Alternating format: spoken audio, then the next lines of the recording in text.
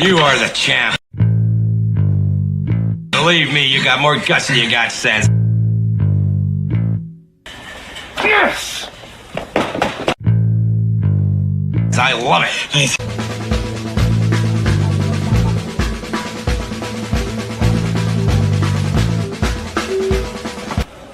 I am back!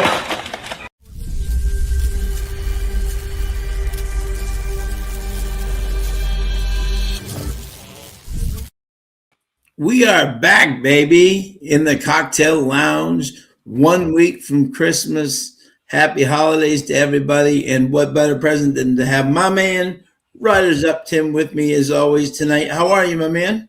Doing great, thank you. And right back at you. Last lounge of the year, Sean. Yeah, I believe, huh? 2025. Exactly. And we have quite a present for you guys tonight.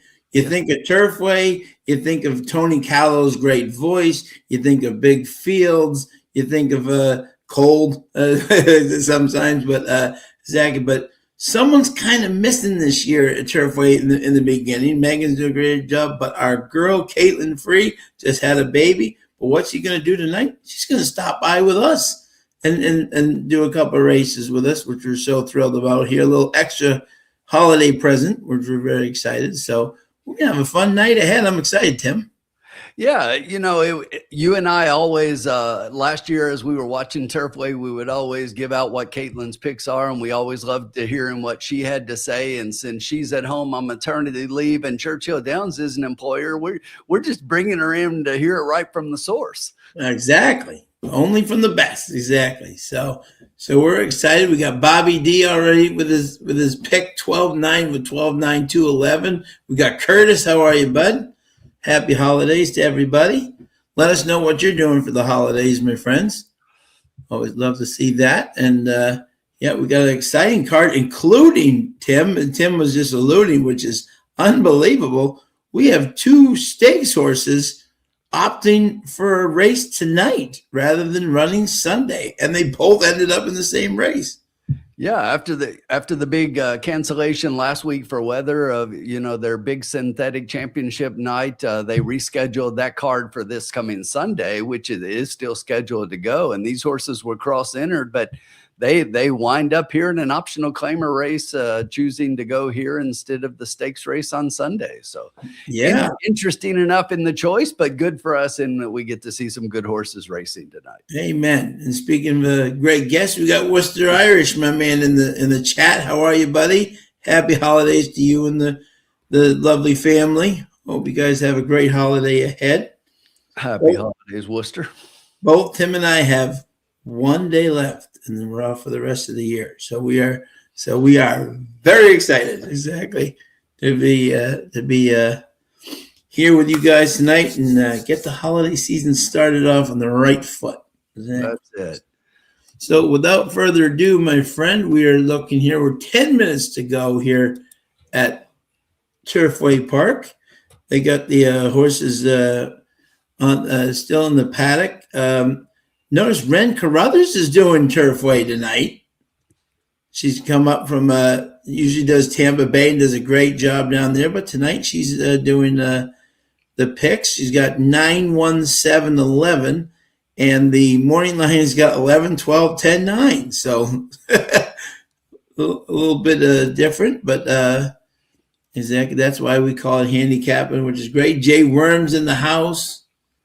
Oh, look at that. Bobby D goes to the Scissors house for great Italian food. Oh, yummy. Exactly. Yeah, I looked at those pics that just popped up on the screen, and I was like, I thought it was interesting. Me too. That was very interesting. But yeah, you know what? We talked about it a minute ago. You know what they're doing, Sean, is they're searching. Yeah, they've got no Caitlin up there, so they're just trying to throw people at the screen and see if something sticks, because nobody does it like she does up there. Absolutely, she's the best, and an even better person too, which is great. So, all right, Sam. So 6.5 furlongs, claiming 15,000 for fillies and mares, 3-year-olds and up, which have never won 3 races. And I thought this was an interesting field. Yeah, we got a field of 11, Sean. The 4 scratched out, the 8 scratched out, the 13 drew in off the also eligible list. The 14 could have drawn in, but I guess chose not to go. So field of 11, and the horses, Sean, are headed to the track because they just went. Riders up! That's There's right. that. Nothing better than that. All right, here we go, my friend. Yeah, this is an interesting field. So I will give my first pick, my friend, and it is the 9 Nurse Kringle Dances with Joseph Ramos for Claude Brunfield. I like this horse. Getting back on the synthetic, has had 2 efforts on it, a second and a third, $20,000 earnings. So used to be trained by our buddy Ian Wilkes back in the day. And I like the fact that this horse is sticking this level, had a good 16,000 run on the dirt at Ellis. 20,000 did not disgrace itself, dueled for show, but was right there at 43-1 versus Curlin's Magic, who's a very good, solid claiming horse of his own. Brownfield's got a win in the second and 6 starts. And Ramos is, after a slow start, is beginning to pick up some wins. So I thought he'd be a very interesting pick here. And right now he's being played at 4-1. My second pick, I went to the outside, Coastline Hottie, Cody Axemaker. And this is interesting, the Axe and Axe combo here on the outside. Again, this horse is coming to the synthetic. Huge. Look at this. Coastline out of Spitestown, Hollywood Hottie out of City Zip. Could you have any more breeding for synthetic than this guy? Look his workout, 59, 1 out of 4. I know it's only out of 4, but still the clock, 59. That's incredible. And you got Luan, who's starting to really heat up now. So I think this, and blinkers on. It's a very short thing for Cody's over 2, but that's a very short sample. So, and I think here at 6.5, you can kind of get out and see where everyone is. So I think this horse will be tough. And then the 10, Sassy Walker, Ralph Martinez, Bendizu, who's up, got a second and third and 5 mounts. This horse ran some live races at Turfway last year. So if he can get back to that field, I think he can get in the money. So my choices again are 9, 12, and 10. All right. Well, we're pretty close, Sean. Yeah. My top pick is also Nurse Kringle Dances. Look, they claimed this horse, as you mentioned, off of Ian at Ellis Park, and since that time at the 16,000 level, they've come back 2 times, once at Belterra and once at Churchill Downs, and both times this horse found the slop, and I'm not sure that's what she likes. She didn't do well in those 2 races, so I'm willing to draw a line through. And if you look at that race you ran at Ellis, yeah, got to handle the surface switch back to the synthetic, but she's been on it twice here at Turfway and does have a decent second and a third. So I think that she's in a good spot here, and she is my top pick. And just like you, I also had the 12 second. I'm a little concerned about the 6.5. It looks like that. I think the 6 might be her sweet spot a little bit, although she does have a win at 6.5. But you look at the last couple of races at 6, and she has been backing up a little bit. But she's another one coming out of 2 wet track races, and you do have to note that Bullet workout back on the 9th of December. So probably in a good spot. Going to try the blinkers, so trying something new. Blinkers hasn't really been a super effective move for a trainer that is just 1 for 1. So small barn, but being successful so far. I went a little different in my third pick. I'm going to try a horse at a little bit of a price here, currently sitting at 17-1 off a 20-1 morning line, and that's the number 3, Rye Smile.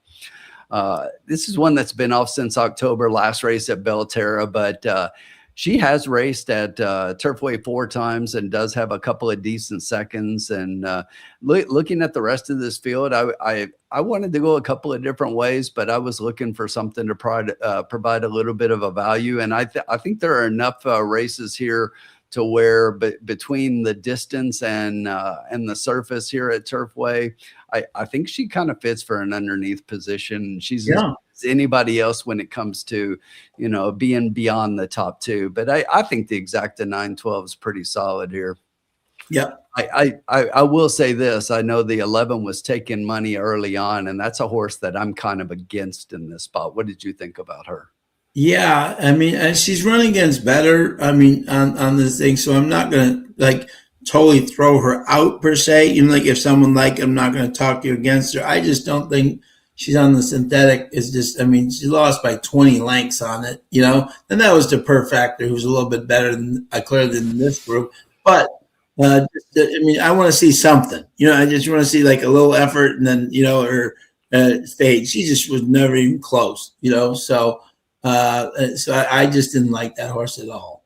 Yeah, I totally agree. I mean, you look at the allowance races at Churchill, and you know that she's been running against much better. So you think on the class drop she might fit, but and she does draw Walter Rodriguez, so he's riding pretty well so far in limited mounts. But I just couldn't get past the 0 for 3 at Turfway, and none of those races really excited me. So exactly. Me too. I was actually hoping this horse would stay the favorite, but as I expected, the favoritism has shifted over to the 9. Yeah. Who you can see on your screen right there does look pretty good on the track. Looks very good on the track. Yeah. Yeah. I couldn't agree more. And we got a lot of things already. We got the chat cooking here, which is great to see. Love the support as always, my friends. Let's see what we got here. We got Dan says Walter Rodriguez on the 11 has been a cheat code all meet. Yeah. Hey, Bob, how are you? Tom's got his first blizzard of the season up in Winnipeg. The mayor checking in from Turfway. See, Mayor, are you in your Turfway suite tonight watching the races? Bobby D's got a win in the 2 and the 12. Gatekeeper, how are you, my friend? So we got everybody here already. Join us here, 59 strong. Love it. Thank you, whoever pressed like there. So appreciate that. We got Jenna. Hi, Jenna. How are you? Hanging for 3 and then off to church. I love it. There you go. Hopefully we can put a couple extra dollars in that basket there for you.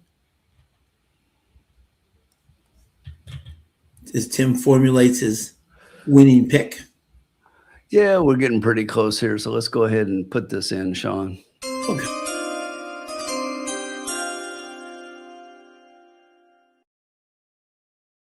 I'm going to keep it simple early, and I'm not going to, box anything up or wheel anything. I'm just going to take my top pick and stick with it, and that is the number 9 horse. So I'm going to play a $5 exacta. I'm going to play the 9 over the 1 and the 12. I'm going to go inside and outside. See if we can cover it all. Cover the whole track. Love it. I do like the 9 quite a bit. Yeah, absolutely.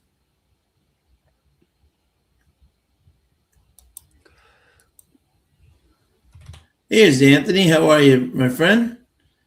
He's got the 5 of the 11, 12. Good luck. Tom's got a 9, 11, 12 try box play. Good luck. Yeah, the only horse to beat Sovereignty as a 3-year-old runs tomorrow. Great. Yeah, the Pegasus Prep. Yeah. Yep. Back in action. Yeah, look at this board, though, Sean. Good start here at Turfway with our 11-horse race. We've got the favorite at 3-1. Amazing that. I know, huh? 3-1 lukewarm favorite, and then the 9 is 4-1 second choice. The 10 and the 11 are both 9-2, and then our 12 horse is 5-1. Yeah, nice.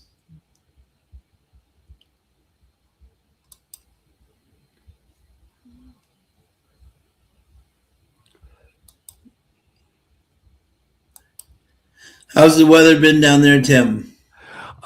It rained all day today, but much warmer. Okay, good. It really got warmer over the last couple of days. It got up to almost 60 degrees today, but lots of rain and some pretty strong winds. But we'll take that over the cold and the snow. All the white stuff's gone. Good. Yeah. That's what we're supposed to be tomorrow. We're supposed to have a heavy rains, but we're supposed to be 57, 58. Yeah, it's good to rinse off all that salt as well, get it off the roads and off everything, off the cars. Yeah, Jenny, we always have somehow have 2 streams running. I don't know. We're gonna have to try to fix Yeah, this. we're trying to figure out why they do that now. It's not something we're doing differently. Yeah, It's just something right. that StreamYard is doing. Yeah. And actually they set up a horizontal and a vertical, and I don't know why the vertical's out there. Oh, we got a late scratch. The 9. They scratched the 9. Let's see. Yes, the 9 Yeah. is out. The 9 is out. Well, that changes things. That changes things, doesn't it? Yeah. Changes things quite a bit. Whoa. Okay. That definitely puts a damper on the things. Uh-huh. Who knew, huh?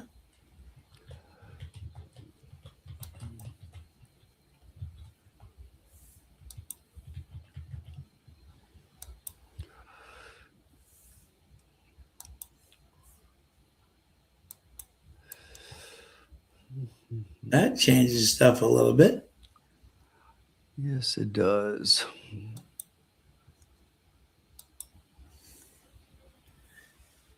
Thanks, Crash. Thank you, Jenny, and happy holidays to you, my friend. Yeah, Dan's gonna have to switch his double. Marv Beatty, how are you, bud? Happy holidays. 11 with the 6, 12, 13.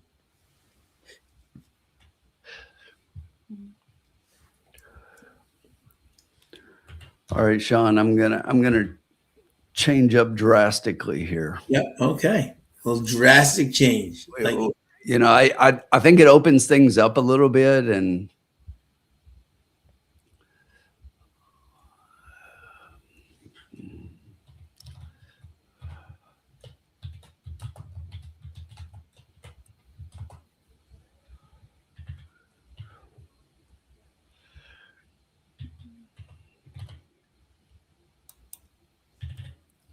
all right, so we're going from a $10 play to a $12 play in the exact.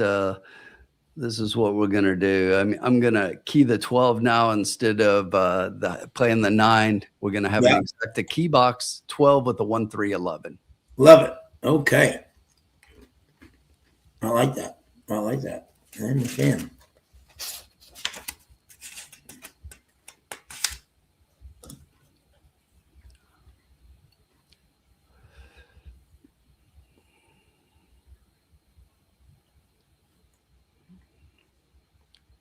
And going into the gate.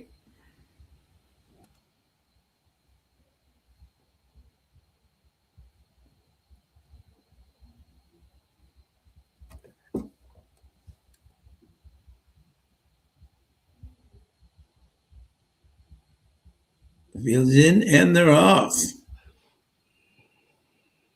A big start there for the 6, the 1.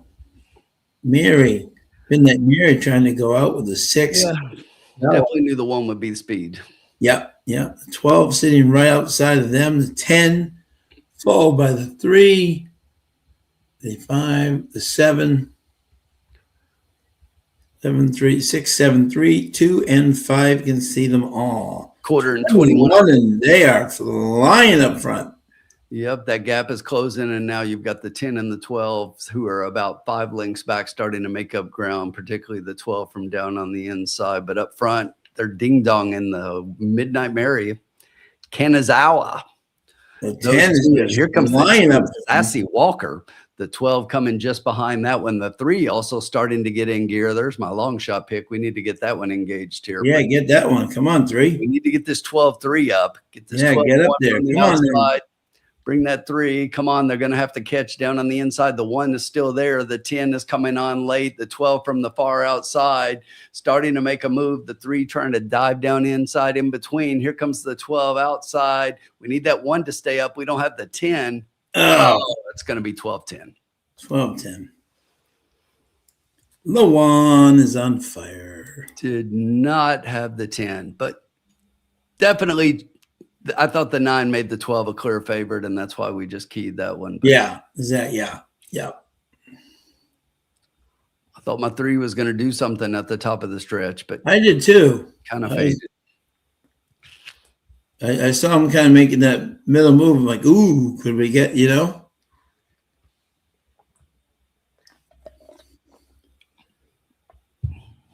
Todd liked the 12-3. Yeah, that was exactly. Yeah. And now let's see. Dan had a daily double 10-11 with 10-0. All right. Close. Kyle had an exacta wheel 112 with 1, 2, 3, 6, 11, 12. Oh, no 10 in there. Yeah, same Yeah. story. And Midnight Mary did run a big race considering those fractions, I Yeah, thought I both, agree. I thought both of them were full. The 6 really put the pressure on and didn't let her go out alone. Yeah. Which was good. But that's kind of what I thought. I didn't like the one very much. Thought that she would fade a little bit. She definitely seems to prefer that 5.5. And it's one race, Tim, so I can't really jump to conclusions, but I'm kind of based on that race. You got to be kind of close tonight, I think. You know what I'm saying? Like in terms of like because the 1 and the 10 held, and the 12 was it was even Steven with them around the turn. So. Yeah, and that's been the way it's been pretty consistently. If you're trying to come from far back, I know, Luan typically makes that move, and I think that is why he's struggling a little bit early on here in the meet so far. I had him in a couple of races yesterday, and he had horses way back, and they didn't get into contention. And, I'm talking a couple of horses that were favorites. And they definitely should have run better, but you can't run from back there. It's just not playing that way. So. Exactly. And the speed seems to still be backing up. We're not seeing a lot of speed hold. No, it's the stalkers and the mid pack horses that are definitely seem to be making the best of this meet so far. Yeah, and Bobby, good job on the win, my friend. Yeah, the one we needed the one there too. Geez. Yeah, we wanted that one to stay apart. Yeah, but ran a good race in defeat though. Yeah, 12-1 was paying 35-1, almost 36-1. So yeah, exactly. 9-2 on the 12. Very respectable. Yeah, but if you happen to have the 12-10, you did even better because the 12-10 is paying. The 12-10 paid less than the 12-1, 24. Wow. Okay. 24.45 for $1. Not bad. Exactly. Good way to start. Yeah. Midnight did run a big race. Yeah. Close one, Bobby, but you're seeing the ball already. I like it, though. You're handicapping well. That's been our kind of last few weeks, Tim. We've been seeing the ball really well. Exactly. We're just. Yeah, but Sean and I talked about something. If we see some long shots tonight, we will not be playing the exotics. We are just going to go straight up because we had 3 price horses last week that could have made our night if we just went win place. And we tried to play exotics, and our price horses won, and we didn't cash tickets, and that shouldn't happen. That should not happen. No, especially when you like a long shot. Yeah. My boy Victor at 23-1. Ugh. Exactly. Yeah, we had some good ones last week, and that that was horrible not to make better of that. No, exactly. So, what were we thinking? But we're only one race in, and we got a lot to go. So lots of time. 78 people watching. We need them all. Love it. Here on this festive holiday, before holiday show. Anybody traveling far? Who's staying local, traveling? What are you doing this holiday week coming up? Let us know. I'm staying local. Not much traveling going on.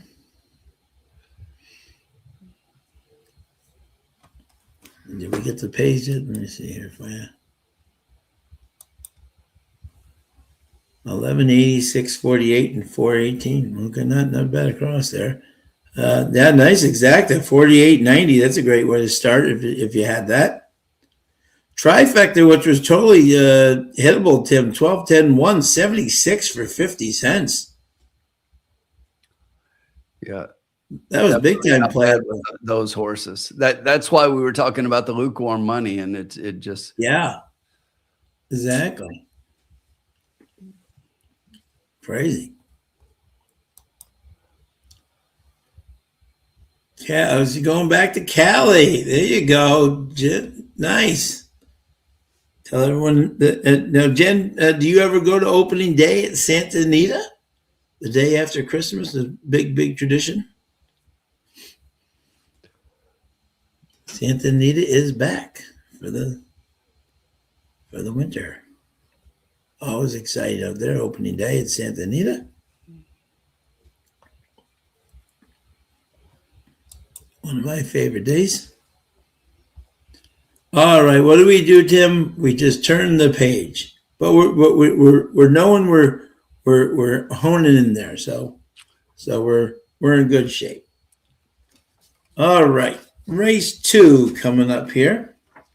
A mile, maiden 50,000 for maidens, fillies, 2-year-olds. So we got the babies, and we got a field. Let's see if there's any scratches. I don't think there's any scratches here. No, we got a full field of 10 coming up here, Tim. And yeah, and who is let us know who you like here in this race, my friend. Yeah, give me 1 second, Sean. I was pulling something up. Oh, sure. Yeah, no, yeah. Oh, Jen's been. Oh, love it. Jen's been there the last 6 years for Santa Anita. How exciting! Have a great time. Say hi to my boy KK.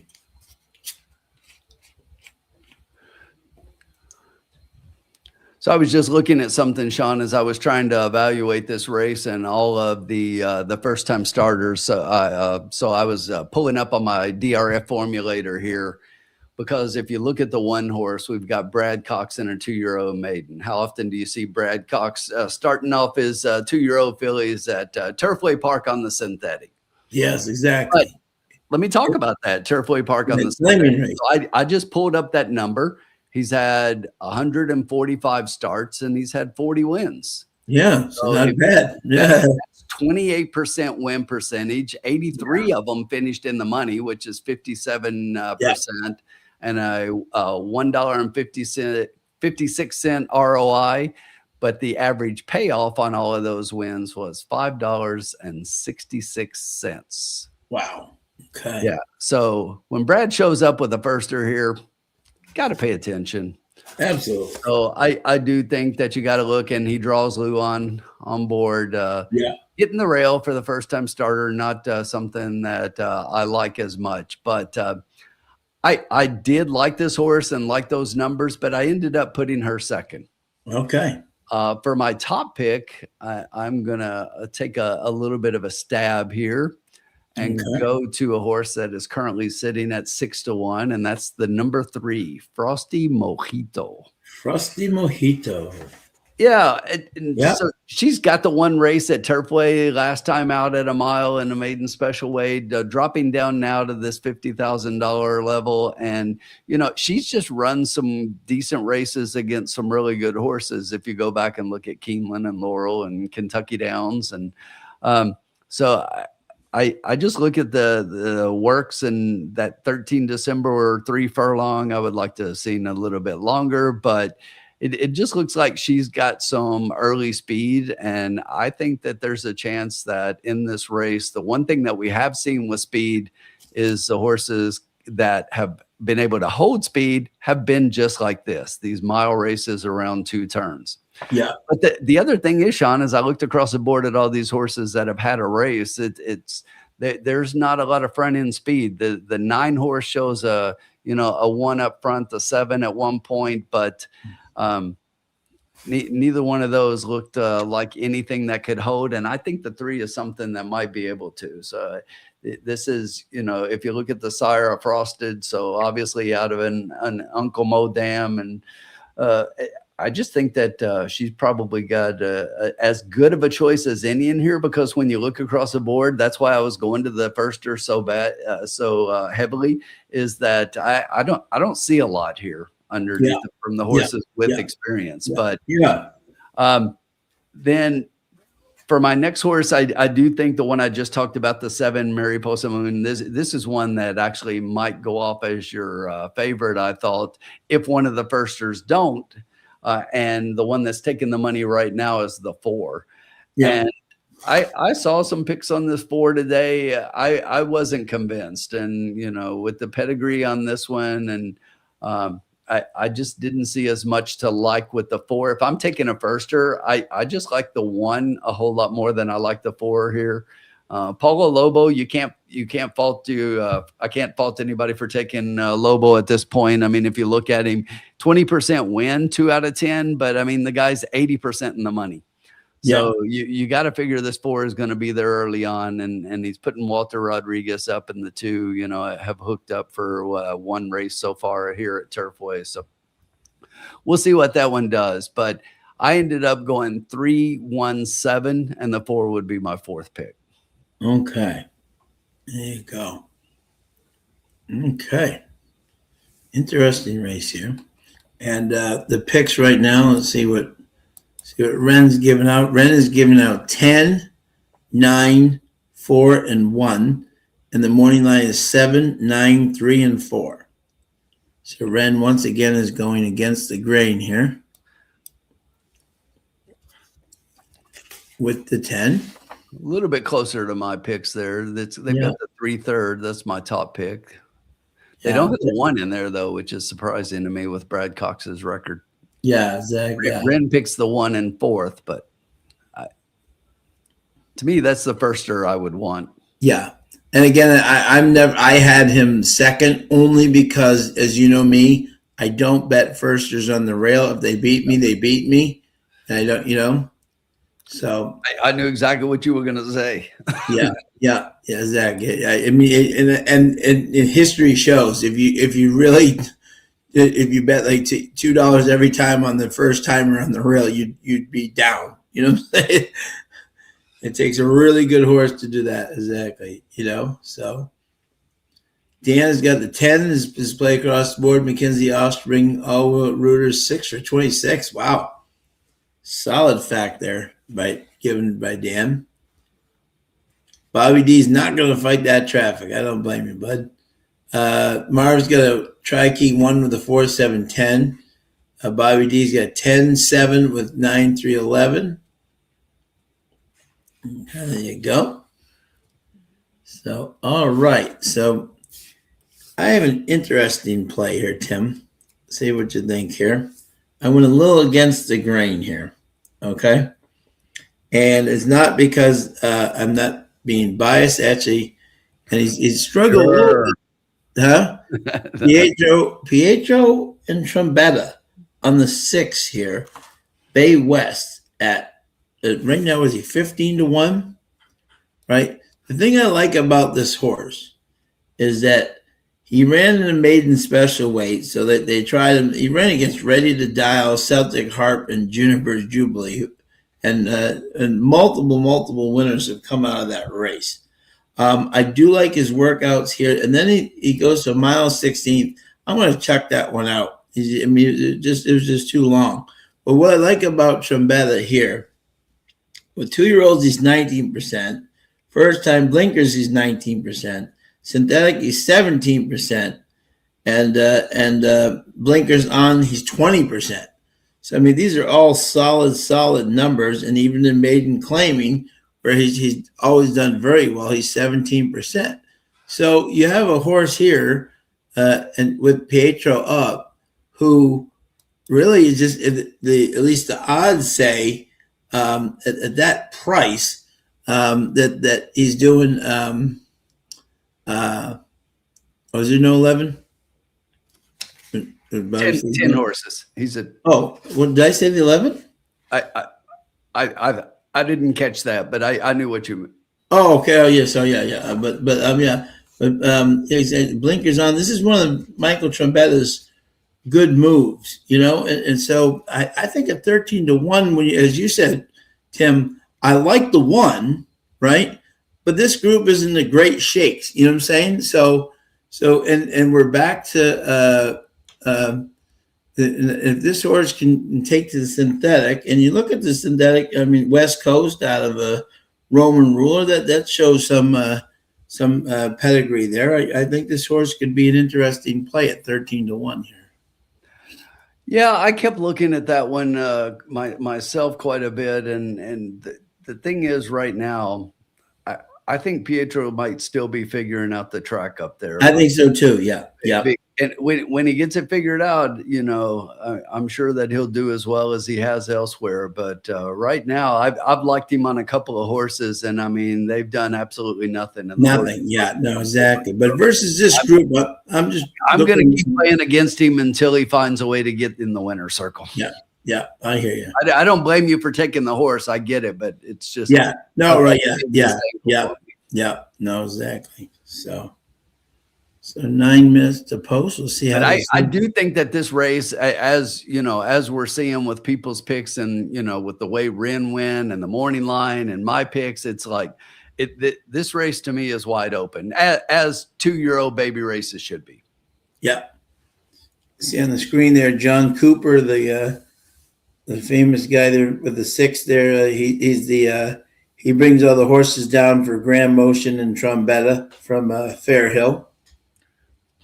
James, Pietro's still getting 5 pounds. He's got a 5 still getting 5 pounds. Yep.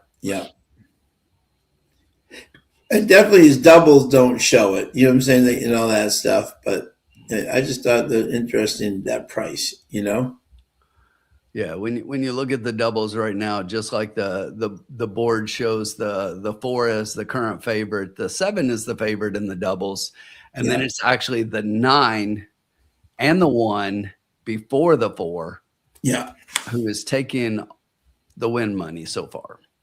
Mariposa Moon, I'm just trying to figure out exactly.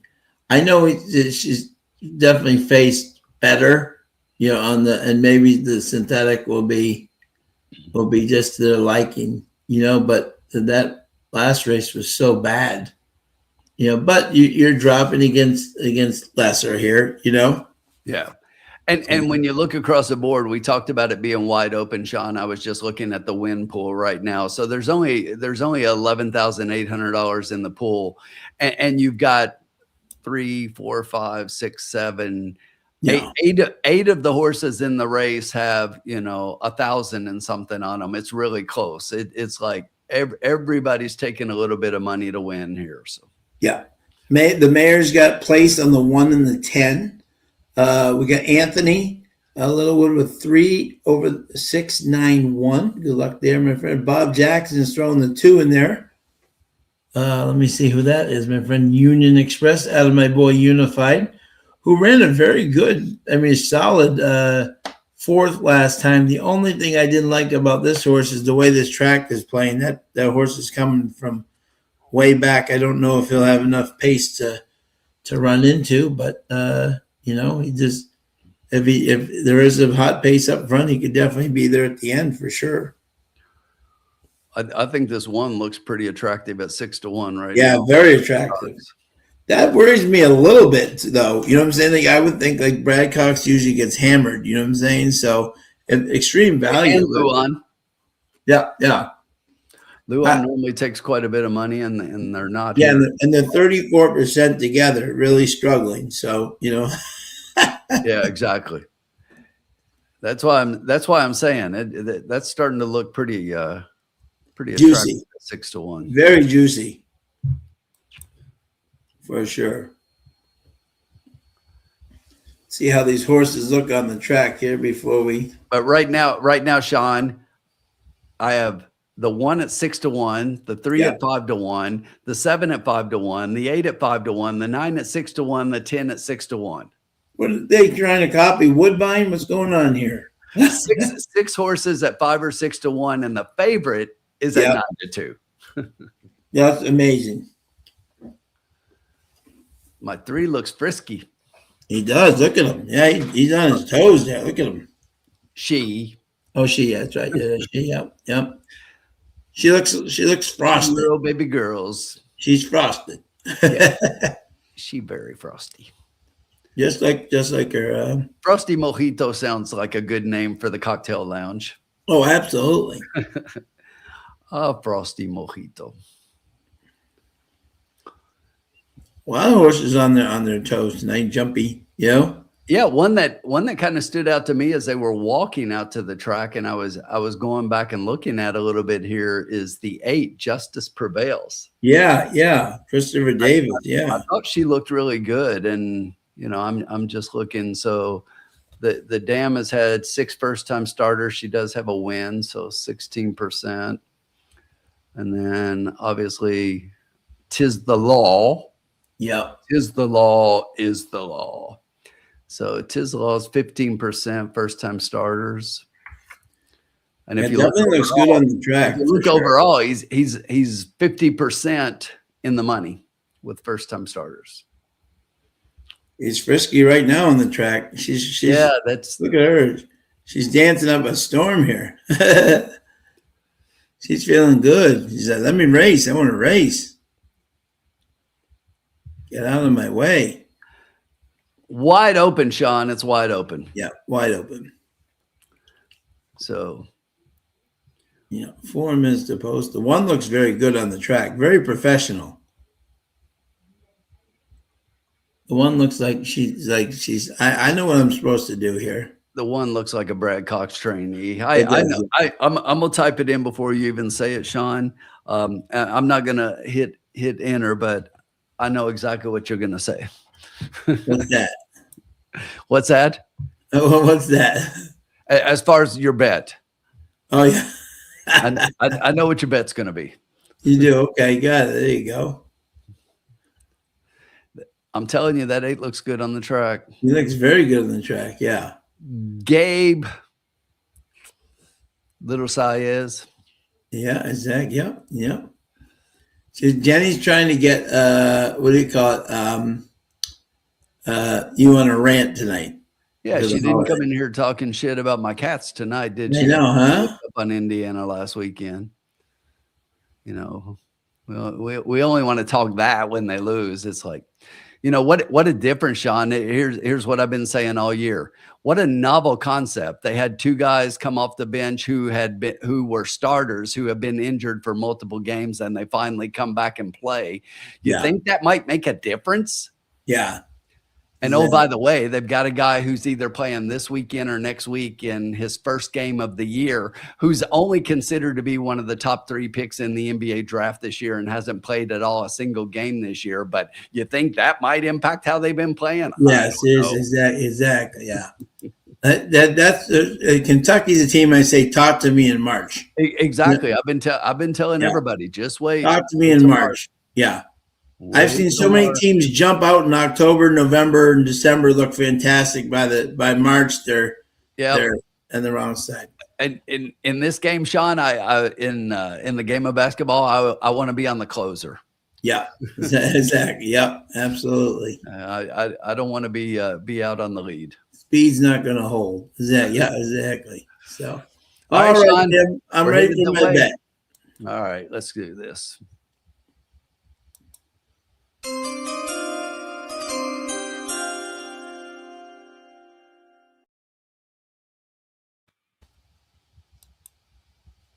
Bay West. I'm thinking this the one that Pietro breaks through. Maybe he's had some favorites. Hey Colin, how are you? Happy holidays, my friend. And Bob Jackson's got 2, 3. Again, Sean, I think you started talking before we got back in. So for you, 4 across and the 6. Got it. Yeah, Pedro. Let's see if Pietro can kind of sneak in with a long shot here. This is a move Trombetta makes a lot. This is a wide open group of uneven horses. I'm not getting. And just tell me how much money you want to bet on that, and you're on. I will book every penny you want on that NIT versus NCAA. You just let me know.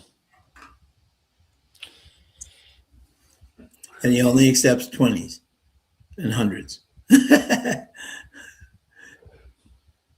All right, we're all up to the line here. 70 to 1 our shot now. In this field of undecided. And they're off. And you got the 2, the 3, the 7. Everybody kind of going for the lead here. was the 3, Frosty Mojito, and Union Empress, Unified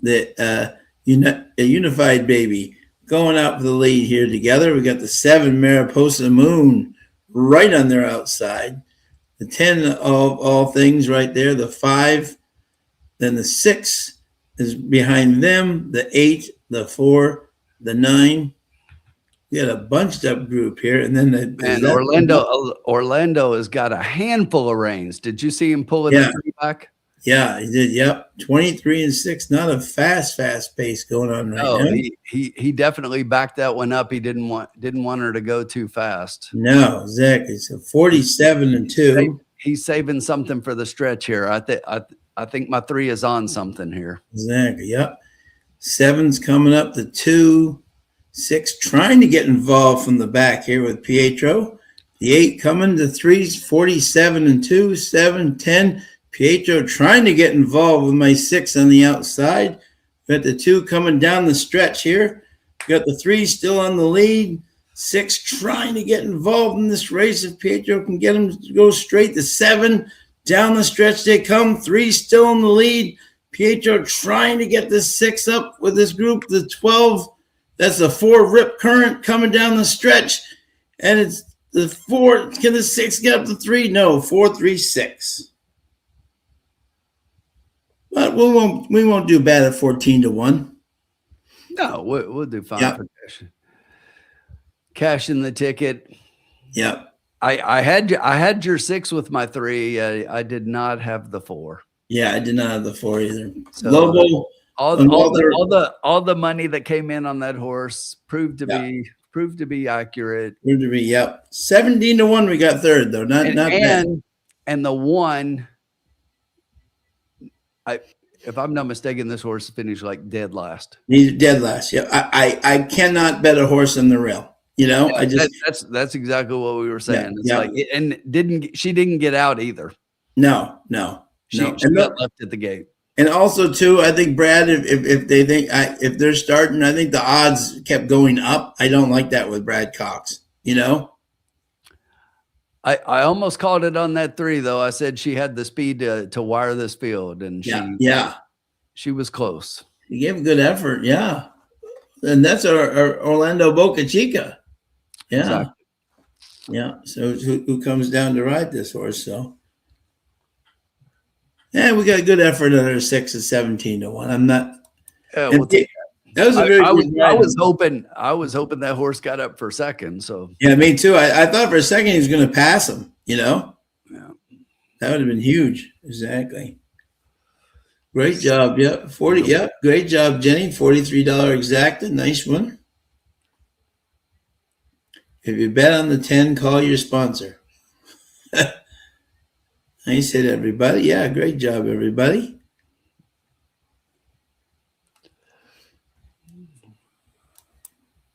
Very solid play there.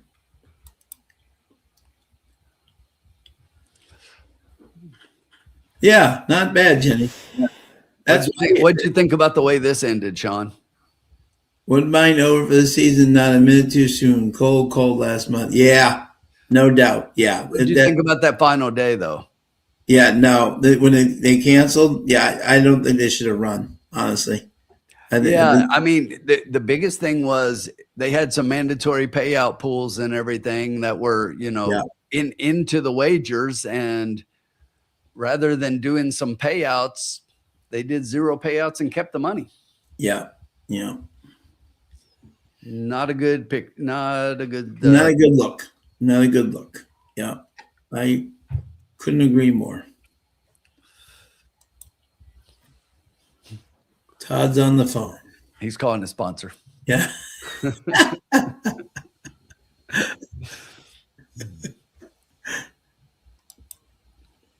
Which sponsor? The ketamine one or the only kidding. Yeah, nice exacta. What is this exacta pay? 4-3? Very, very, very. But you know what though? This is one of those 4-3 is paying 21 to 1. Yeah. Okay. Nice. Very. It was the lowest exacta in the pool.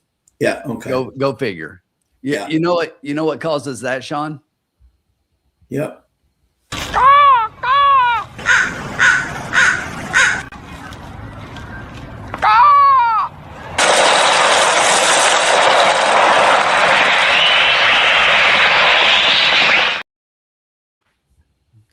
Yeah. Absolutely. It's official. Walter Rodriguez just on fire right now. Yes, he is.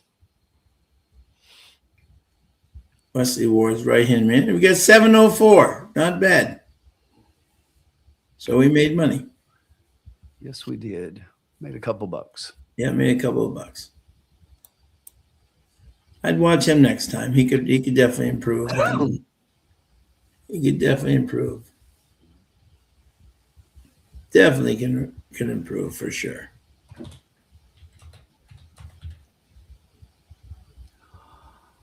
All right. Morale win. We're back up to $90. Yep, absolutely. And we still got a host of races to go. 10 races tonight, John. Red phone is my father. Yep. We got a whole boat to go. Exactly. All right. We'll turn the page there. I really thought we were going to get second there for a second. I was excited. Yes. Okay. Third race coming up here, my friends. In the lounge, we got 6 furlongs, optional 40K for fillies and mares, 3-year-olds and up, which have never won 12,007 or state breds, which have never won 3 races or claimed. So it's basically never won 2. There we go. And we have, let's see what this field is. We need that Christmas bonus. Absolutely, Bob. There you go. Here on that one. All right, we'll turn to the third race here. And we got a field of 7 here, Tim. Yes, we do. Yes, and I think this is a fascinating race for sure. All right, so I will go over my picks here. Okay, and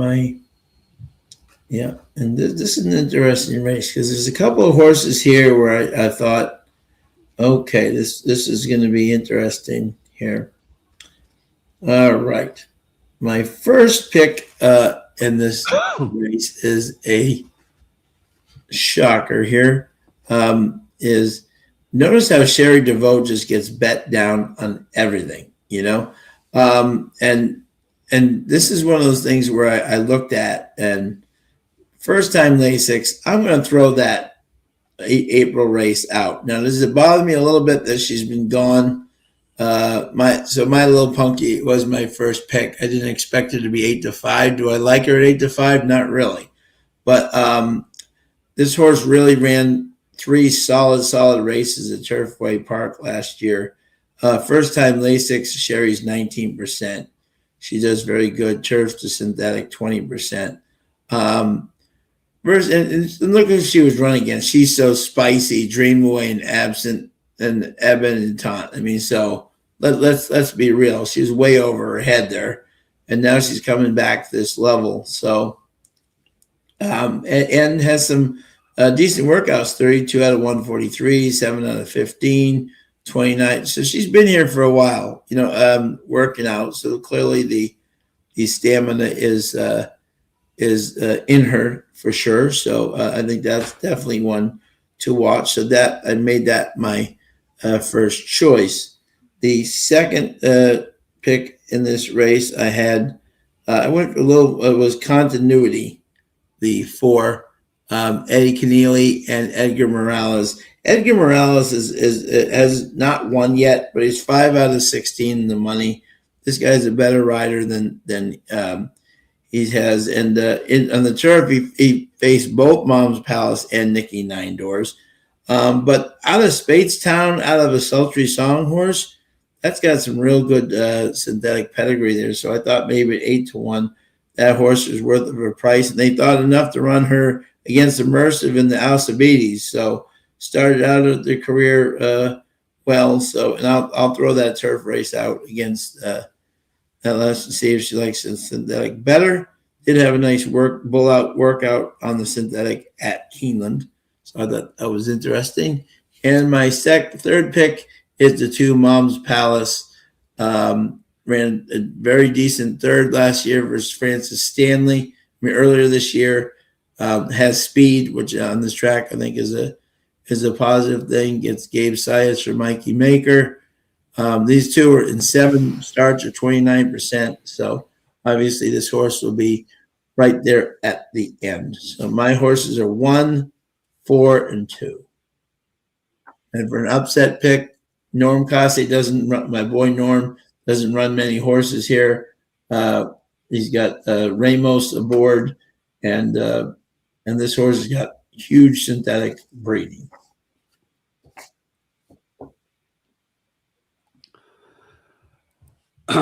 Yeah, the one just looks much the best on paper here. It's like you look at a horse who was running the class that she was, and all the way back to the Goldenrod at Churchill Downs, back last year, but then took some time off in February, and then came back at Keeneland, as you were mentioning, on the turf, and finished dead last, badly beaten, and has gone on the shelf since. So changes barns, and now with Cherie DeVoe, this horse, if she runs the way she's run 3 times at Turfway, she's got a first, a second, and a third. And if she runs any of those races, she beats this field.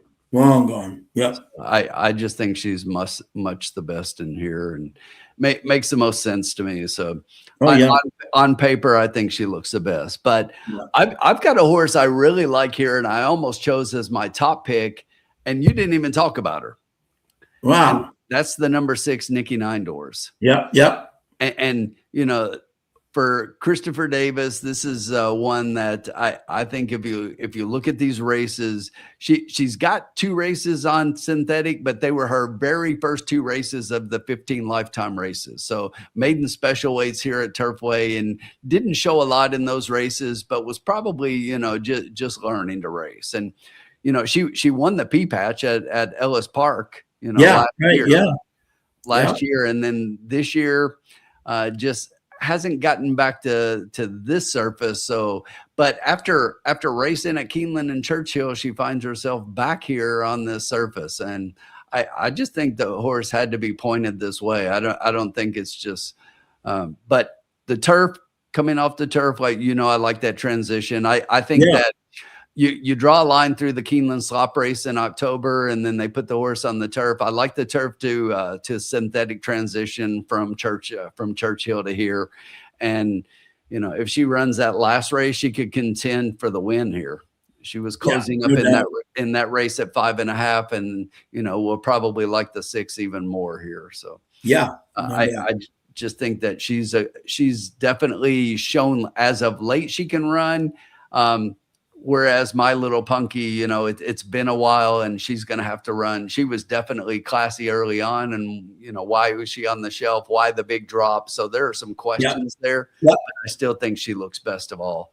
And then I've got both of your horses after those 2. I've got number 2, Mom's Palace, as my 3rd pick, and the 4 Continuity is my 4th pick. So so we're all right there, except I threw the 6 in as my 2nd pick, because I think she's got a real shot here. And right now, I mean, the board is pretty much what I said. So my picks suck because it's like chalk, chalk, chalk. But 1-6-2 is the way that it is on the board, and that's exactly how I had them. Yeah. Daniel says the 4 wins by 3, going away. All right. Good luck, my friend. Ryan, how are you, bud? Happy holidays, my man. Not a lot of winning by 3 at 6 furlongs at Turfway. Yeah, I know. But it's possible. Yeah, anything's possible. I don't want any part of speed in this race, Sean. And to me, that was why I was against the 2. I think the 2 is going to be speed. The 5 is probably going to be if they're early on, but that's cheap speed. And then I definitely think that if the 2 takes off of that, the 2 could be dangerous here. But I don't think she will. No, I think she goes. And if she got one way. Yeah, I'm hoping that that Adam is not gonna get my little punky out there and try to compete for the lead early on, and sits off the pace a little bit more like that 5 February race. Yeah. The real mystery horse to me is this 7, because Norm doesn't run a lot of horses at Turfway Park, you know, and Yeah.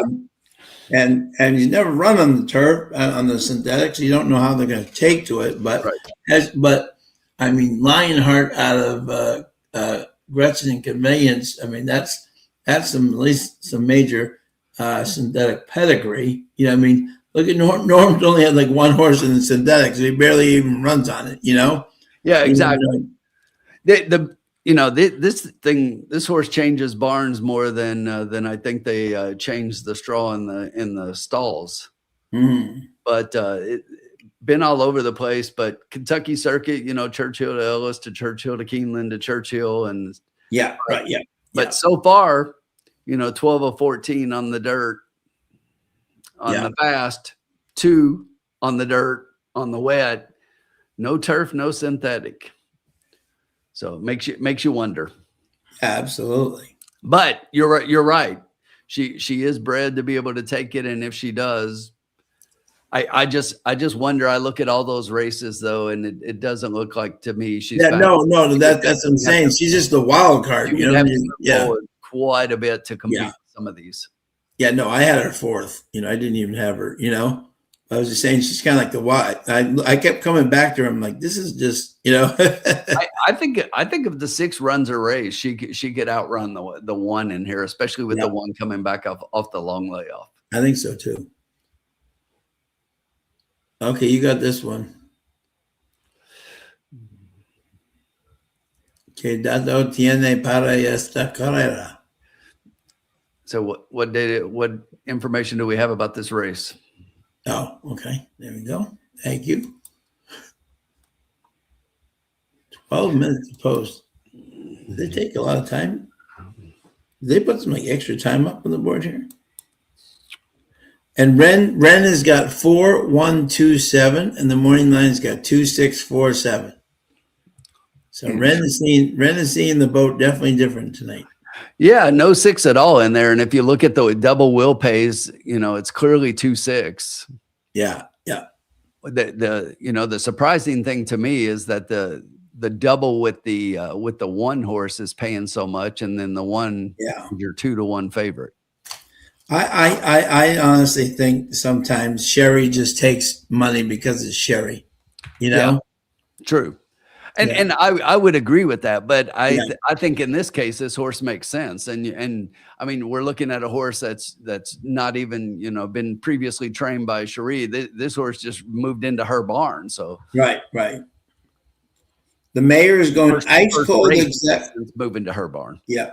The mayor of Turfway is going ice cold, exacta 6 all. 6 all. I like the 6. Let's see what the exacta probables look like right now, Sean. Right now, the lowest of all is a 2-6, paying 7-to-1, 774. So if you're taking the 6 on top, the 6-1 pays 16-to-1. The 6-2 is only paying 10-to-1. Yeah.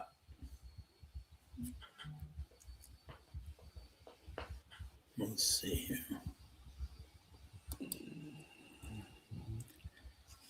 Yeah, see, isn't it interesting? I just find it funny, like the morning line and Ren, right? They both put exactly like I did, put the 7 4th, you know, which means like maybe it can run, but you have no idea what it's going to do, you know?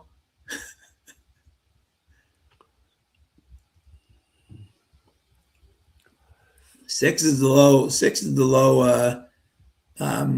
Pick 3. All right, let's talk horses in the chat. Let's move away from politics. Yeah.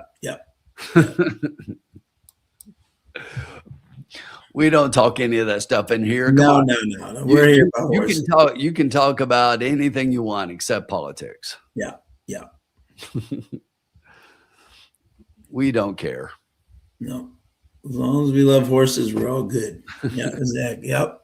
We don't care which party you vote for. We just want to know which horse you bet on. Yeah, exactly. Exactly.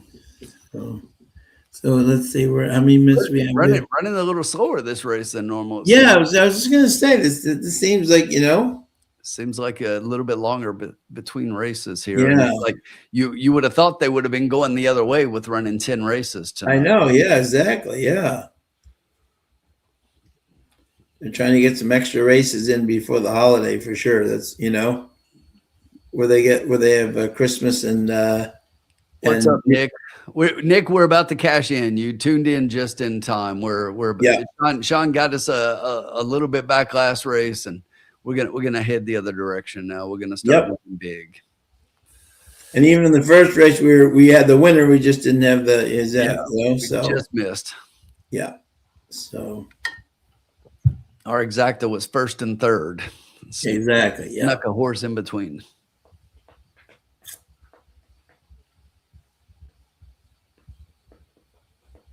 Yeah, turf just doesn't seem to be. Yeah, Jenny, and don't mistake my comment to be advocating for either side. I just would rather get away from all of it in here. Yeah, we get away and enjoy ourselves with some. All right. Speaking of enjoying ourselves, Sean, finally I see a little movement. Riders up! It's Riders Up time. There you go. Turfway is running special in this race. Bet 6 to win and get a free shot of Kentucky Gentleman Bourbon Whiskey. There you go. Sweet.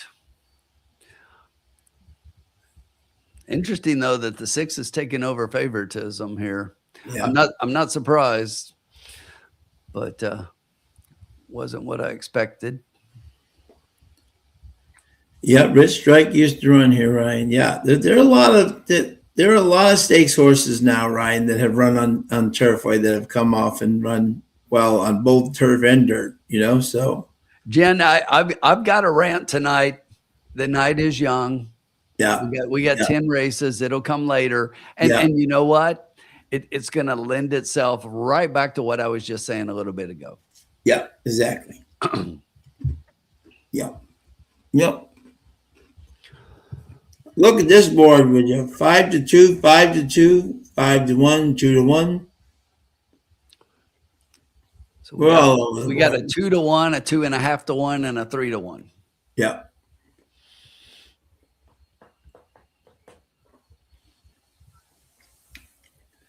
An interesting race, to say the least. Got Pietro back in here. It's good to see Pietro riding down there on a regular basis.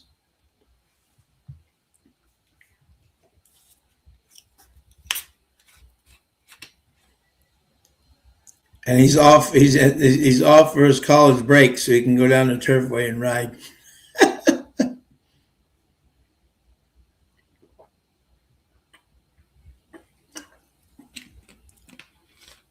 We'll even see our buddy Rafael Hernandez later.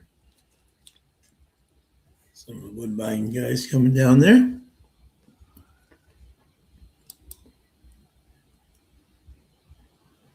Someone asked me earlier if any of the Woodbine riders come down here. You've already seen Rafi's been down here. Pietro's been down here. 04 just won last night. Yep, he just won and on a nice ride down there. So someone asked me last week, I meant to tell him, Ryan Munger goes back to South Africa during the winter to ride. That's where he and his wife are from. They spend half the year up in Woodbine and then half the year riding and working. She's on the backstretch. She works in the backstretch in South Africa and then returns to Woodbine in the spring. Jockeys can use Butte. There you go. Tom's got a tri-box 2, 3, 4. James White has got a cross in the 4 and exacta 4 all. There's another endorsement for the 4. 2 has speed, 6 has the best closing kick, 2 runs to his figs. Nobody's catching her. Okay.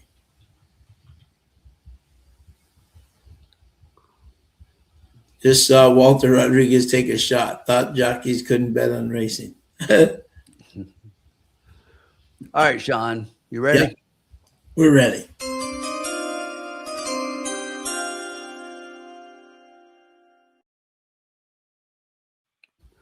All right, I got this one all figured out. Love it. We are going to go to the winner's Let's circle. We're going to see play a $2 trifecta, $12 total wager. We're going to better try 2-6 with 2-6 with 1-3-4. I like it. I like that. Uncle Sully, if your material is 2 years old, you need to get new material. Good grief. He's still thinking Rich Strike has a chance because he won the Derby.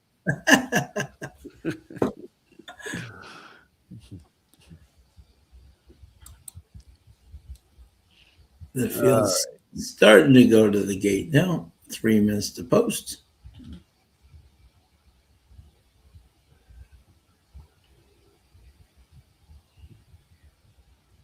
Four looks good on the track.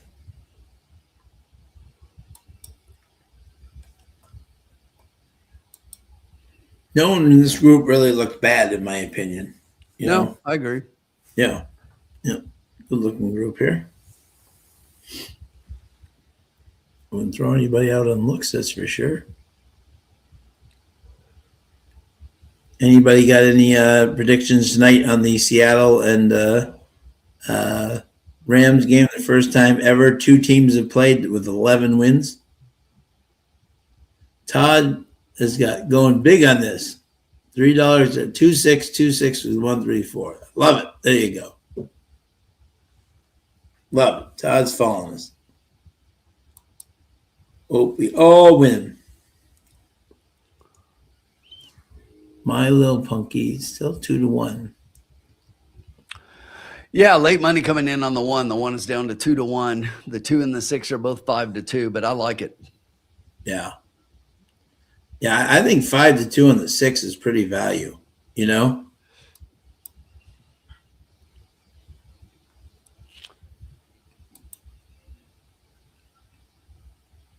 I thought for sure they'd be the favorite. 2-1 coming down.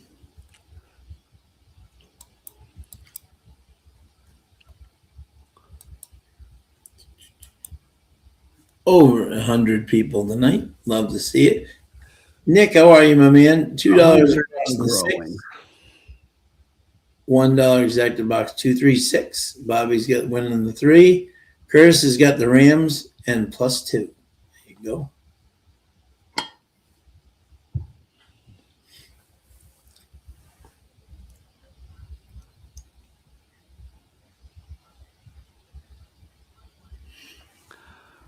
Horses have reached the starting gate. How does the Tapiti here compare to the one at Gulfstream? Yeah. Yeah, Dan. So I've always said this. So the Gulfstream Tapita, the Woodbine Tapita, and the Presque Isle Tapita and the Turfway Tapita are not the same. It's a different surface. It's different climates, different different things that make it different. Like there are some horses that run great at Woodbine and they come down to Turfway and they absolutely hate it. And vice versa. There's some horses that run well at Turfway that just get up to Woodbine and they don't like it. Or vice versa at Gulfstream, they come up from Gulfstream, they run great down there. They came up here and they run completely empty. You know, so it's a different surface altogether. Even Presque Isle. You know, the horse can love it there, but go up to Woodbine and have trouble. Do we see Gulfstream form translate?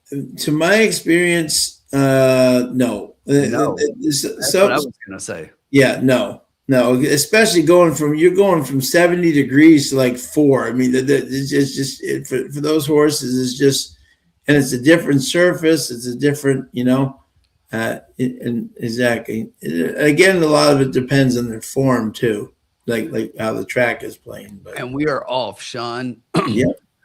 from between horses, the number 6 puts a nose in front. But as I say that, I lose my feed. And here we And go. the 1 goes right for the lead with the 2 and the 5.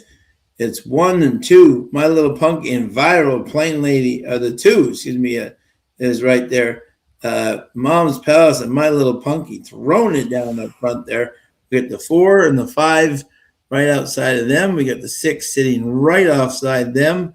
Then we got the 3, and someone had to steady back there. I think it was a 7 at the steady there. But 21 and 2, they are throwing it down right now up front. The 1 and the 2 just trying to make this a 2-horse race right now. My Little Punky and the rest of the crowd trying to get up, even make it a race. 6 starts to move from the outside, but got carried extremely wide on the turn. He's full of run. The other 2 horses up front are still right there, but going to be tiring. He's coming late. The 2 is definitely tiring the most. The 1 is trying to make a run at those 2. It's going to be the 1. The 3 and the 7 come running late. 1, 3, 7. I would definitely watch that 7 next time he runs. The 3 was bothering him in the back. You know what I'm saying? And he still was coming up there, for Norm. If that horse runs again at Turfway, folks, put that horse in your stable mail. Headed to church, Jenny. Have a great time, my friend. Yeah, exactly. Catch the double. Love to see you, my friend. Have fun tonight. Money on the 1 was dead on. Yep.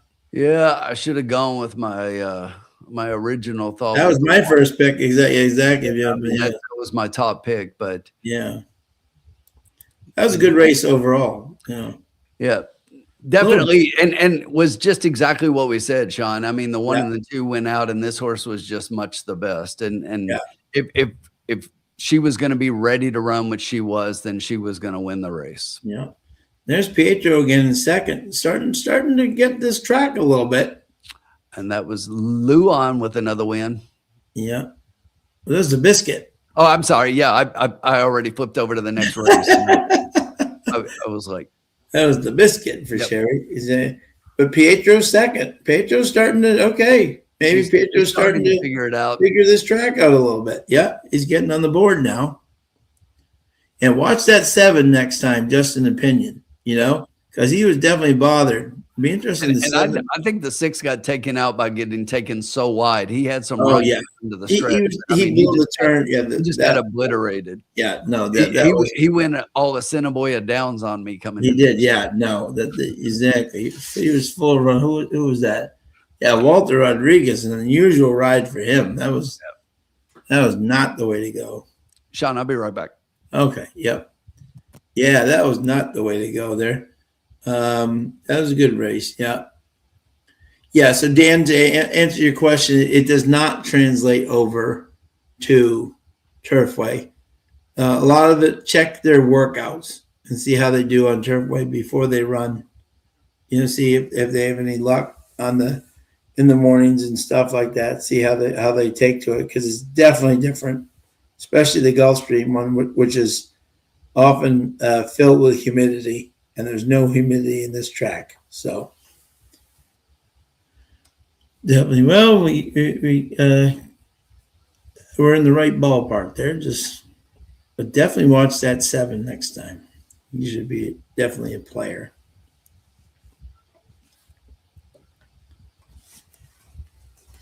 But we turn the page. To the next race, 4th race of 10 races tonight. There, Turfway. Very exciting.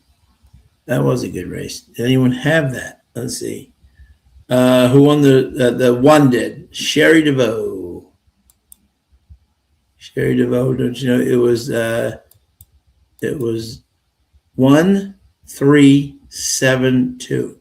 And we had the exact at $49, the 50-cent try, $59, double 4-1, $25.81 for $1, 10-cent super, $50.56.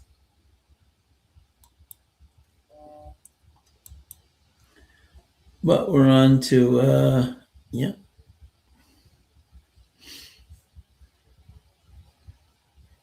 There you go. So, but we move on. What are we having for dinner? Okay, Todd wants to know, what are we all having for dinner tonight? I will probably have something simple because I just got home from work and we got 10 races tonight. So we're probably not eating anything heavy tonight because it's going to be late. But we love doing this, so we don't mind that at all. What are you having for dinner tonight, Todd? Always an excellent question. What does one have for dinner during the lounge? Excellent question.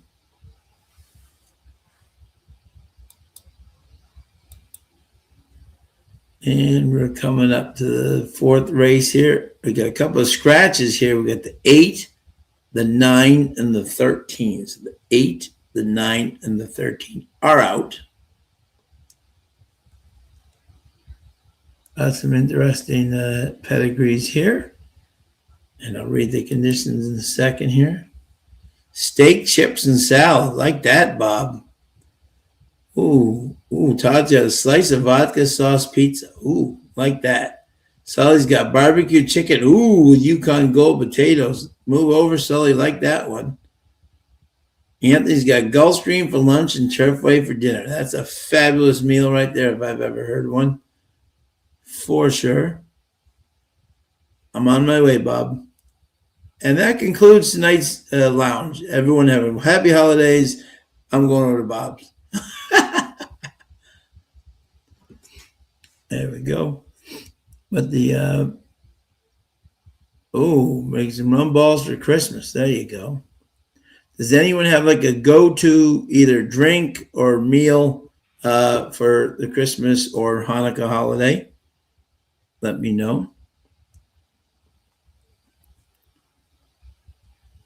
These are the things you love during the holiday season. Hey, Bodek, how are you, my friend? Happy holidays. Shanker. Yeah, I love Shanker. There you go.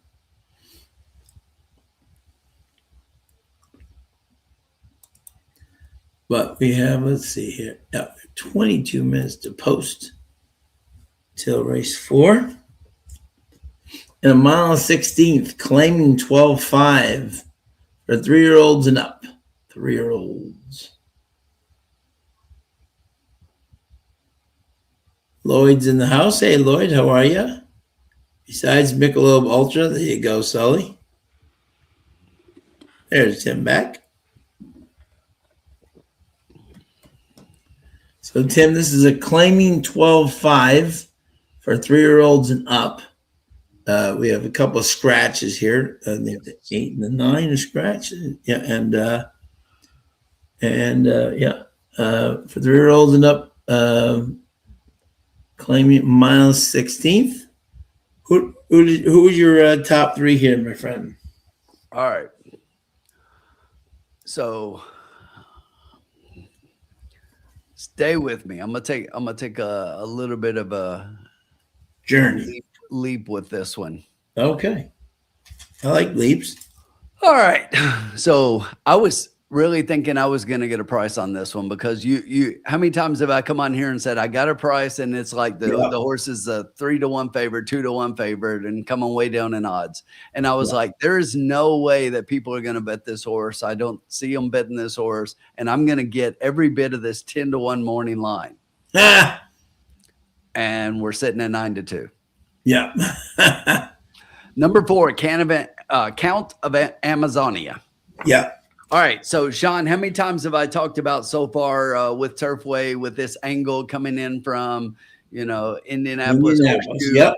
Coming in from the turf at Horseshoe and then coming in here and running pretty well on the synthetic at Turfway.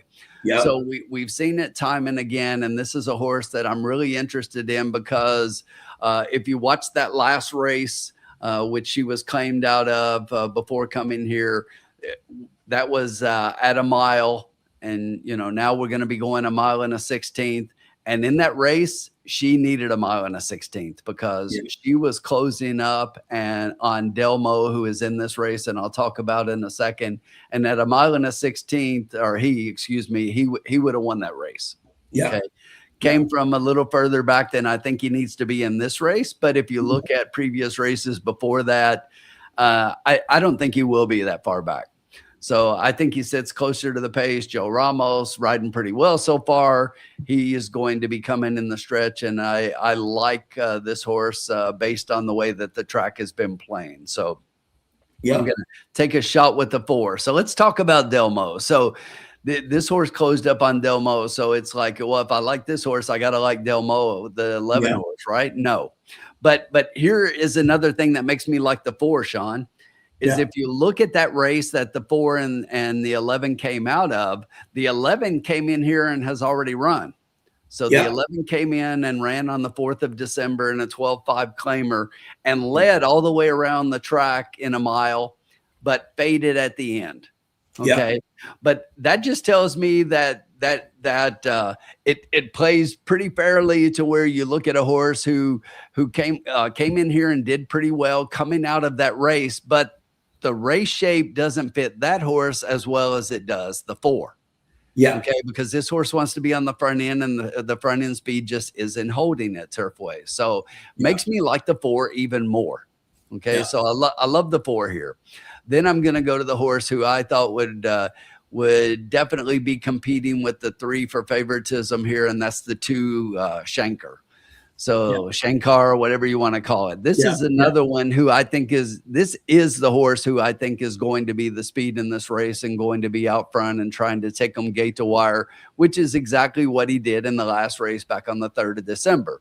But I think he's going to get a lot more pressure today than he did. I do too. Yeah. And you know, the 11's going to be one of the ones that's potentially going to be pressuring that horse, but there are a couple of others in here who could show speed and could be pressuring that horse. The 7 being one, Brilliant Journey. So I just think that horse gets a little more pressure. So good enough to hang on for a piece here, but I don't think that the horse is a win candidate. And if you look at that race, the last race that the 2 went gate to wire, San Antimo in that race is a horse that you remember I liked that day on the 3rd of December. And this horse was coming from the back and closing up again, a little bit too far back. So I hope that the rider change, we're going to Zarel this time, and he's 2 for 3. So he's got 2 wins in 3 races so far. He's riding really well. I think he has him a little bit closer, and I think he can close up for a decent piece today. That was a good race coming off a pretty decent layoff, and should move forward off of that race. And I think that he's got a pretty big shot in here as well. The 3 would be my next pick. I think the 3 is going to be your favorite, but I'm against the 3 a little bit here. I think these other horses have better speed figures and make a little more sense to me. So I'm going to play against the 3. My 4th pick, but I'll give you 4, 2, 5, and 3. Okay. Like it. 4, 2, 5, and 3. Correct? Yeah. Yes. Perfect. And it's coming down up there, Sean. Yeah, I know, huh? Look at that, huh? Yeah, it's raining pretty hard here as well. We got a thunderstorm warning, actually. Oh, you do? Okay. Yeah. There you go. Yeah, look at that, huh? And there's Ren. On the screen. Wife of Maddie Carruthers from TVG. Ren's known as the public handicapper for Tampa Bay Downs. But she's here filling in for Megan Devine tonight, who's done a good job so far.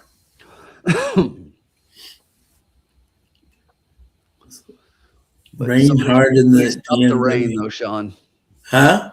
I said somebody stop the rain because it's been going all day and it's raining pretty hard right now. Oh, all of this, I was just checking. Yeah, it's pouring up there and it's going to continue. And there's a really dark line of storms that's going to be coming through here and Turfway as well in a little while. Okay. Yeah. We're supposed to get some 40-mile-per-hour winds tomorrow. Big rain and like 57. I wonder if it's moving up to us. you know? Yeah, somewhere around 8:30 or so, they should have some pretty heavy rain moving in up there. Okay. Ren's going 2-4. She likes my 4 as well. Way to go, Ren. Yeah. I went 4-2. And the 2 is taking over the favoritism, which I thought would happen over the 3, Sagittarius. Yeah.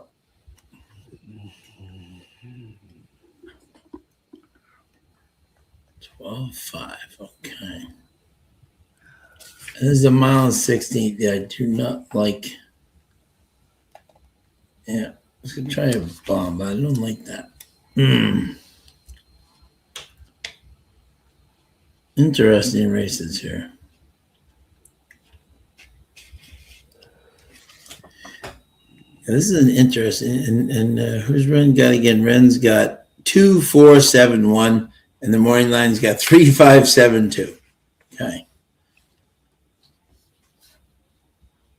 Lopa de Vega, as everyone knows, is the sire of one Carl Spackler.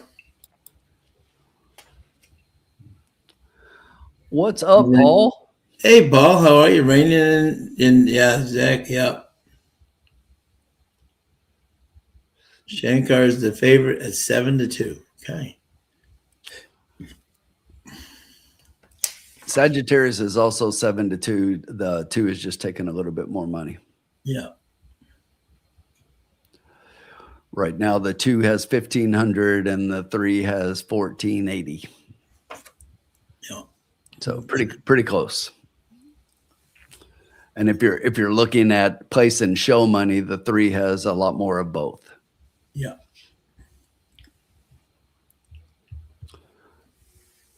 But actually, the horse that has the most money in the place pool is the 5. Yeah, Saint and Timo. Somebody put 500 to place on this horse. Oh, wow. Okay, yeah. And that's Zero Ford, who's 2 for 3 so far at That's my third pick. That's my third pick. But yeah. It wouldn't surprise me for that horse to score. Honor codes love the wet track, so I mean the synthetic doesn't get wet, but at least it helps, but he'll be coming from out of the clouds. So you kind of have to root for a very, very hot pace up front, which we may not get in this race. Yeah, the pick 3 will pays are heavy to the 2, followed by the 4. Yeah, Nick's got a $1 exacta box 2, 4, 7, 10, and 2 across on the 4.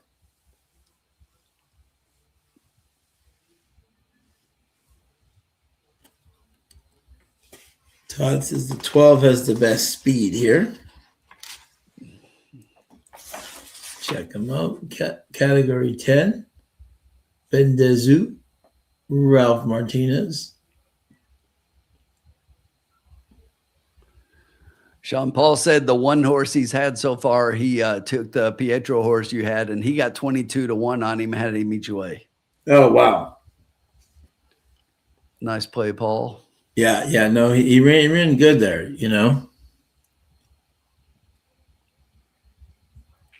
What about you, Sean? What'd you like in here? Yeah, I was my top pick was the 4. I did like the 4. I like the fact that Lopa de Vega is a the horse is 4 wins in 2 seconds on synthetic. I mean, the horse loves synthetic, and being a brother of Carl Spackler, I just love the fact that even like his 8,500 race up at Presque Isle, mile 70th, he was closing in very willingly against Burn Tour, and I just see this field.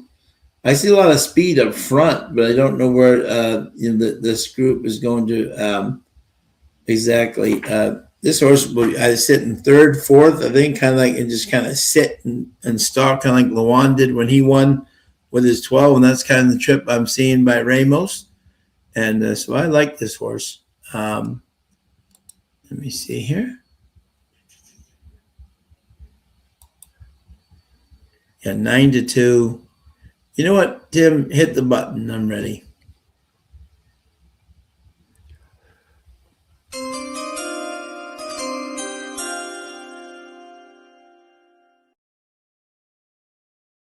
Five to win in place on the 4.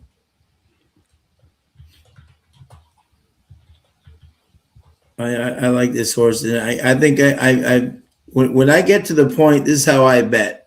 Right? If I get a thing where I think you could have 6, 7 exacta combinations, or trifectas, that takes a lot of money, and if I like one horse versus, but I like 5 others, underneath them, I'm just going with that one and just sticking with them, and I think 9-2 is extreme value. Paul, to answer your question, I mean, as far as Delmo, I think his numbers really, to me, his numbers help support the 4. Yeah. I don't like him here.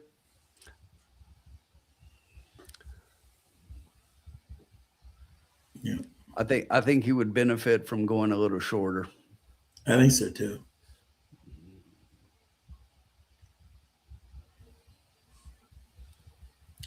And the crowd goes crazy. What are we going crazy over?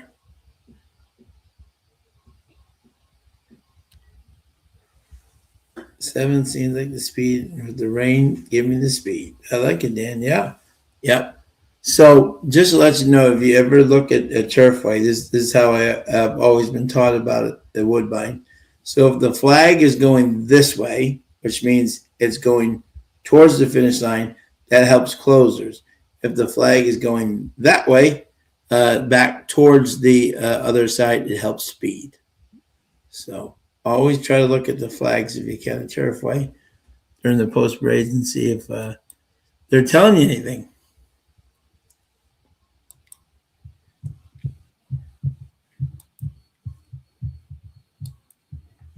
Perfect.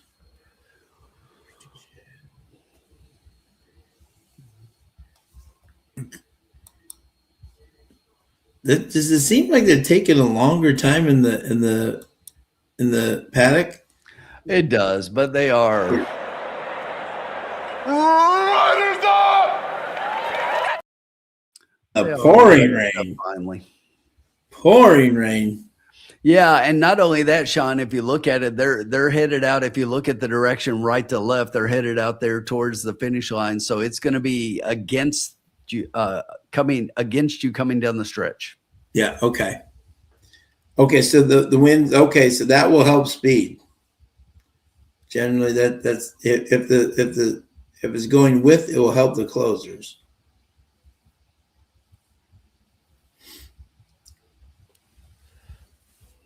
But that's at Woodbine. Again, this is Turfway. This is not Woodbine. So that logic sometimes at another track can be thrown right out the window. But at Woodbine, I've been taught by many people up there that is the logic you follow. But during a rainstorm. But Formula checking in saying he likes the 11. Hey, Formula, how are you, buddy? Well, there you go. I know Paul was asking. Paul, if you're asking about the 11, the Formula likes the 11. I told him not to bet the 11. I think the 11's numbers support the 4 a little bit more. Yeah, I agree. And plus, the 11's another one that looks like, wants to be out front, and I think there's going to be some good speed up front. Tries to go with the 7. I think the 7 runs the 11 into the ground. The 2's going to want to be forwardly placed and be close as well. So, yeah, if Joe Ramos can get a nice stalking trip there and like 4th, just sit off them comfortably, I think he'll be stalking nicely, going pulling into that final turn. God bless you, sir. 6 maybe. Good. Yeah. Todd, I wouldn't put anything against Walter Rodriguez right now. I mean, no. The guy is winning 36% of races up here at Turfway. So yeah. you got to consider anything that the guy is on. But I mean, Yeah. handicapping and looking at the horse, personally, I don't see it. But this is Turfway. Yeah, exactly. Just tell them don't go 5-17 wide like you did last race. For sure. But changing barns here, and the trainer on the 6 is 0 for 7 first off a claim. So Yeah. I'll take a pass. Paul, I'm going with Seattle tonight. But I don't bet. So I don't bet football. So they're home and they played a good game last time. So, but that means nothing. Jane Worm has got exacta key box 4 with the 2-7-12. Good luck, Jane Worm. Bring it home.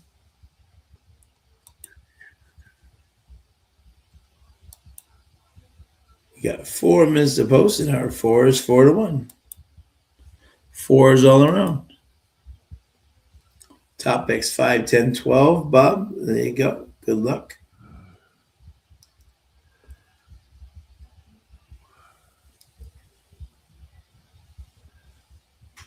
Tim, I'll be right back, my friend. Sure. Bob's also going to play the 4. Trying to get a look at them. Excuse me. They're not showing a lot of the horses on the track. I can't even make out who that was. They were just showing there. Looks like the 2. 5's warming up pretty good.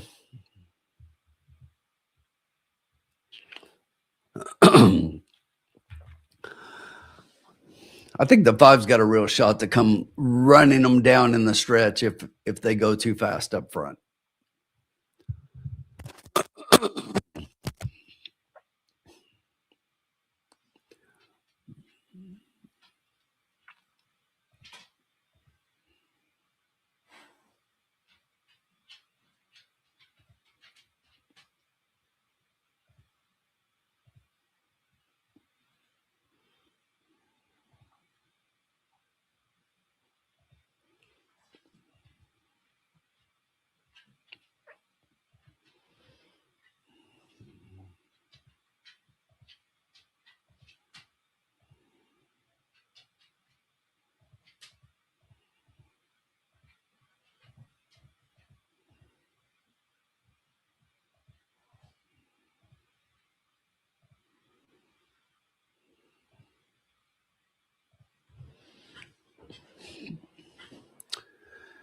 Headed towards the gate.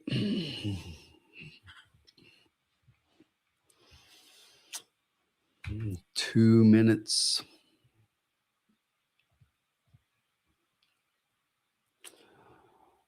Once again, Sean's got $5 to win in place on the 4 in this race.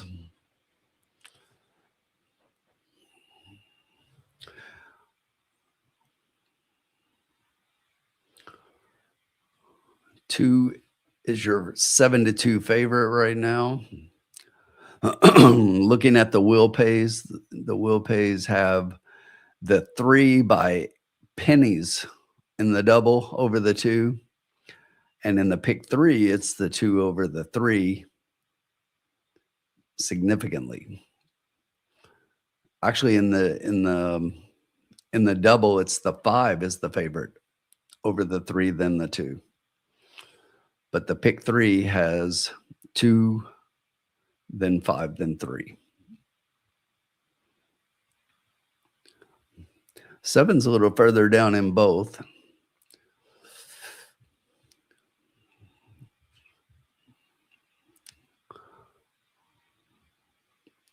Four is kind of in between, just before the 7.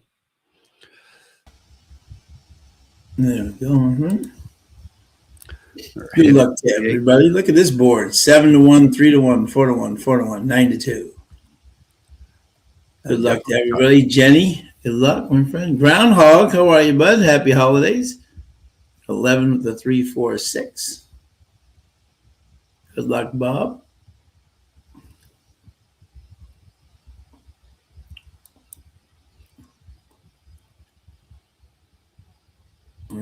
making our way up to the gate.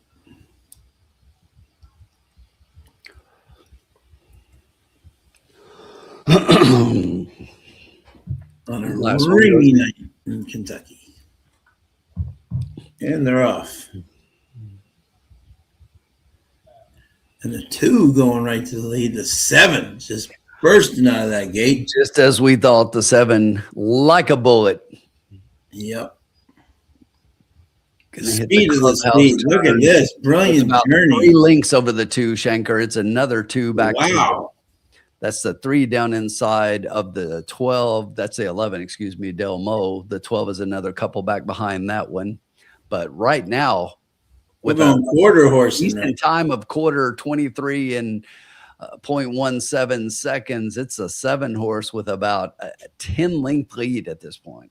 Wow, look at this. He is just out there and going. He's thinking this is a quarter horse race. He's Look going at to this. try to run away from him. 46 and 2. He's setting it up for somebody. Definitely, but when he hits the stretch here, we'll see what happens. The Yeah, horses are going to be against the wind, having to close with the wind in their face. So we'll see how this next fraction goes here. But the distance is definitely closing up. It's down to about 5 and 4 the 2 and 3. Shankar's getting right near there. And it's 2 lengths, and it's a length behind. And here comes the 2 inside the 7. The 7 is done. Dropped anchor. Shankar at 2-1 is now going to draw over.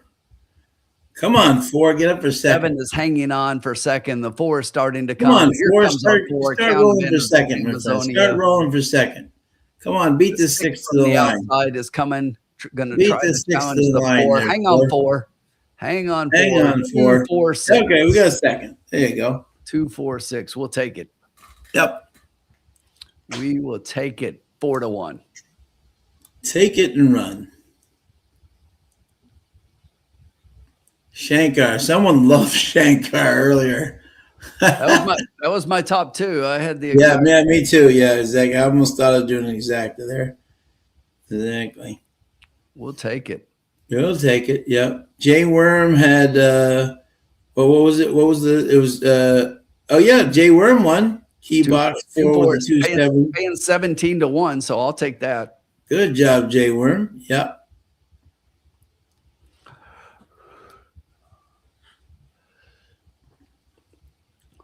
See if anybody else had it here. Actually, the lowest exacta was a 2.5.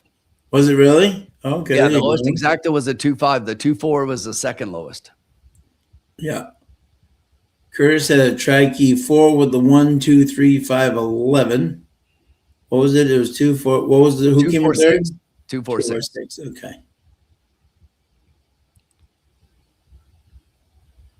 And somebody here, let me see, here's really like Shankar. I think it's Abraham. His uncle owned Shankar. Look at that. Good job, Abraham. His uncle owned Shankar. Good job, Abraham. Congratulations to your uncle. Great win.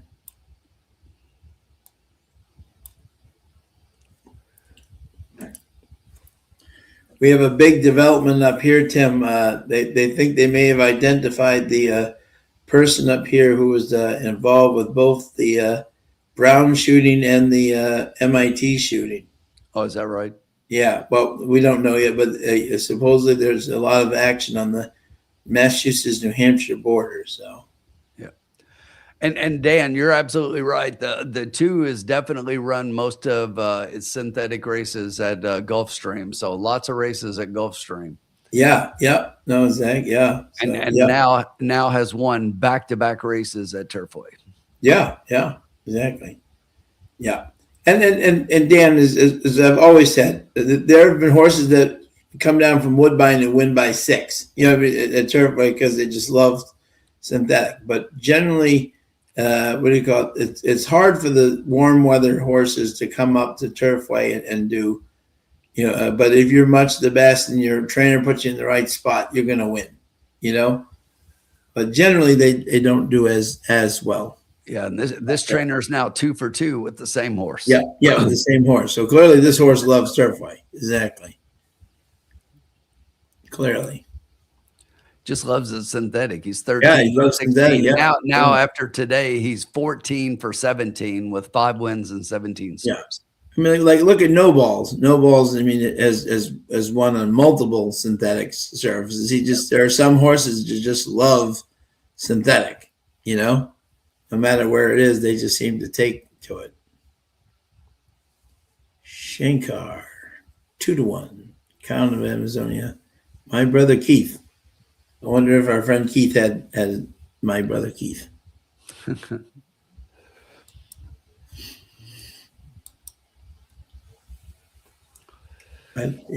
So a good win there. Did you win there? Good job, Nick. Let me see here, Nick. I want to give you your props, my friend.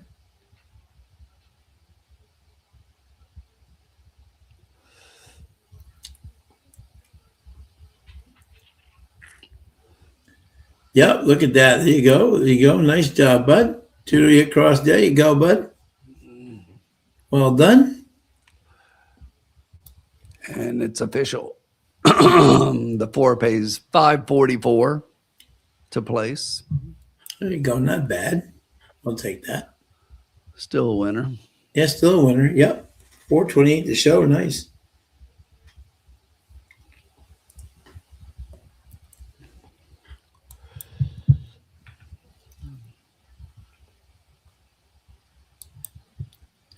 Yeah, I almost did an exacta box 2-4. That's what I had.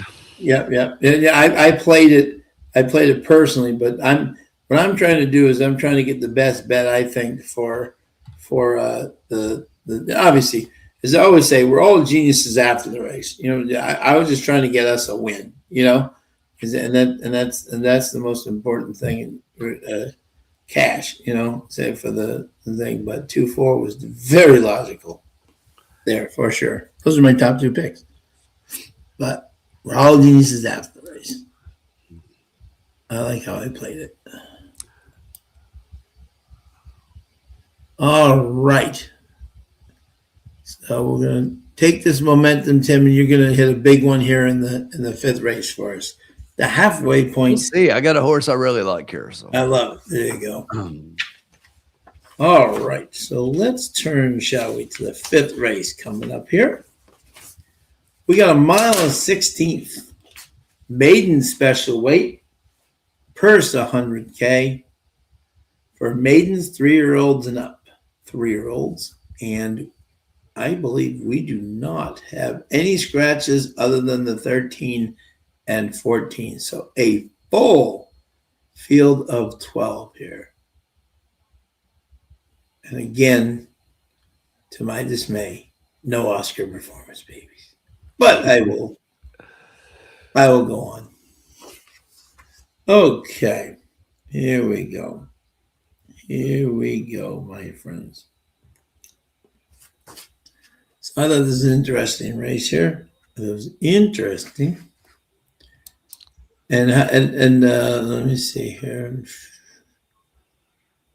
Yeah, and that was just that horse was just going too fast on the lead, Ryan singled to the 11 in the early pick 4. Good luck, Ryan. Bring that home. Okay. The 11 is My Father's Place. Wow, that'd be a hit. Georgie Arnold and Sheehy. She had a great first night. Now he just hasn't won anything. Single to the 16-1 shot. I like that, man. Gotta love that. Going hard. Exactly. Okay. Here we go. There's a rule in racing, okay, that you have to follow. And it's just called, when in doubt, use Brendan. That's just the Kentucky rule. When in doubt, use Brendan, right? And so far, Brendan has shown no reason to not to not include his horse at any time. And my top pick is the 10 for Samud, Brendan Walsh, Kitten's Joy, who has Oscar performance, baby. What do you call it? all Kitten's Joy's horses really seem to take to Turfway, don't mind me, Turfway Park's synthetic. And look at the first race. Came in second, flying with Corrales to Dorrego, who was a very solid horse on here. First time gelding, Turf Synthetic 14. Brendan's just solid. I just think he puts Edgar Morales up, gives him a chance here. Edgar's better than his 0 for 16 numbers, clearly. So I think this horse is the one of the stronger plays for me tonight, for sure. The only thing I don't like about him is that the outside posts 9, 10, 11, 12 are a little bit harder on this thing, but I just think this horse is that good that he can get him in a good spot and be there at the end. My second pick was the 3, Mr. Bobo. Not liking the way the track is playing right now on that pick, but he ran a huge race with Luan. Luan comes back on him, steps slow, but 9 Path had a real upper rally. The thing I don't like, and I think, Tim, you'd kind of agree about this, the inside seems to be the place to be tonight with all the momentum. If you're going that wide trip, you really got to work to even get up for like second or third, So if he tries that trip that he did last time where he's going like 8 wide, that out the middle of the track is basically dead, so he's going to have to be really the best horse. So I had him second for Jeremy O'Dwyer, who's got 3 out of 8 first or second. And so his horses are, including he had 1 bomb, Jeremy did. So that horse is definitely one to consider. And the third one was Clear the Beach, Kelsey Danner and the Biscuit. And they're a 16% together, respectively. Omaha Beach, great. I mean, look at that. That's Rubiana Warfront, smart strike on the dam. That just screams poly track. And he's had some decent works here on the synthetic, which indicates that he should like it. So I think that horse is very live. So my top 3 here was 10, followed by the 3, and then the 5. Logical, makes sense. I've got similar horses, but I do have the top 2 picks swapped. Okay.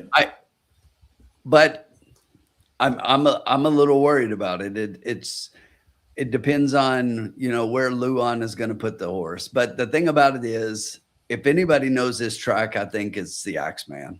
Yeah.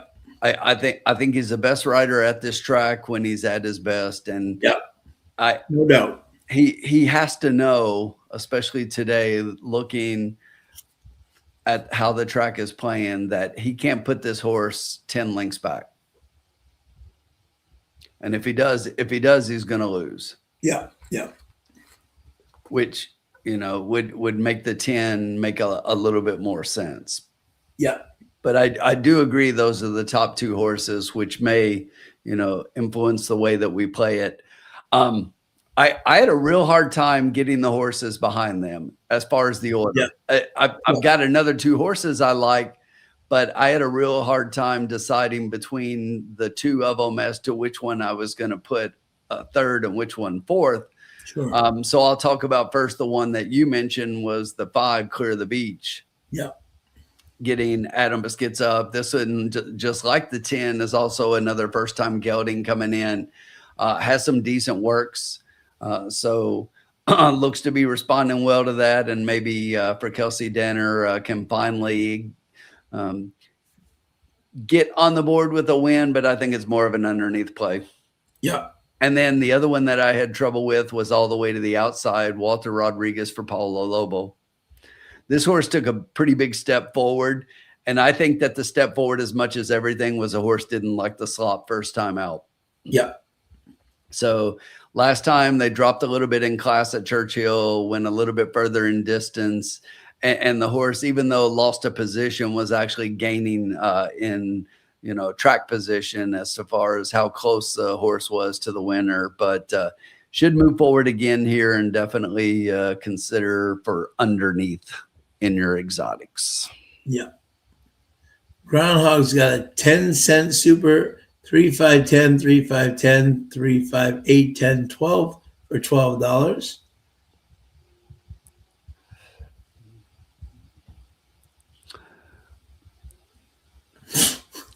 But I look at Ren's pick 6, and she's got 1 in 10. Yeah. It seems like she's got a logical in each race right there, and then a horse that like we're not even talking about.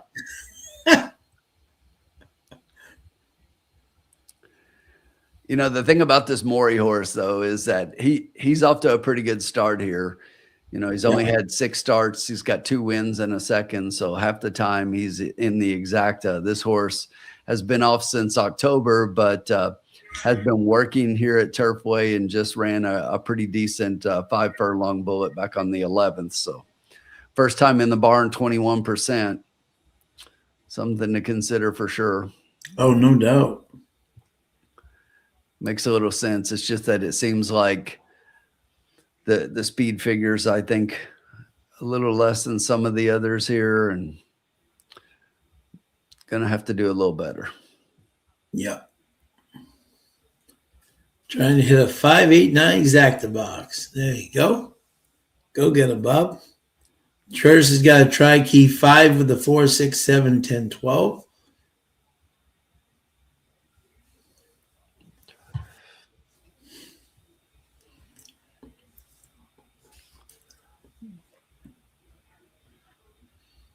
Bobby D's got 5, 3 with 10 and 8.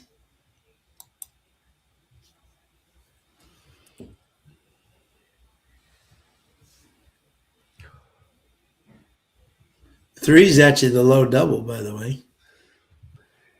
Yeah, it makes sense. I mean, that is the horse that I thought made the most sense on paper. Yeah, but no doubt. Yeah, no doubt. But again, you got to play the track as well. So Yeah. I agree. And that's definitely my concern. It was my top pick, and the 10 right now is your 3-1 favorite. The 3 is 4-1 second choice. But the 5 is right there with them as well. Yeah.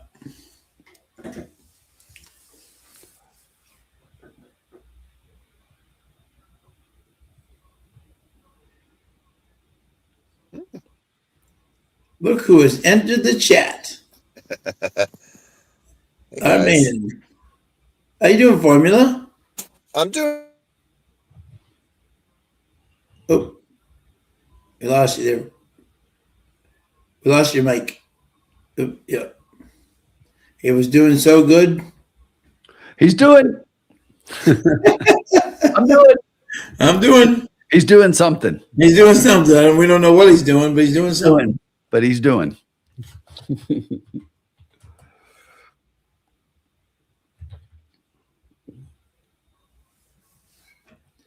Hopefully he'll join us again soon.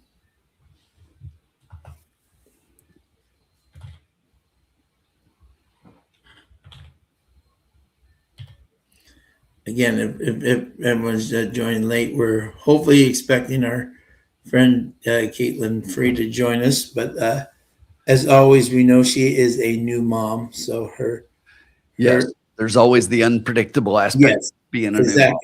Exactly. So she had no timetable. We told her, relax, enjoy the night, and then join us when you can. So Asher comes first, as always. And he is adorable.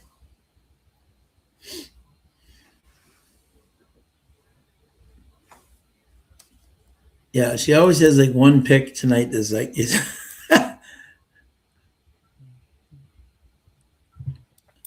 Ren's 20, singling the 6th and the 8th. Okay. $64 ticket for Ren.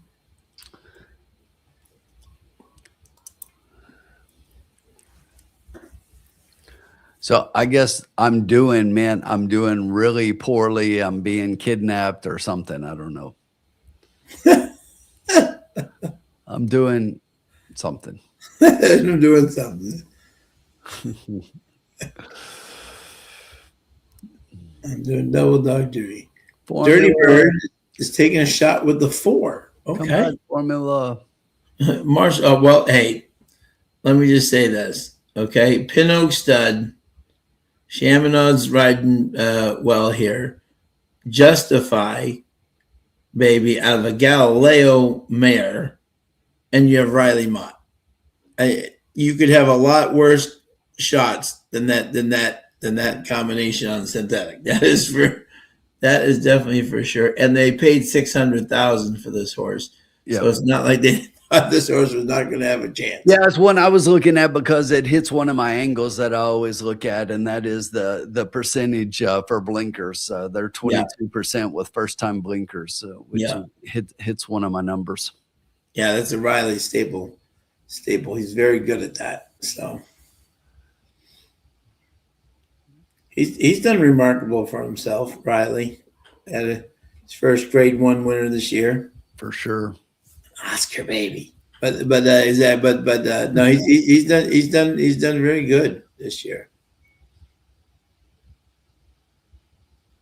And the Oscar goes to Exactly. He's doing something. We don't know what he's doing. I'm doing. Formula, come back, Formula. Step into the light, Formula. Step into the light. Don't know what he's doing. Exactly. He's doing something.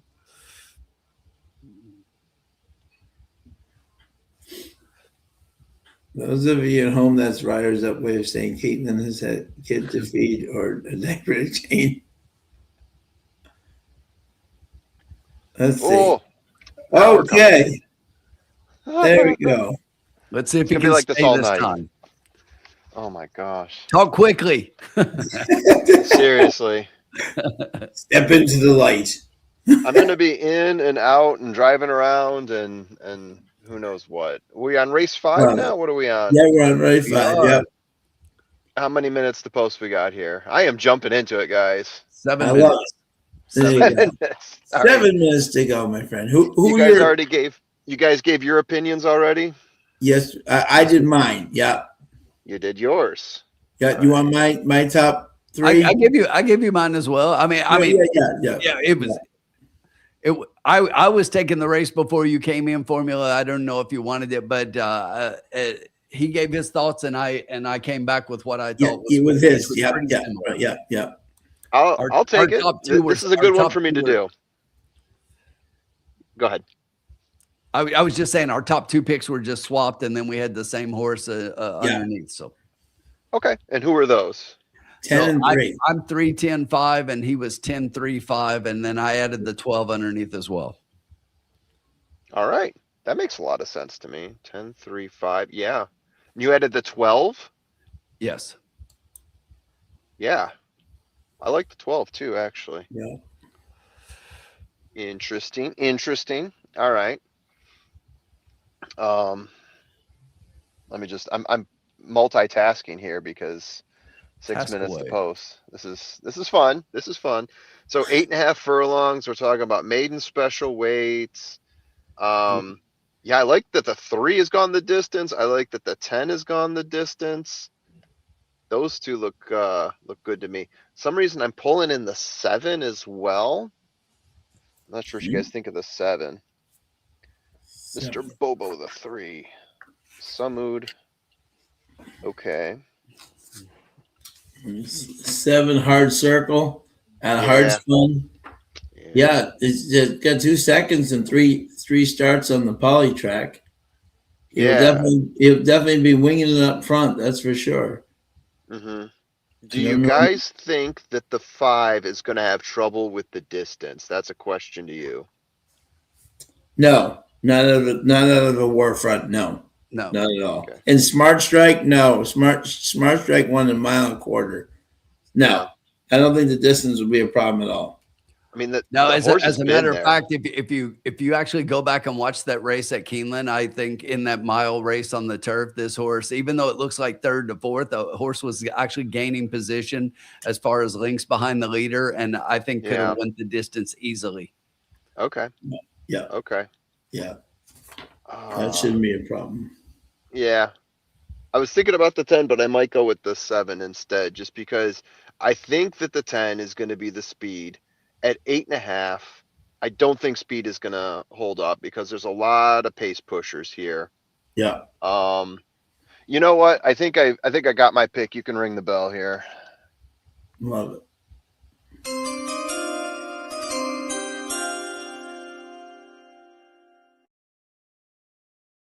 It's Turfway. We're looking for options here. Yeah, so we'll do a try key box. No surprise. I do like pulling that old trick. Yeah. So try key box. We all like the 10. We all like the 10. Yeah. This is gonna be $9 total because we got a long night ahead of us.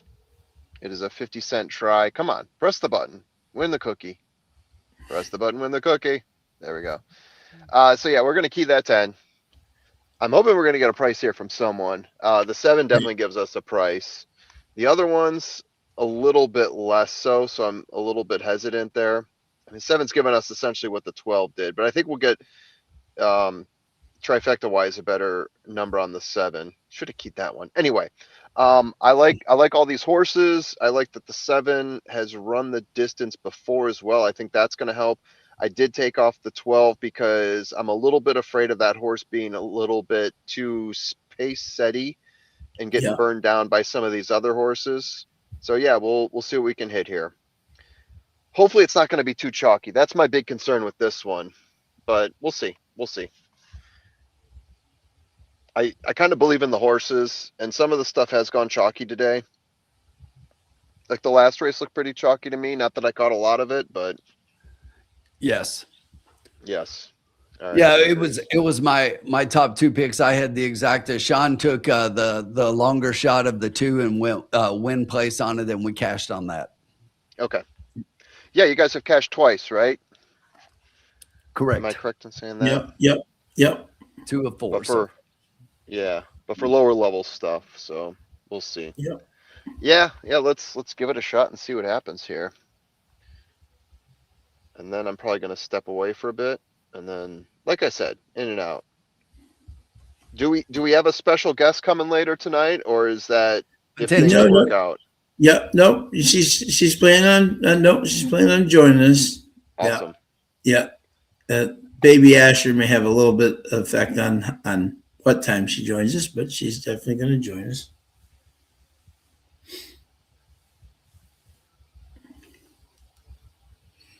You know, I know 2 people that had babies around the same time. Not that I know Caitlin, but I mean, you know, I see enough of her on Twitter and whatnot, and had her on we've had her on the show before, and she posts all the stuff about her baby that I get confused between who has which baby. Like when you said baby Astrid, I'm like, really? That's the name? Oh yeah. Okay. Yeah. I'm thinking of someone else. Yeah, she named it Asher after the great John Asher. Asher. Yeah. Asher. Sorry. Asher. Yeah. From John Asher from Churchill Downs. Churchill. Very nice. That was a great tribute. He was very important to her. Yeah. Interesting. And to many others. Yeah. Well, that's really cool. It's nice when you see people give a nice little send off like that. A nice, not send off, but as my friend always says, he says, I always reserve saying what I think of CDI. He said, but I will never say a bad word about John Asher. Well, there you go. Yeah. There you go. Yeah. That speaks volumes right there. Absolutely. Jenny Max got exacta box 2, 3, 4, 10 and winning place in the 2, 4. Good luck, my friend. Next got 2 to win place on the 10 and $1 exacta box 2, 5, 10, 12. Dan's got 5, 12 with 3, 5, 10, 12. Exactly winning place in the 5. Uncle Sully says, where do you have the 4 time formula? Where do I have the 4? Yeah. Oh, okay. That's a fair question. Oh, let's see. I would say it floats around. One of my latest formulas, because of the jockey upgrade, the jockey trainer sire combo there, where the horse sits on the pace. One of my formulas actually has him third, but most of them have him around eighth or ninth. Okay. Also, maiden special weights are very difficult, especially when it comes to these types of formulas. So I do try to figure out like a balance here, because not only do you have firsters, although I don't think we have a single firster in this race, but regardless, a lot of times you get your sample size is small. 1, 2, 3 races for this horse. So if the horse had like 1 or 2 bad races, figuring things out, you never know when it's going to go from being, let's say a 40 buyer figure to like a 70 or an 80 buyer figure, right? And I compute my own stuff and I try to think ahead with some of that, but it can be a challenge, right? Yeah. So yeah, I think because of, and I try to look at this with new horses as well, because of intangibles like the jockey trainer, the sire, where the workouts are, just ran a 49, Riley Mott, Vincent Cheminot, Justify. So that's a horse where you could say, okay, I might have lower scores on this horse, hasn't run in 330 days. Maybe I reach out and say, okay, this is one I add in there because he's getting a better jockey, he's been rested, all that stuff. So yeah, I can see a case for that horse. Didn't include him in there, but that would be a place to look for value for sure. Yeah. Oh. The field is doing their circle. By the way, for me, I don't know if you noticed, it's pouring rain down there right now. Is it really? Okay. Yeah.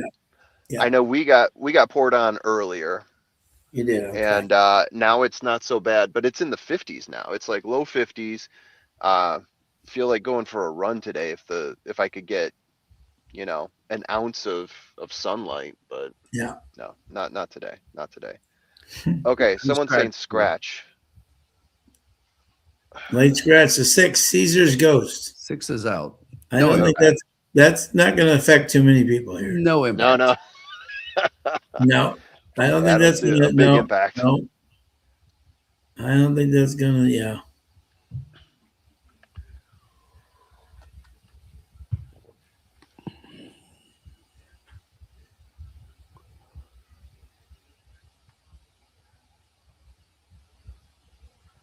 Yeah, I'm curious to see what happens here. I hope I didn't make a mistake in bouncing the 12, but we'll see.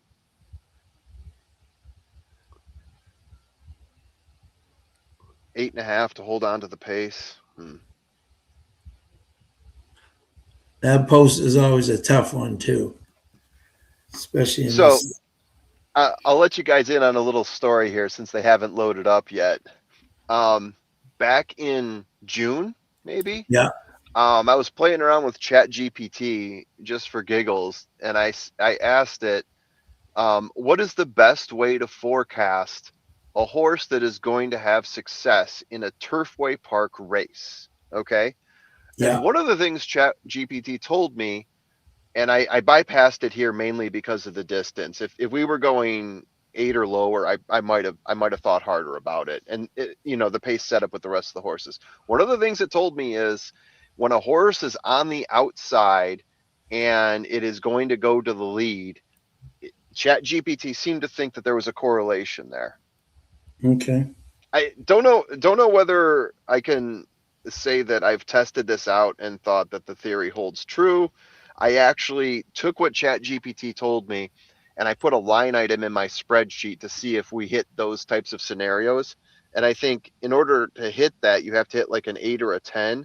And for this horse, I'm getting a 3. So it's still on the pace, but like I said, all these other horses here. And they're off. Okay. We're good.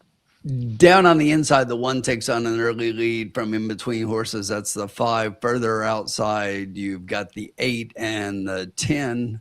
Whoa. The 12. What is going on here? Blown. 12 wide. Something happened up front, but up front on the lead, that's Bob Moe at 9-1. Got a length and a half lead over Bob Marshall. Moe. It's another 3 lengths back. Clear the Beach is your favorite, currently riding in third. Samud is coming outside that one into 4th. Also on a move is the 2 horse from a little bit further back. the quarter, 23-1. Oh. Bob Moe on a hand ride got about a length over Marshall. Also starting to make up ground on the inside. That's Clear of the Beach, getting a little bit closer just outside that one. Smooth. Those two have about a length over the 2-horse. And up front, 47-2 to the half mile. Bob Moe still got that lead, but the lead is decreasing, and Marshall starts to make a move at 21-1. Here comes Samud from the outside, going to go 3 wide as we round the far turn. In behind that one, that's Clear of the Beach, also starting to get in gear from further back. The 2-horse, also Susan's Boy, starting to move. But as we hit the top of the stretch, Samud takes over the lead.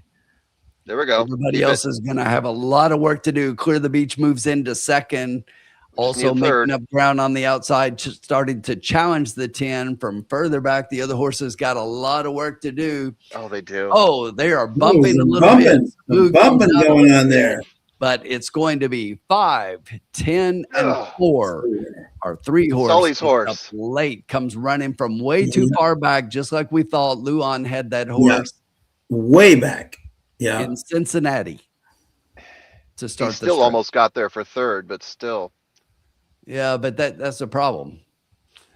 That was exactly what we talked about, that he was going to have that horse friggin', across the river in Cincinnati by the time they hit the stretch. Yeah. Now, did the 10 bump the 5, or did the 5 bump the 10? I think it was the 10. I think the 10. Yeah, I think the 10 bumped the 5. That's what I thought. Yeah. Yeah. 10-5. Yeah. Samud. Yeah, whole pack of horses in there fighting for 4th. I don't think we'll have an inquiry because I think the 10 hit the 5, but yeah, they might look at it. But we got close. Yeah. Yeah, the 5 ended up being much the best even with that. Regardless of what happened, I mean, I think the 10 came out and then the 5. Yeah. Oh yeah, no doubt. Still goes by. No doubt. Yeah. Clear the Beach, clearly the best. Yeah. Those are my 4 horses. Riley Mutt. Those are your 4 horses? Yeah. I was 10, 3, 5, 4. I didn't hear the 4. Riley. Yeah. He's just the master of polytrack on the. Yeah. Chalky on top. I wonder what that 21 is going to do to the trifecta. Probably a bit, because there's a lot of horses below that one. Yeah. Yeah, but 95 and the 3, on top. The 3 being off. The 3 being off. Luan always takes money. Yeah. So the 3 would be off. Yeah. It's still your top 2, even with the 3 being off, your top 2 picks.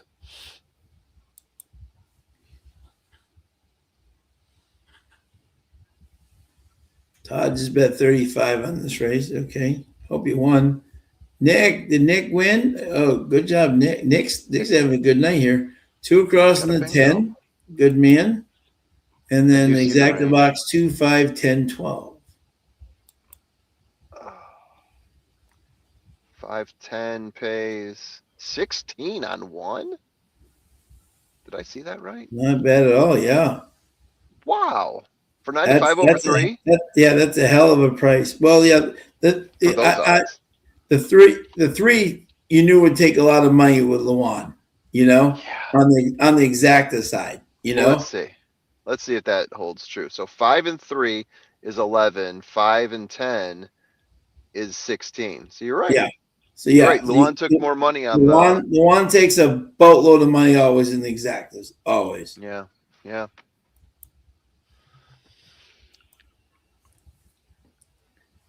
Tim, should I have let you pick? Would you have picked differently? No. I mean, I would have picked a little bit differently, but I wouldn't have had it. Same result. Okay. Yeah. Same result. This should have been Sean's pick. That's what we're saying. Or Sully's. Well, I think Sean might have picked the same as well, because we both like the 3 over the 5. Yeah. No. I would have the 10 on top. So. Yeah, I had him on top. I would have had the right 4. Well, maybe, but I don't know. But I wouldn't have keyed it. You know what I'm saying? So, Yeah.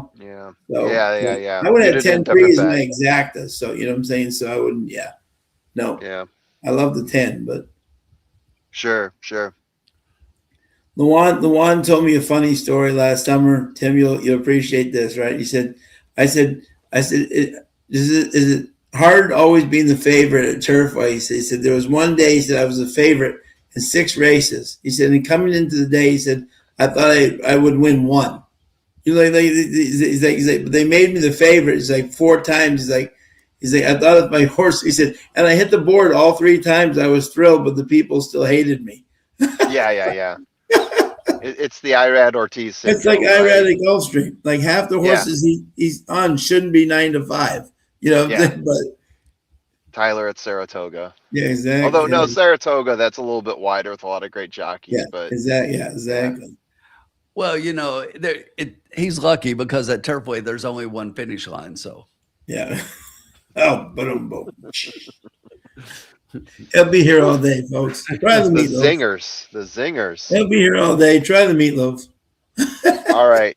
I'm going to give you guys my race 6 thoughts. Okay. Just a second here. Because I'm going to go in and take care of business. And then I'll come back out. Business. All right. Taking care of business.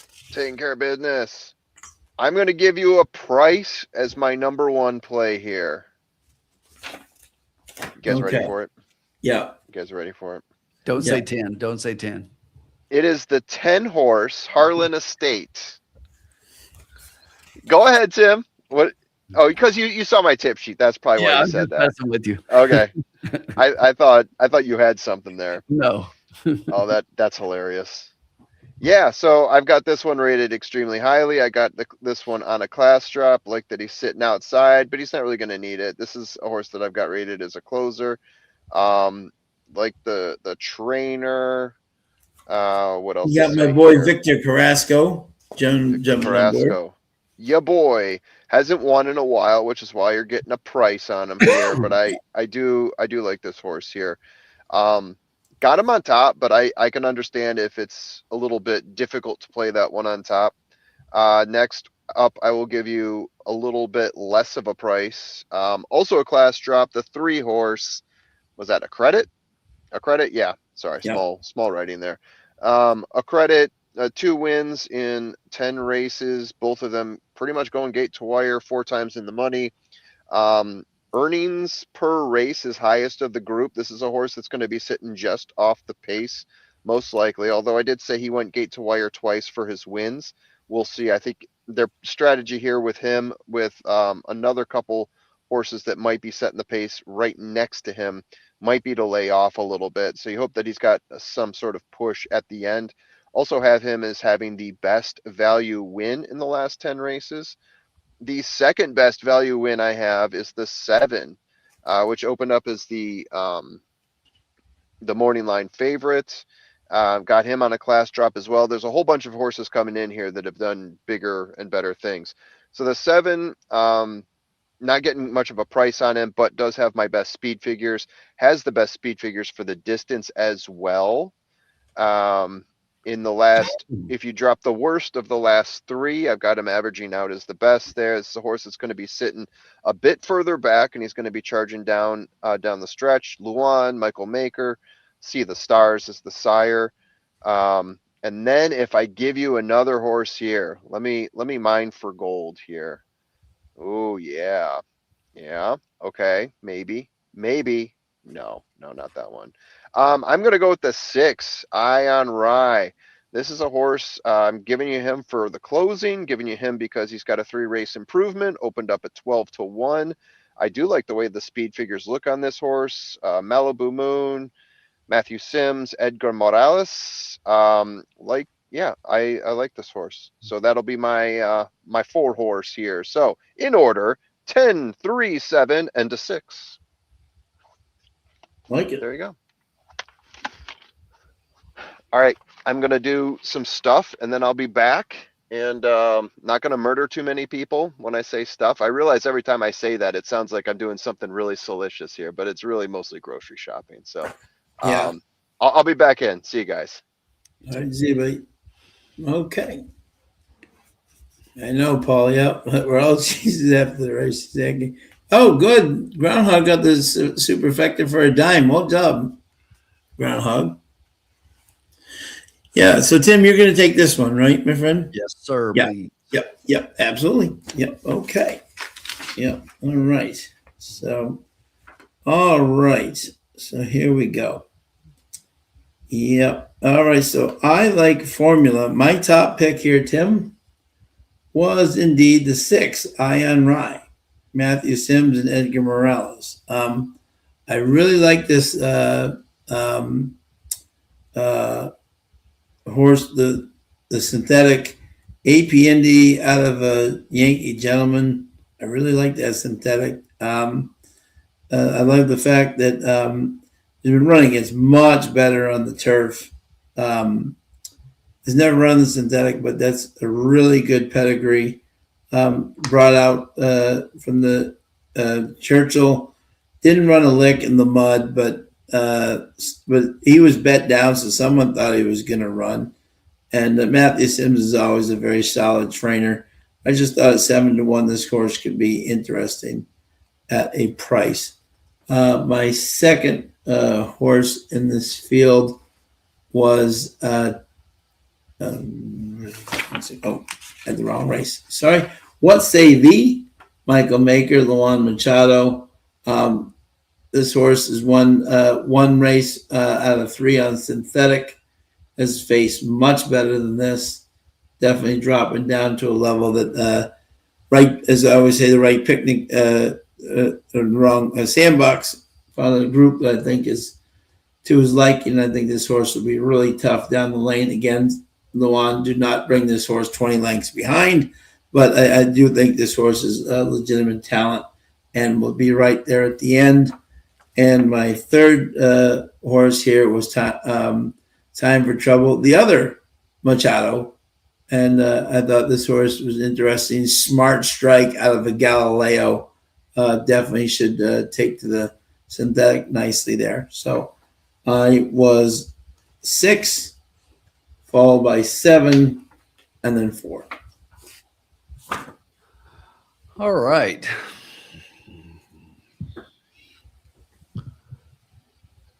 So we're not crazy far off. Yeah.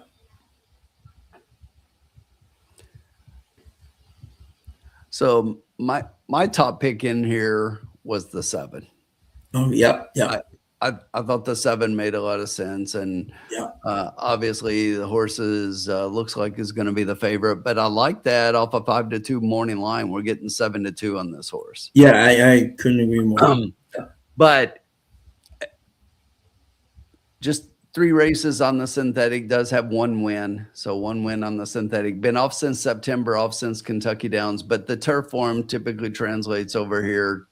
And this is one that if he runs back to those numbers, he's very competitive in this race. Gets Luan Machado up for Mike Maker. My concern is, once again, is he going to be too far back? Yeah. My second pick in here, Sean, which I'm surprised but kind of glad that you picked the horse. My second pick in here is the 4, Time for Trouble. Yeah, I like that horse. Yeah.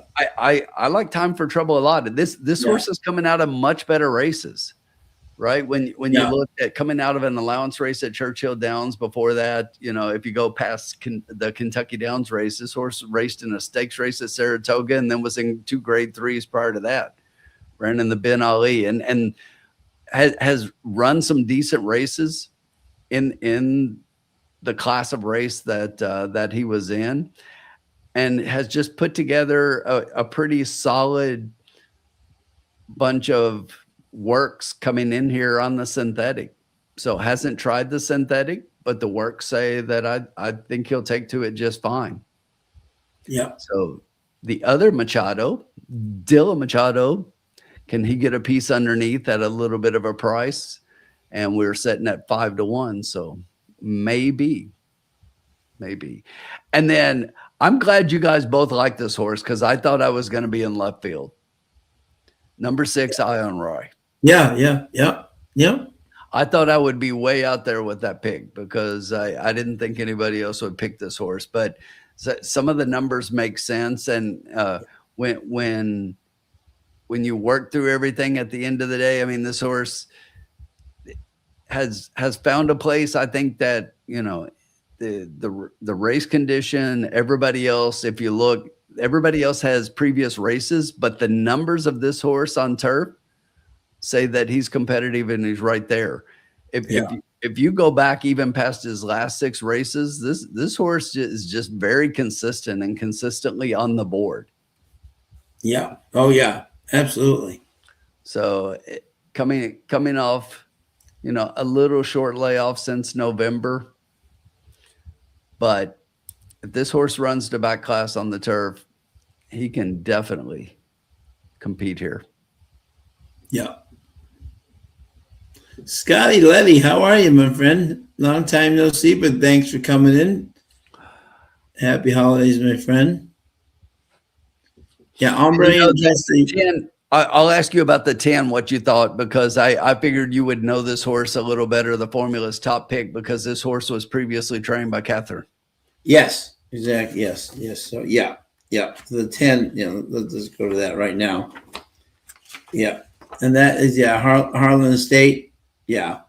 Yeah. So Harlan, this is Willow Pond still owns this horse. This is an interesting horse. The last race, just really didn't want to run. And it just came out of the gate flat and just didn't show anything. 3 races ago, nice little effort. Second to Warcourt and Jayhawk, or 2 very good horses. This horse is one of those horses, when he feels like running, he can run. When he doesn't want to run, he won't run at all. So he's one of those frustrating horses. Now, having said that, the group he was facing up there was much better than him. However, this horse is 0 for 3 at Turfway, hasn't hit the board at Turfway. Don't like the post. I like the improvement to Victor. You know what I'm saying? That is definitely a big plus. And Victor said he's feeling very comfortable on this track. Obviously, the numbers 10 out of 21 in the money back up his claim very much so.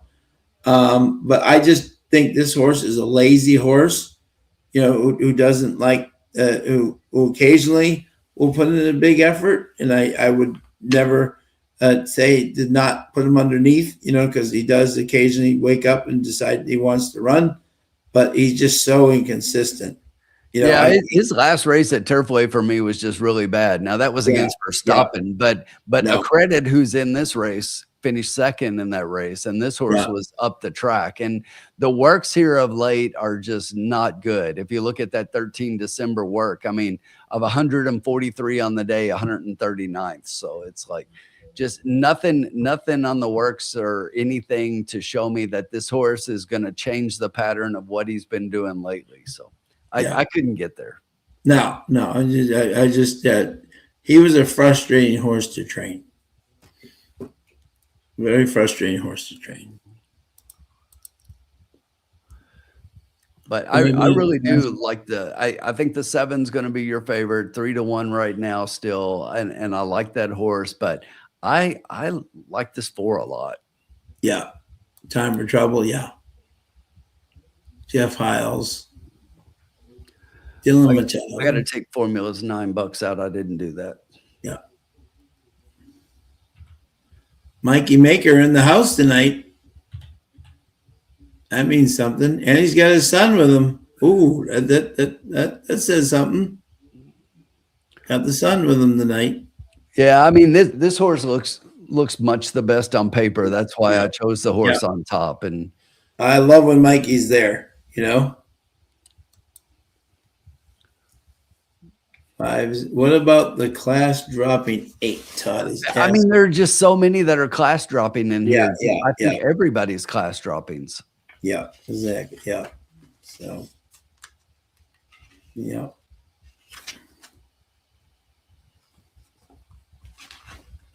Yeah, that's what I say. Everybody's class dropping here. I mean, I'm not against the 8. I can make a case for the 8. I liked others better. Let's just put it that way.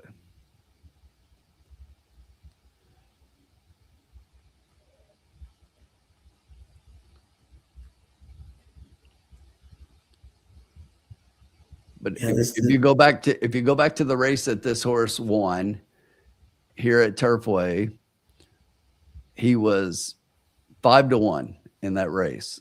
So at 1.25 miles. yeah, And we're going a little bit shorter. yeah. 1.16 miles.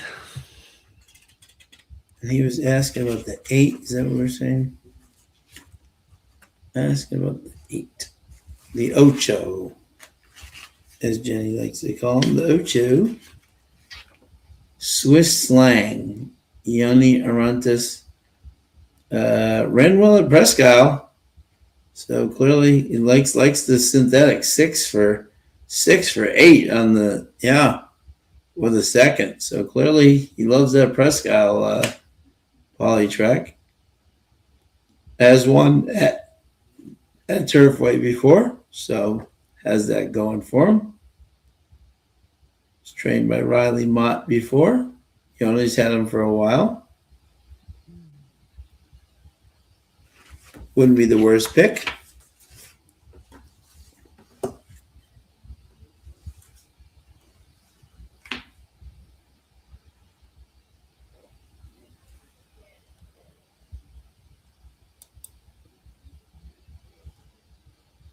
Coming out in that rainy track. Yeah, look at the Outriders. It's really raining, huh? Yes. Yeah. They are soaked. Trying to take a look here, and we'll figure out which way we're going here, Sean. I've got an idea. I do like the 7 with Mikey Maker's kid there with him. I really like the 7. That's my top pick. Yeah. And I love that this horse is floating up and we're getting 7-2. Yeah, yeah.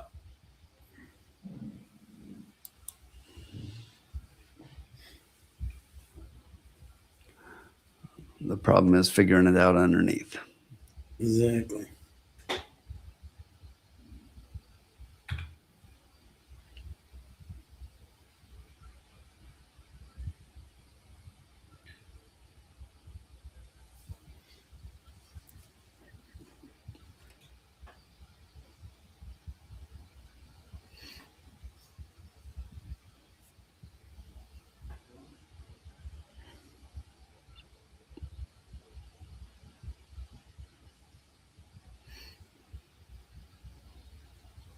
Again, thank you to everybody joining us tonight, 113 strong.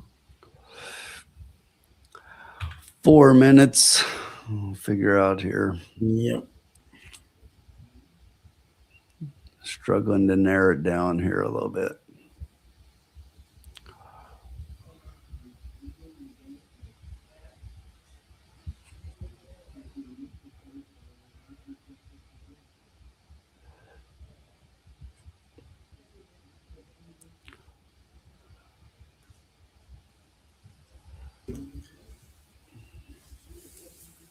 I have a funny story for the people out there while Tim is putting his ticket together.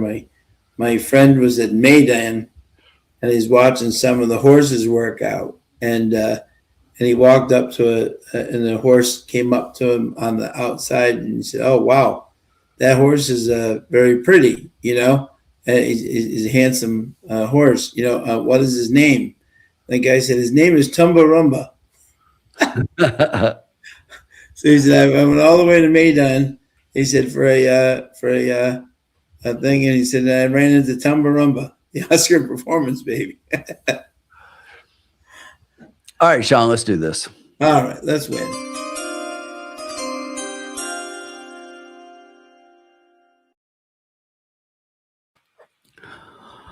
All right.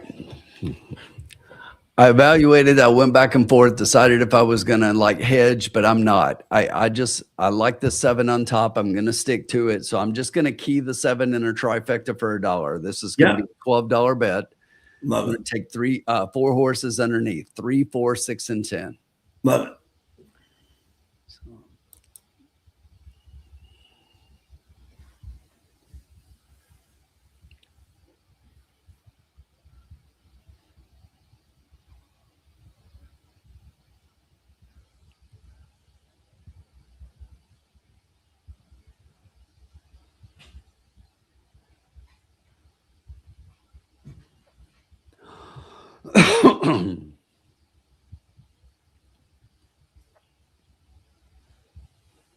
We got 2 minutes to post, right? We got 2 minutes to post. Yeah, there's everybody, the 10 there. He's on his own planet.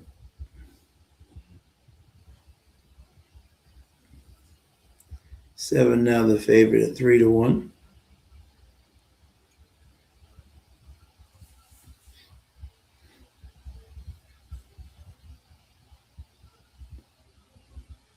Starting to turn back towards the starting gate.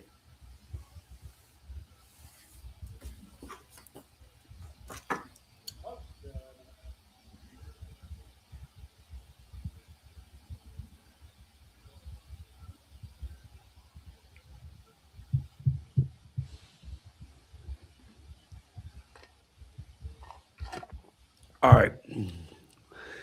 Let's get this home. This is going to be the one, Sean. Yeah.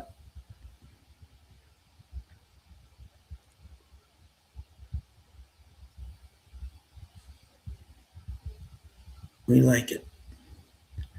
Field is coming closer to the gate. Todd's going 8 across along with your bet. Bob yeah. 4 with 610 exacta. Yep. And yeah, good luck in front. Nick's got 3 across in the 7 and a $1 exacta box 4, 6, 7, 8. Good luck, Nick.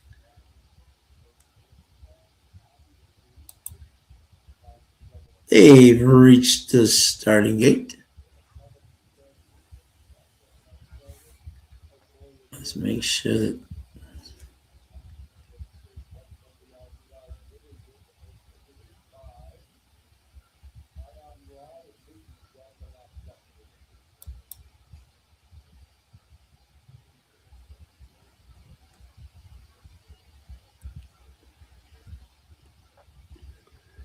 Load it up. and they're off. And there they go. No way to go. We got a cavalry charge going over the lead here. Do 6 of them across the track. This first turn is always interesting. We got the 1, Franz Joseph, and the 2, My Romeo Lima. Ding Dong and 23 and 3 up there in the front. We got the 3, a credit sitting right behind them, really good. And a whole gaggle of horses, the 6, 4, 5, 3, 12, all up in the front there. Then we got the 7 kind of making a move, the 8, the 7, the 10, 9, 47 and 2. They're moving up front. So the 7 is now angled to the outside. He's still about 8 to 10 lengths back. He's going to need a good run, but they're going at a good click up front, and he is now 47 and 2. Luan's getting him in gear a little sooner than the horses we've seen in the previous races, but Exactly, yeah. work to do. He's got the 6 in front of him. He's also got a lot of paint flying now outside here, and he is just absolutely flying. We need to get some of our other horses up there. Exactly. Get the rest of the horses up here, but He is also coming from the inside. We do not have that horse. We need to get that one out. Come on, the 4. Come on, Luan. Get up, 7. Get up, 7. Oh, you got to be kidding me. Ugh. Did he get second or third? I'm telling you, it's what I said earlier, Sean. Yeah. Luan is on the best horse multiple times over the last few nights, and he's doing what he's always done, and that's take his horses way back, and it's not working. Yeah, it's not working. It's not working on this track the way it's playing. You cannot make up distance, and he was on the best horse in that race. 4, 8, 7. It's just really frustrating. Yeah. Time for Trouble. Yeah, no, I like that Time for Trouble. Yeah, that was a horse I really liked a lot. Yeah, me too. Yeah. Yeah, Machado. I added Machado exacta, you know? Yeah. The 8, there's that 8 Swiss slang. Yeah. That was the one we talked about. I said I Yeah. can make a case for it. I had others over. Though. Yeah, no, yeah, And then you take that 8 out, and it's like Yeah. 4.76, and we're right there. But it's yeah, the 8 loves Polytrack. My God, talk about an owner's dream. You know. frustrating.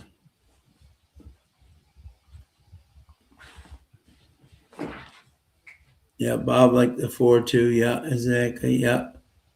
Yeah, Todd had the 8 across. Nice job, Todd. Nick had 3 across in the 7 and $1 exacta box 4, 6, 7, 8. Good job, Nick. Nick's seen the ball well tonight.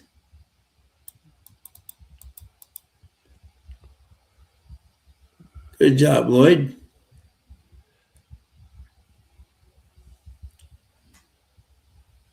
Yeah, very, very solid race there by the 8.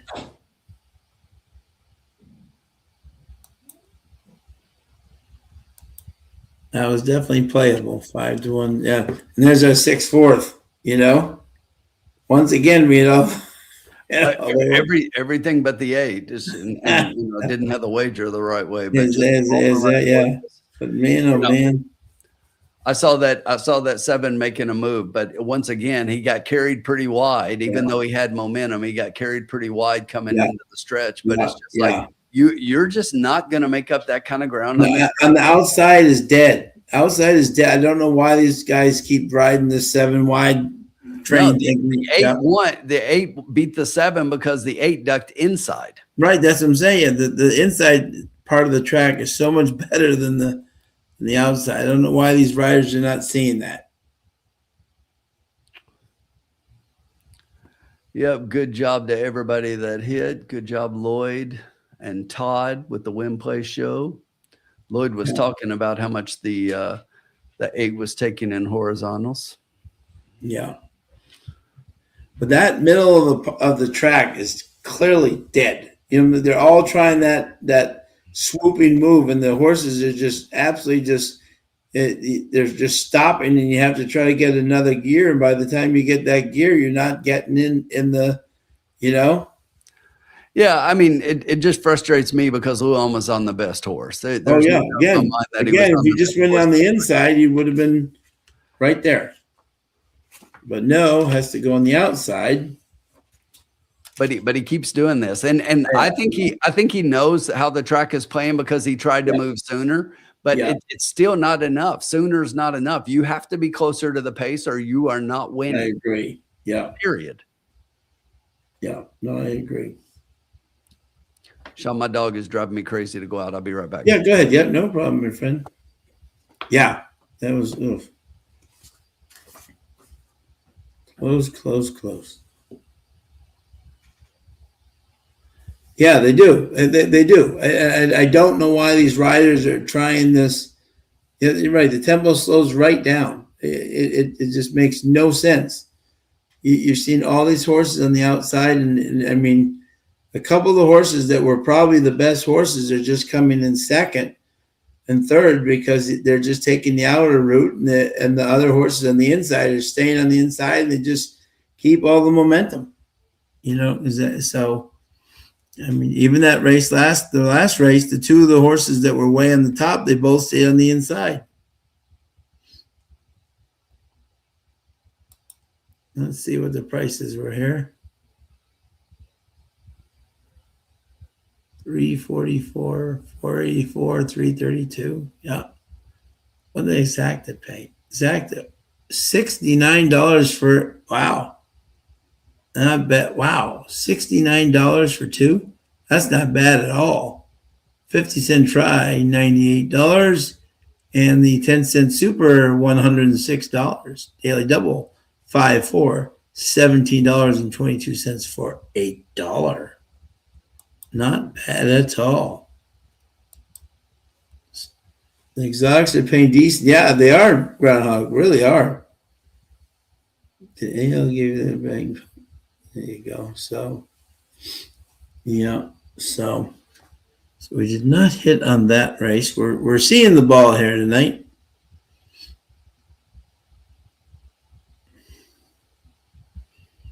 But we're going to finish strong.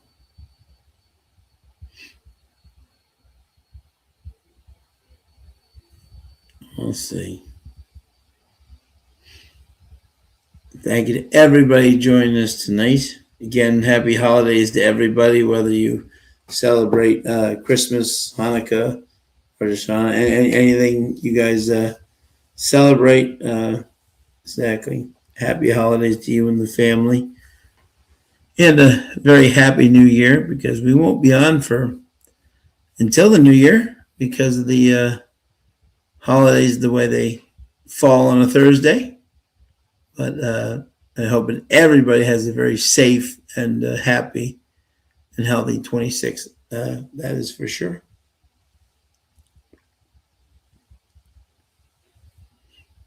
Yeah. So, and Kwanzaa too. Thank you, Jenny. If anyone's getting celebrates Kwanzaa, happy Kwanzaa as well. So we have 18 minutes to go here at Turfway Park. We have a full field of 12 because the 10 is out and the 14 is out. But we still have a full field here. And we got a Grand Motion horse coming in here into the race. We'll read the conditions here in a second.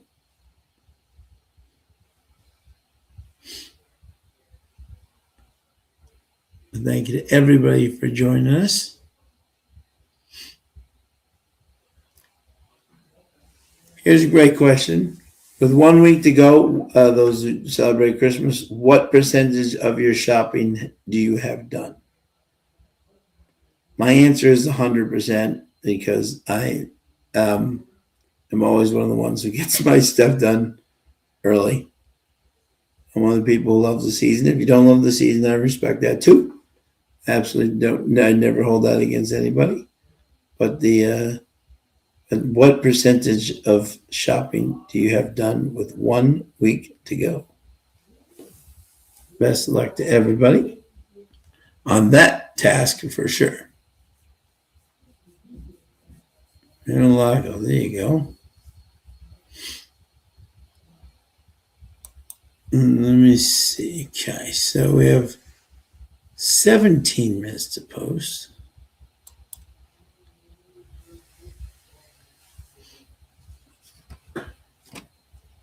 Is anyone going to any tracks this weekend? We're going to Turfway, Gulfstream, Oaklawn. Has anyone gone to Oaklawn yet? Their season has started off with a bang so far. Always great racing out there in Hot Springs with my boy Matt Ginnerman up there in the booth, and the Ducks, his famous Ducks.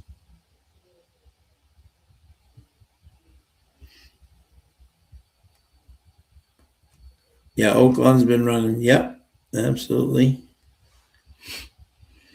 That's where my boy Norm Casse is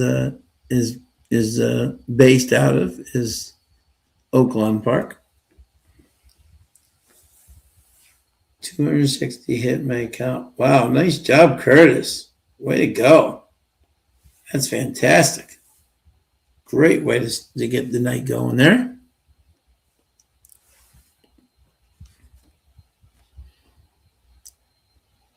We're excited that the Gulfstream Championship meet has started again. A lot of stakes races this weekend at anybody doing the qualifiers for the NHC on Saturday? Good luck if you are. I know there's some big stakes races this weekend down at Gulfstream. Yes, I do. Yeah, I do, Bob. I do play Oaklawn. I love. Yeah. I used to never have luck at it, but I've kind of gotten some angles that have helped me at Oaklawn, and that's really helped. So it's an interesting year this year, though, because Luis Saez and Joel Rosario are out there now. So the competition is yet again tougher. But with those purses out there, how could you not want to ride out there? There's great purses out there. So, oh, Matty Ditterman's my boy. Bobby, love him. I was with him at Parks for the Derby in Saratoga for a day. He's just the best guy, and his parents are from Boston. So hey, yeah, 60s and no wind. That would be perfect out there, Sully. No doubt. Yeah, they have big crowds out there, Bob. Big crowds out there. They do a really good job. Very good job. Kudos to their people out there. They know they did a whole questionnaire at Oaklawn on what their people wanted and all that stuff, what they didn't want, and they really incorporated it all, which is great. They followed Canterbury's lead. Canterbury was the first one to send all the regular attendees things saying, "What do you want?" And Oaklawn followed, and the result has been a very fan-friendly and big crowds out there. So they are definitely seeing what's one of the few tracks that really keeps the fan in mind, which is remarkable to them, and it's clearly paying off for them with huge purses and big fields, and it's great to see. I wish some other tracks would kind of follow their guideline. Well, Groundhog, there you go. Good luck, my man. Hopefully you win. That'd be great. What's everybody drinking in the lounge tonight? I'm drinking my sparkling ice fruit punch, as always. Cheers to everybody for the holidays. Cheers. What are you drinking tonight, Tim? Water? I am drinking sparkling water. Sparkling water. There you go. Love it. A little lemon lime sparkling water. Yeah. Yeah. No, it definitely helps. And that is definitely on my bucket list to get out to Oaklawn. I've never been there, but I hear it's very, very friendly. All right, Sean, we're 12 minutes away. You want to talk this? Yes. Yep. All right. I will tell the conditions, and you will let me know who you like so I can get us a winner here. All right. 7 furlongs, 6. This is the 7th, right? I'm in the 7th, right? 6 furlongs. Yeah. 7 6 furlongs, maiden 30,000 for maiden fillies, mares, 3-year-olds and up, and we have a full field of 12. Of 12. The 10 scratched out, but the 13 drew in. Yeah, love it. All right, Tim. Who is your top 3 here, my friend? All right, so I'm going to just start by saying this. Luan Machado is going to finish dead last. Okay, I'm against him here. We're just taking him out right off the bat. Just like chuck him out. Chuck him out. Chuck him out. But Sean, I'm dead serious. In the last race, you go back and watch it, and yes, it was on the turf. But this horse has 2 races at Turfway and hasn't done anything, and Luan was on both of those. And in the last race, this horse was like dead last and tried to come with a run. Now, two back tried to show a little bit of early speed in a 7 furlong and wanted no part of that. But if you look at all the races, especially you go back to that 5.5 at Churchill on 7 June, this horse was 10th of 10, way back at the back of the pack. And is just not going to be able to close. And Luan's going to do it again here, and he's not closing. Okay, so he's not hitting the board. I'm going to give you the winner. Okay. The winner right now is at 6-1 on the board off a 12-1 morning line. That's the number 7, Pat's Button. Pat's Button. Listen, this horse debuted here at Turfway last year in a 30,000 maiden affair at 6 furlongs and had a decent race, beaten 5th, only 2 3/4 length in that race. Yeah. Okay. And then went on the shelf for about a month and came back at Keeneland. But that day at Keeneland, it was muddy. This horse showed some early speed and then backed up, and we haven't seen her since. But she's working well coming into this one. 8 December bullet workout, nice long layoff, getting Garcia up. I just think that you go back to that debut race and the numbers in that race. And with improvement over time, they probably say that this horse is ready to go. There's a reason they're bringing her back now. And I think that she can win at a price. My second pick is the number 1, Tellus Mater. This is for the other Machado, the one that knows how to win. And 3 straight races at a route. Okay. And now we're going to cut back in the distance. I like the cutback move. Okay. Yeah. I like the cutback in distance here. I think that this horse has ran against some really good maiden special weight fields. So we're dropping in class and cutting back in distance. That's a recipe for a win. Yeah. And I think that Graham Motion has this one ready to go, and Dylan Machado is going to get in for a piece. And then that right now, by the way, is your favorite at 5-2. Yeah. I'm going to give you another long shot. 10-1. The number 8. Okay. Rockaway Reef. Listen, this horse has had 3 races at Turfway and has 2 decent seconds. And since that time, those races were back at the beginning of this year when, during the other Turfway meet. Those were 2 nice seconds in some decent maiden special weight company. Now, she's gone and found some tough fields and some different distances and tried different surfaces. But the last 4 races, Sean, have all been routing. So here we are again. The cutback. I love the cutback. Getting Pietro. Pietro's riding better. He's starting to improve. He's figuring it out up at Turfway. He's figuring it out where to be on the track and where to make his moves. And I just think that this horse could finish in the money for a big piece. Yeah. Like it. Yeah. And look, I don't think this horse can win the race. Yeah. But if she runs, you go back to those speed figures, and here we are with the Indian shippers again coming in from Horseshoe. It's like if you go back to those speed figures, then that makes competitive for the win. But I'm not sure that she's competitive for the win here, but I do think she's a danger to finish on the board. She's done that twice already at Turfway. So I like her at a price here for a piece underneath. Okay. Especially the way Pietro's riding tonight. He had a 3rd and a 2nd already. Yeah. 7-1-8, Sean. 7-1-8. I like that. And I'll give Lou on 4th. He can finish out in the bottom half of the super with the 2.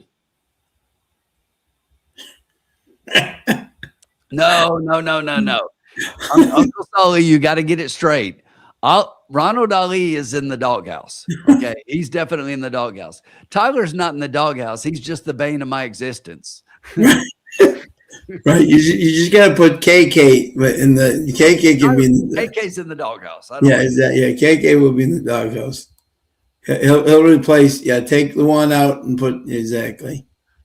I read maybe 2. I don't know. I've won a few races with IRED lately, so he's out of the doghouse. He's back into my good graces. He's out. Okay, good. Okay, there you go. Yeah, exactly. So interesting tonight. This is the way I've kind of felt about this night. I've liked certain horses, and the thing I don't like, and I've had this angle before, Tim. It's so funny how you and I think alike. I very much same horses. I had the 7/3 Pat's Button. I like the horse, right? And here's my thing, and I think I've done this before. I don't like on a cold night when a rider is coming out for the first time. Like one of my biggest angles in racing is a rider who's in for one mount on the day. I love betting that because why did he sit all the way around just to ride one horse? However, when it's cold and all that stuff and the other guys are warmed up and you're coming out for the first time, you know what I'm saying? I just don't like that one mount. Is that no? He may have one. He's later. got the hot hands in his pocket, Sean. Right, exactly. So exactly. So this is an interesting race with 5 minutes to go. Hit that button, Tim. Sean ain't wasting any time. Not wasting any time.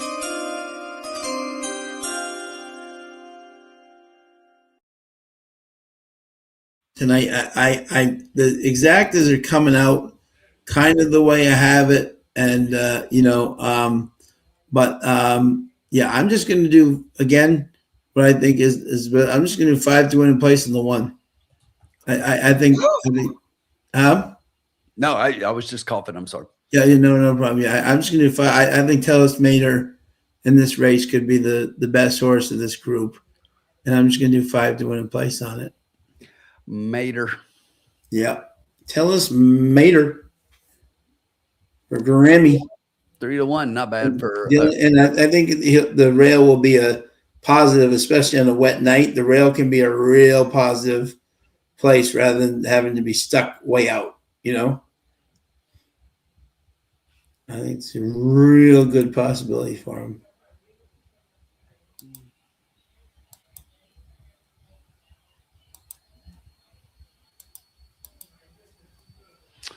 Coming up next, the big race of the night. Yes. Don't miss it. Yeah, Sully. No, Sully. Now, Victor Carrasco's now going to be staying there, my friend. He's going to be riding a Turfway this whole meet, my friend. So get ready for the Victor train, buddy. We're going to get some wins down there. And I think Arnold Delacour is going to have like 15, 20 horses coming up, and Victor's going to be riding a lot of them. So watch out, Sully. Our boy Victor's going to be at Turfway a lot more. He's not just coming in for those 1 mounts. He's going to be there on a more regular basis, which is exciting. All aboard the Victor train. Yep. Amen, Sully. I'm on it. I don't love his. I mean, obviously his horse has got a chance in this race, but I just think the 1's the best horse. But the formula is back. Exactly. This is true. I'm all over creation today, guys. I'm all over. I love it. Wait, what number's creation? I didn't see that horse. Yeah. Ooh, good one. Good one. He's out of creator. Out of creator. Yeah, my top 3 horses in this race, I got them all in class drop 1, 2, 3. I mean, literally in order.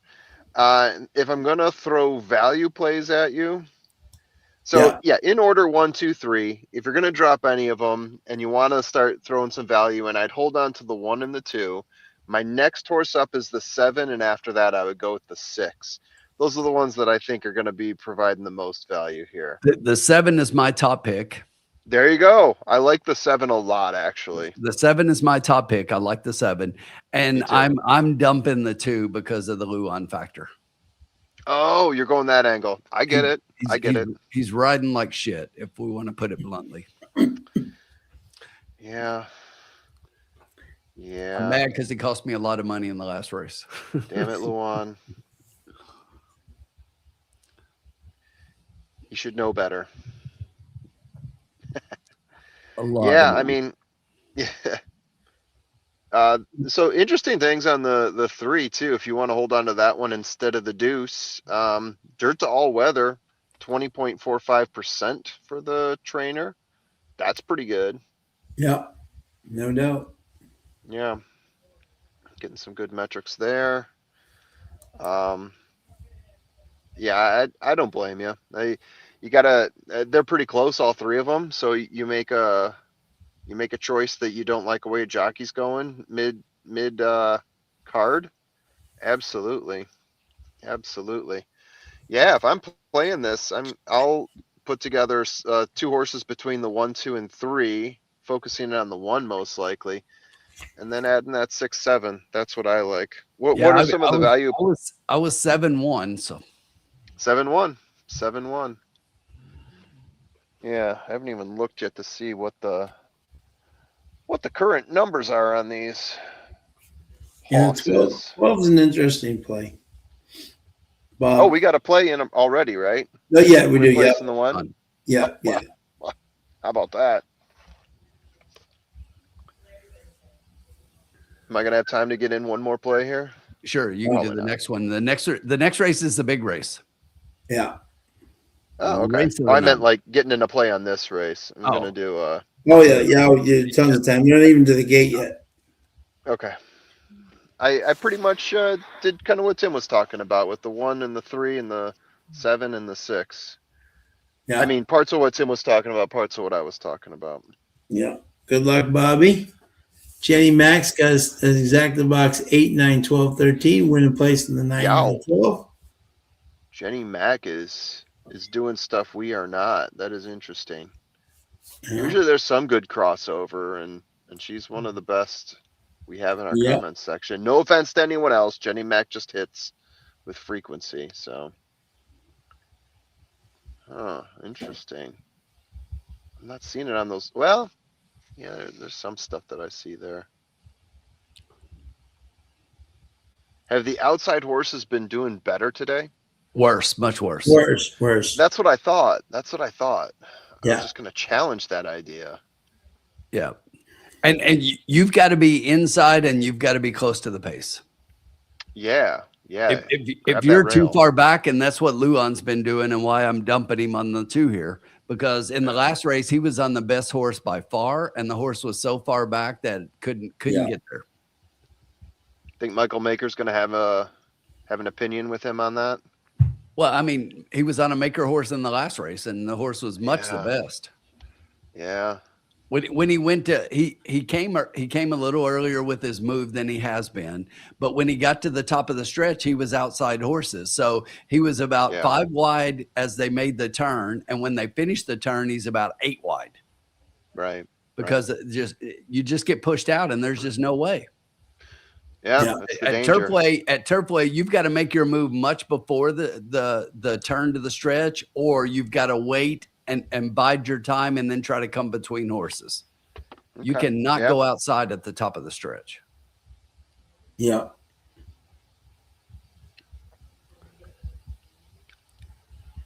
The 5 horse acting up, not wanting to go in. Firster. Imagine that, the 72-1 first time starter. Yeah.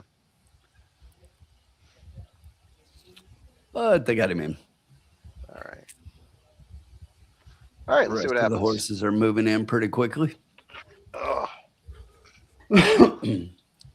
Race 7, Turfway Park. Let's do it.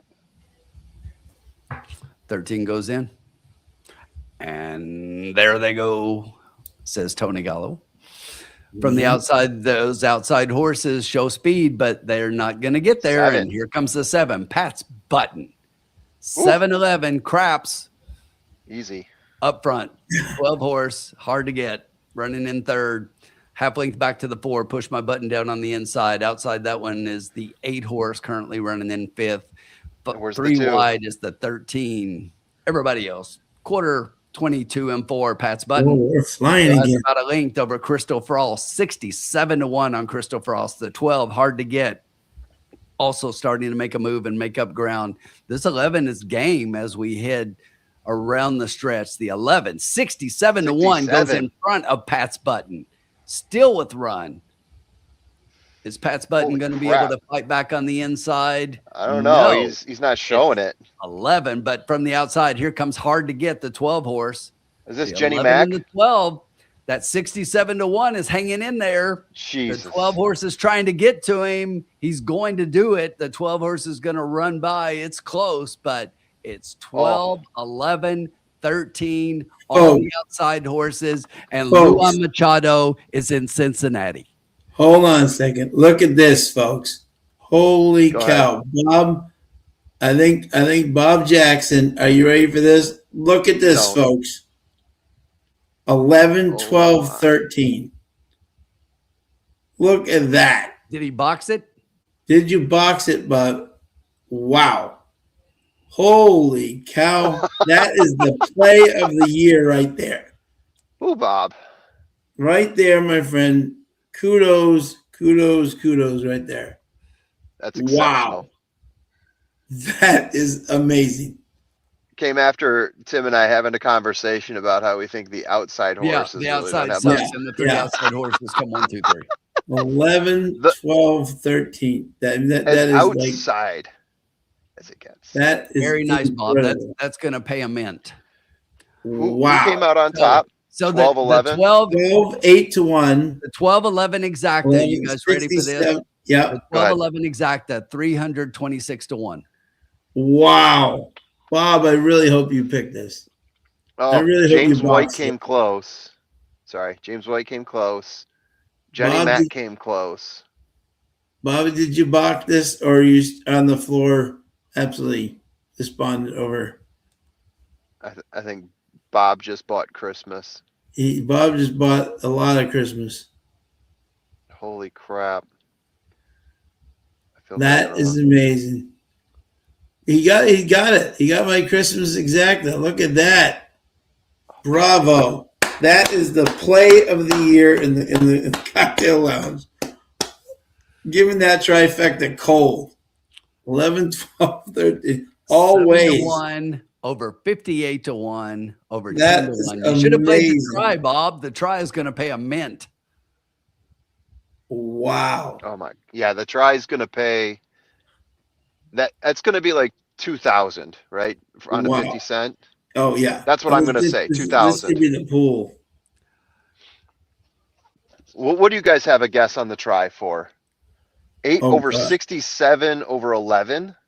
This could be the pool. Maybe that's 3,000. Yeah. That I'll say well, 2,400. the try is going to be 24. That's what I think. 24,000 and probably so like yeah. So like for 10 cents 50 cents. Yeah, for Oh, you're going for the super? yeah. Oh yeah, no, the try, I mean, yeah, 50 cents. Yeah. Yeah. God, 6,000. This could be Oh, you think 6? this could be huge. I'll give you 1,200. 1,200. Okay. I'm going 2,400. This could be huge with those horses. Oh my God. The 67 to 1 in the middle is just going to be. Yes. Blow it up. He did not play the try. Oh no. Oh. It's official. 12, 11, 13, 8. My 8 did finish. Yeah. 12, 11, 843. 843 you paid? Wow, that is underwhelming.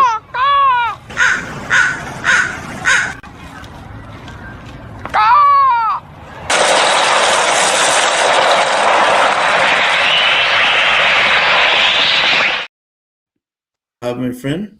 That's some call bullshit right there. Yeah. Correct. That should pay way more than that. Definitely. You would think. And that's the only reason I said 1,200 is because payouts have not been calculating like they should. Yeah, exactly. Yeah. I agree with formula. It should be over a $2,000 50-cent try. It looks like it, right? But it has the feel of it. These days, you barely get to 1,000. I thought that one might do the 1,000 because all of the favorites are out of there. Yeah. And easily. once again, Luan is in Cincinnati, not in Covington. Yeah.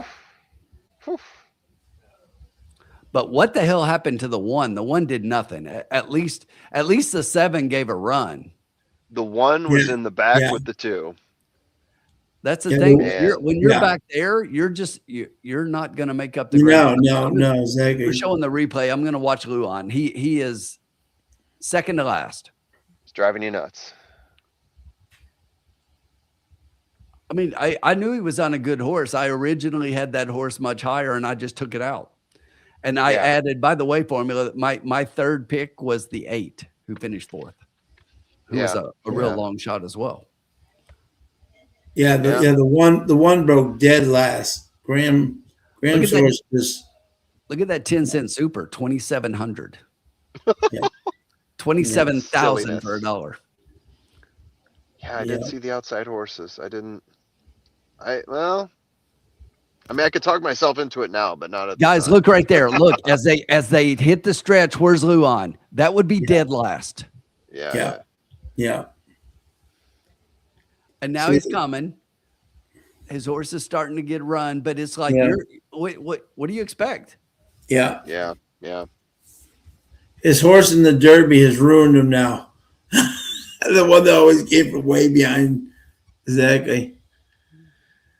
Wow. Yeah, that try was terrible. Yeah, no, it's ridiculous. It's ridiculous the way the calls cover all the combinations. Hey, I learned something recently, guys. I didn't know if you guys knew this. So with the access that the calls have to the pools, listen to this. Okay, you know how we can look at exacta probables and we can even see the daily double probables? Yeah. The calls have access to the pools to see what horses are covered in horizontal sequences. Yeah. You tell me how that's fair. Yeah, not fair at all. So they can see in the pick 4 and the pick 5 that in leg 3, these two horses are not covered.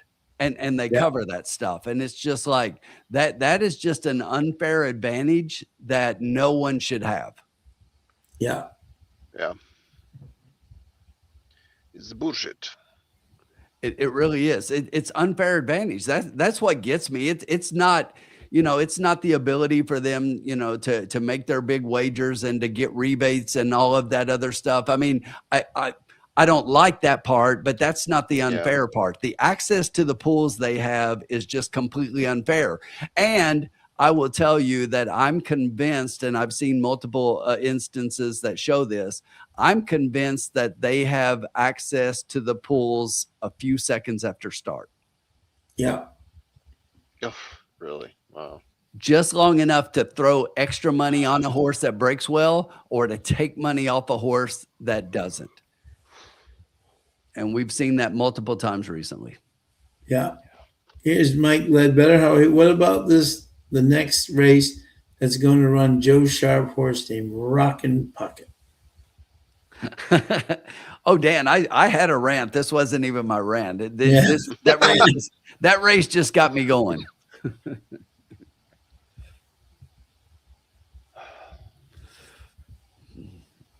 where are we at now? I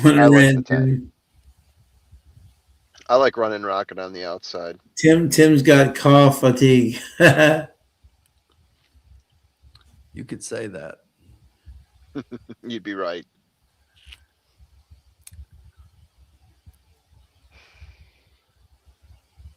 Yeah, I'm trying to figure out. Formula, this is your race, and I just want to tell you I got no balls. I got no balls. Yeah. Yeah, neither does the 6 horse. He's a cough. Well played. Yeah, you guys want to tell me what you like in race 8, the Ocho? Sure. All right, race 8, my friend. Ocho. There we go. Yep. All right. Okay. Here we go. Race 8. Yes, my top pick would be the 9 Run Carson. Nice. Yeah. That was the Biscuit and Kelsey. Solid 16% together. The source one race at Turfway Park, 6 furlongs in the Holiday Cheer, and almost took them wire to wire to Howard Wolowitz, who has become one of the best horses in America. And Hilarious. This horse is run well off a layoff. He came in on the turf, Shakertown, Think Big, Rogue Lightning, Amon. Those are huge. I'm not going to say he's bad off a layoff. Working very solidly for this race. A lot of bullets. Love the last workout. I think this horse is legit and has a huge chance, especially up front. Our friend No Balls coming down from Woodbine, winning the Grade 2 Kennedy Road. This horse has always run 2 wins, 2 seconds at Turfway. This horse really likes Turfway. I think this is clearly just a 2-horse race, honestly. I don't think there's anybody else who could even run a race in this race. Make it more interesting. No, I think it's just 1, 2. Literally what I have is 1 to all. And then for a price, but for a price, I had Big Vince for Vince Wilfork. Cipriano Contreras. This horse ran a nice race last time. Yeah. Maybe he can get up a third, but I think it's 6-9 to everybody else. Huh. Okay. Yeah, I like Big Vince as well. You name 3 horses that I liked. Tim, That is for certain. who would you like, my friend? Well, as is par for the course. So you look at the odds right here, and No Balls is even money. Run Carson is 5-2. I thought that No Balls was gonna probably be sub even money here and just be an overwhelming favorite. And that being said, I'm with my friend Sean. I really like Run Carson here. Same. I like Run Carson over No Balls here. And I also agree that it's those two and everybody else.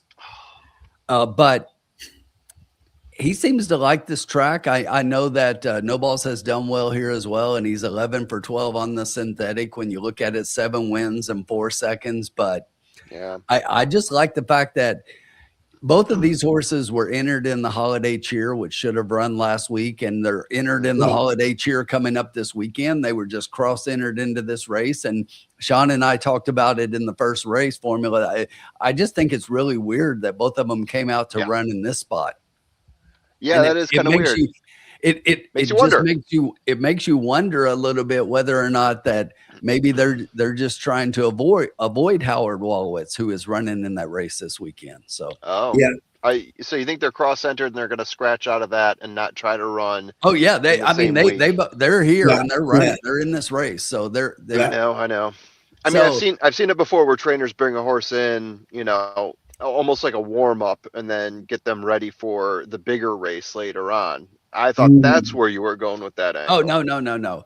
But look, I get No Balls here, but I just have a feeling that Run Carson's going to run the better race here, and that race last year in the Holiday Cheer was really good to finish second to Howard Wolowitz, who is just a monster. He is. I think he can win, but it's all 6-9, 9-6. It doesn't matter how you flip it; it all looks the same. Yeah. I'm trying to find an angle here. I mean, I'm looking back. The bummer about this is that we've had 3 scratches in a 10-horse race. So we're down to 7. And I was looking at an angle here where I can look at No Balls and say, okay, when a race gets loaded up, that's when he looks worst. But you look down the PP right now with me. He had 2 7th-place finishes in the last 10 races. One was at KD. Okay, that's Kentucky Downs, but it was a 12-horse race there, right? You look down one more. You had a 3rd-place finish with Tyler at Ellis Park. 10 horses in that race, right? You look down further, 7th-place finish at GP earlier this year in a 12-horse race. You look down further at the Woodward, 12 horses there, and he finishes 5th. And granted, some of these are bigger races too, but he's also won bigger races. He likes smaller fields. I was hoping this would get filled up so that I could start betting other angles here, and not saying bet against No Balls, but not key in on him. Yeah. That's what I was hoping would happen here. Yeah, and the three horses scratching out of this race don't help that case. No. Because now we've got a 7-horse field, so. Yeah, exactly, which kind of is his sweet spot, right? And Arrest Me Red, that would have been a great horse to have in this race. Agreed. Oh, that would have been a challenger. And so would Joe Shiesty. Both of those horses make this race more interesting. Yes, this is a huge bummer that we don't have Joe Shiesty in here as well. 2 good jockeys scratching out too, De La Cruz and Machado. And that would have been a pace setter too, Joe Shiesty. Oh boy. Look at Sean. Look at Ren's picks. We've been talking about Ren's picks all night. She's got No Balls on top, and she doesn't have Run Carson on the board. And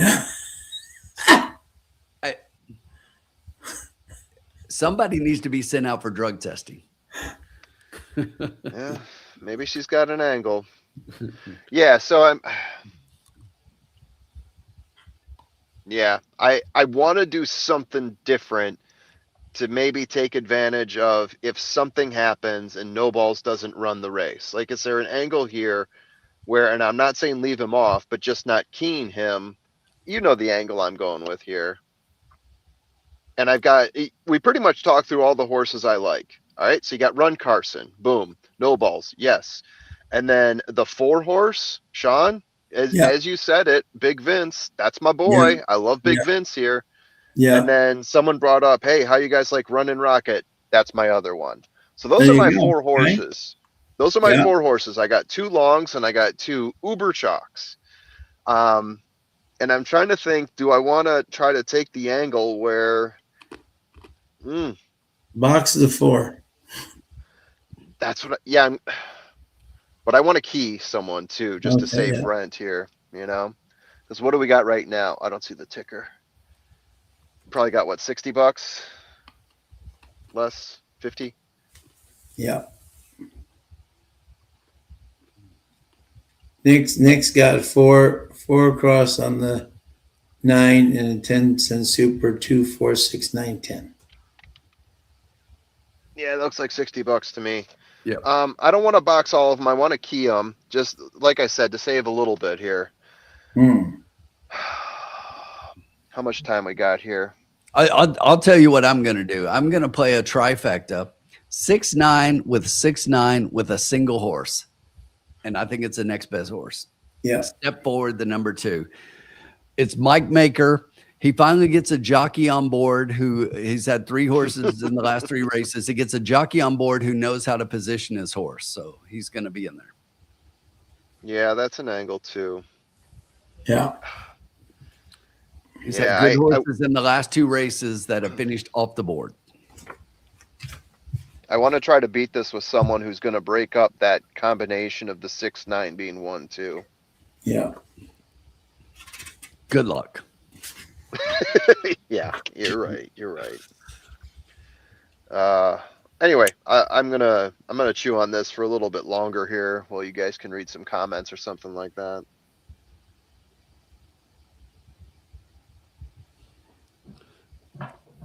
Yeah, we got the 10-cent super box. Yep, $24. Yep. Bobby D's got 2, 6 with 3, 9. Kirstenet's got 6 with 2, 3, 4, 9, 10.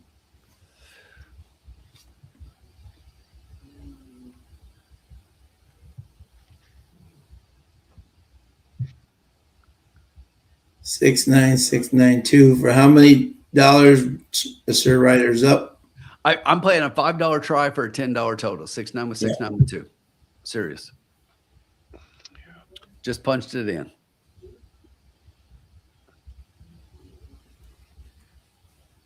Yeah, I'm gonna hope for some craziness here. Good luck. Don't try this at home, kids. He's going for the threesome, trying to throw something between the 69. Yeah. Gonna try to make it a 619.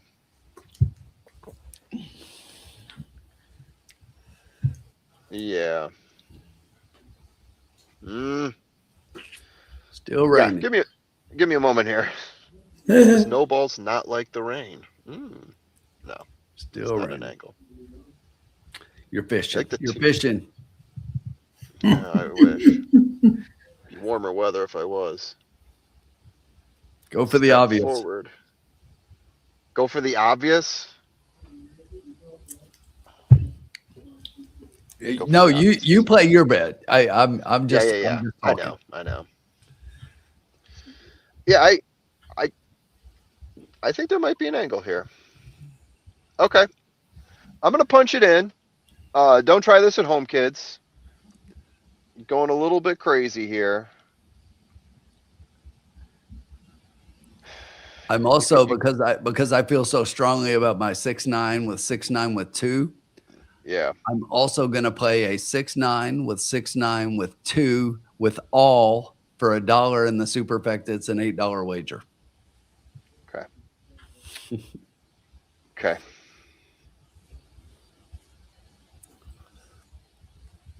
Oh.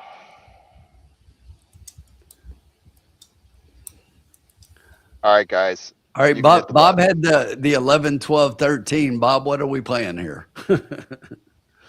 He's talking about last race. No, I mean, since he had that last race, I want to know what he's Oh. got this one.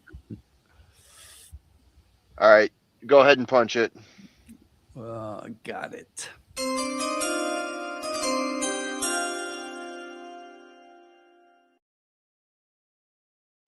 All right, guys.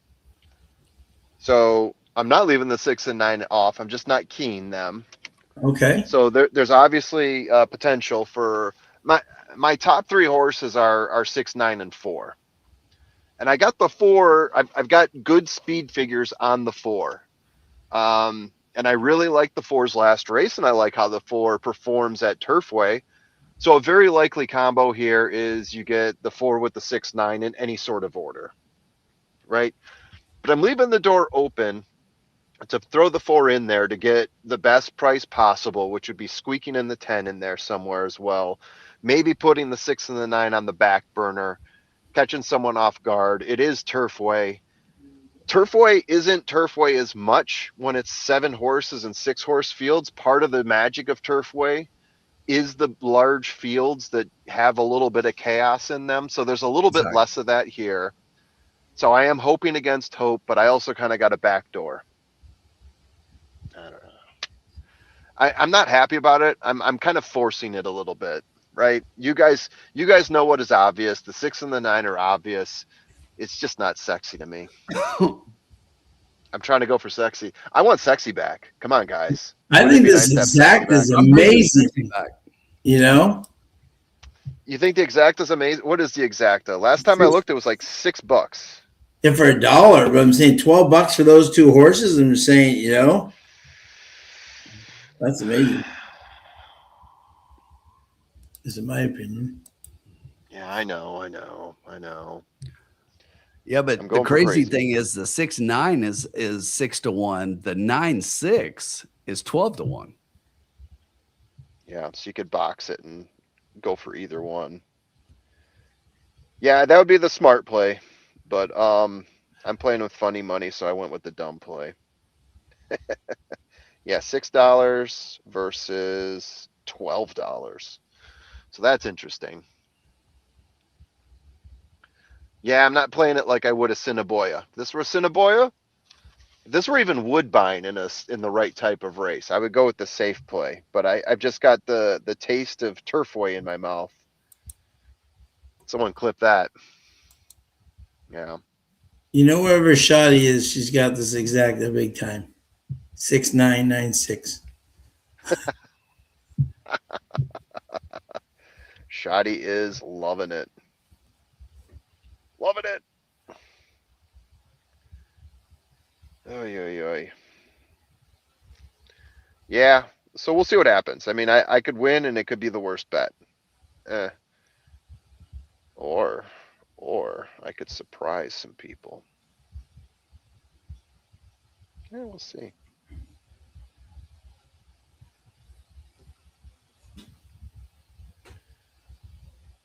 Let's see here.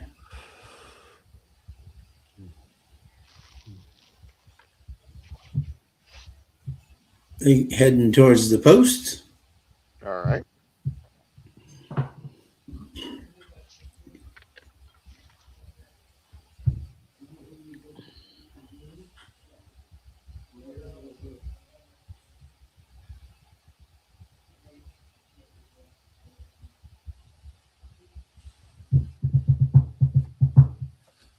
They're heading to the post.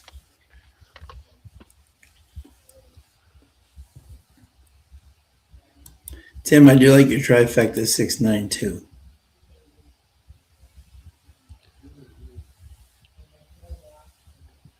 I mean, it's the logical to me. Yeah. And sure. Maker's had good horses in all night. Yeah. I mean, I'm making fun about the Luan thing, but I'm dead serious. He's had some really good horses in, and they just haven't. And he's got his kid with him, you know, so he expected to have a big night. Yeah, I think they expected that 7-2 races ago to win for sure. Oh yeah, I think so too. The horse was best in the race by far. Yeah. Oh, where'd I go? Jenny's going to go for the upset here with the 6-9 on top with the 3-4. And then win place on 3 and 4. Okay. There you go. The 3's the one I couldn't make the case for. I had that horse dead last. Yeah. Just ahead of the 7, just behind the 7. Gonna have to move in a second here, but I want to wait till Then this they're race off. goes off. There we go. They're moving. And it's the 6 going to the lead. No balls. Big No Vince balls. rail. Running Rocket currently sitting in 3rd. Big Just Vince behind that giving one, coming in hot, is in 4th. Big Vince. There he is right there. Behind those horses, there's Run Carson, currently sitting back in 6th position. Stay up, No baby. balls and Stay Big up. Vince going at it up front. Freeze it. 21 and 4. Here comes the Freeze it 10 there. starting to get into gear on the outside. Stay up 4. Stay up 4. Come on. Make me look smart, baby. Let's go. Whoa. Ooh. There goes the 10. 10's going to win it, Here guys. comes Run Carson, though, on the Here outside. comes Ron Carson. I need the 4 up there. Here comes Mischievous I need the Road. 4. Here comes the 3. Wow. 10-9-3. Wow. Wow. I was closer to wow. being right than I was wrong. It's Turfway and crazy poop happens. Yeah. No balls. Nothing. No balls, had no run. Nothing. Yeah. That's probably why That's he what I'm ran saying. in this, you know. No balls. Thought he could get an easy check and nope. Yeah. Ron All right, I'm Carson gonna- been huge. I got to go drive a little bit more and then I'll be right back on. See you guys. Okay.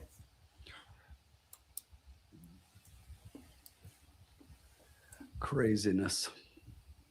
6-9 with 3-4. When did it come in?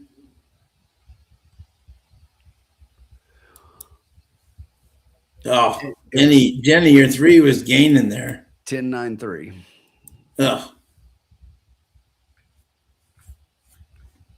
Jenny's 3 was gaining there big time. Run and Rocket. And no, I thought Ron Carson was going to run right by him. I did too. It went once again, though, Sean. What did he do? Outside. You He had can't the win horse from that far outside. back when he came outside. That is not a winning move. He It's had just, the it's best just horse. not going to win. Exactly. It's not going to win. No. No. It's not going to win. No. I don't know why they're not learning this tonight, but they're clearly, you know.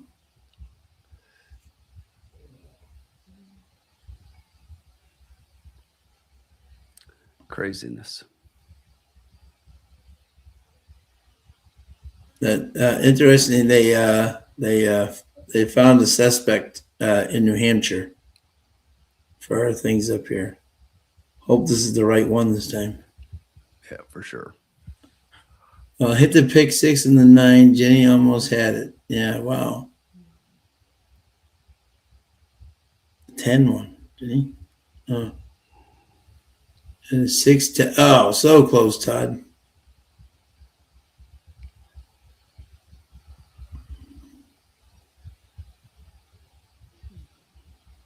Ugh. 10 shocking both of them. Run and Rocket. Joe Sharp. Edgar Morales starting to. We knew Edgar Morales was better than to stay over. You know. Yeah, he's riding. He's riding better. He's a great young jockey.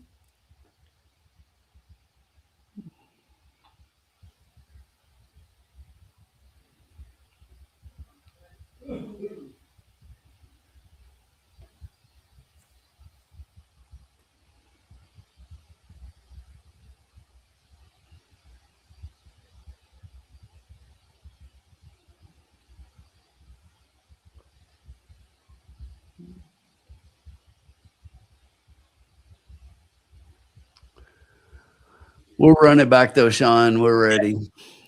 Yeah. All we need is one. I got the feedback for you in the next one. You'll see. Love it.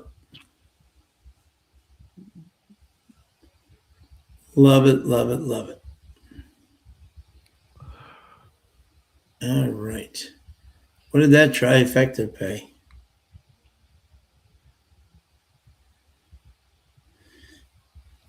Pick 3, $519. Run Carson, 474, 444. 106 for 50 cents. Wow. Nothing. Nice. Garbage. $57, yeah. That exactly should be more. With both the 9 and the 6 off. That should be like 80, 90. What's a small field? We digress. All right. Is your race coming up here, Tim? This is you. This is me. Okay. Here we go. We're gonna win this one and get right back on the winning thing. Read the conditions though, Sean. Yeah, I'm gonna read it right now for you. Okay. Here we go. And we have as follows. Race 9. Claiming 30,000 for 3-year-olds and up, which have never won 2 races. Exactly. And yes, and we have a field of, let's see, yeah, we have the 6 is out. We have the 9 is out. We have the 13 and 14 out. But we still have a full field. All right, Tim, who is your top play here, my friend? So my top play in here is going to be the 8-horse. 8-horse Ratsman. Yeah. So you know, I like to look at what race did the horses win. Yep. Right. Mm-hmm. Every horse in this race. That's the thing about non-winners of 2. Every horse has one win.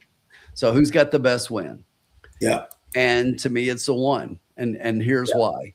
So a $30,000 maiden at Turfway Park at a mile. We're at Turfway Park going a mile. Okay, so when you look at the win for everybody else here, I don't even think it's close. I mean, that's the best win. Most of these other horses are on dirt or on even on turf. Now the 11 horse also won here at Turfway at a mile, and the 11 is probably going to be taking more money than the 8.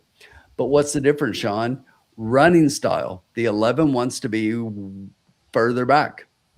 Yeah. And I don't like it. But Walter Rodriguez is on the 11. So hopefully he can get this horse a little bit closer. But I mean, you look at almost every race and this horse is much further back. So I don't like that unless they can run a little bit closer, and maybe Walter puts the horse a little closer. We know that he's running well, but that's my second pick. So 8, 11. And then I'm going to go all the way to the inside for a little bit of a price, 11-1 and Strumman. So from a class perspective, this horse has the best win. The horse came out of a maiden special weight, 71K, won at a mile, albeit the dirt, at Ellis Park, and then came right back in the Iroquois. Yeah. So, the previous Iroquois, not the one that was just run, but the previous Iroquois last year, that won by Jonathan's Way, which, as we all know, starts off the Kentucky Derby Trail. So absolutely, yeah. This is a horse who, after the maiden win, they thought enough to put this horse in that kind of race. Yeah. So I think Strumman, first time on the synthetic. Yeah. Might be good enough against these. Yeah. To get in there for a piece. Well, don't think this horse is a win candidate. Maybe not even in the exact. I just think it's a horse that could finish underneath in the try at a price. Yeah. So 8, 11, 1. But Yeah. 8 and 11 to me, those two wins stand out above everybody else, and I really like them. And as far as the odds go, we're getting 7-1 on the 8, which is actually my top pick because of running stall. Yeah. Love it. Love it. I'm shocked he's 7-1.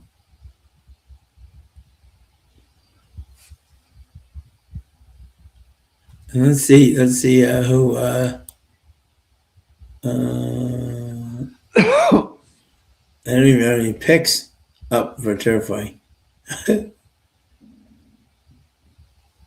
Oh, they canceling the rest of the card? No, this is 19 minutes of post. Okay. Yeah, they're just showing. Okay. Because usually they have the picks up. They don't have the picks up. So okay.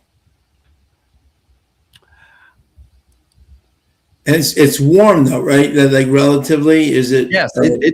right. Like right now down here, I mean, we just dropped below 50 degrees, but it's been in the 50s all day long. Okay, right. Okay, so that's not the issue. I got you. Yeah, and Sean, the 5, who is the favorite right now? This is one that Handsome Pants going to be the favorite. I was just against this horse. You know, previously with Kenny McPeak. Now Joe Sharp just won the last race. Comes right back with this one, putting the biscuit on board. But I just think that the win for this one wasn't as good as everybody else. This horse is when you go back to the win here, it was first time out, 1 1/16 on the dirt in a maiden special weight at Churchill. But again, if you look at the races lately, I just think this horse is going to be a little further back than he needs to be to win. Okay. And welcome back, Jenna. Got a sharp work on the 11th of December, but Formula, who are your top 3 here, my good man? Oh yeah, I'm piecing it together now. I've got. Yeah, I don't have Handsome Pants as high as the public does. That's for sure. Yeah. Definitely not. Wow. Okay. I don't like the horse either, so I'm glad. But yeah. All right. So I do have. Jeez, I'm going through here now. I'm looking at my numbers. I'm trying to see past them to see if there's like a value here that maybe something I'm overlooking. But I'll give them to you as I see them straight away here. I'm going to go past the horse that I do have top, and I'll go to another one here. The 11, Devil Ants. Ants? Is there a word play there I'm missing? Devil Ants? I don't know. No, I don't think so. I think it's just not that great. This is going to be a horse that is going to be on the outside coming in for a close, which I'm a little bit hesitant on it now that I noticed that. This is going to be a horse that's going to be a bit further back.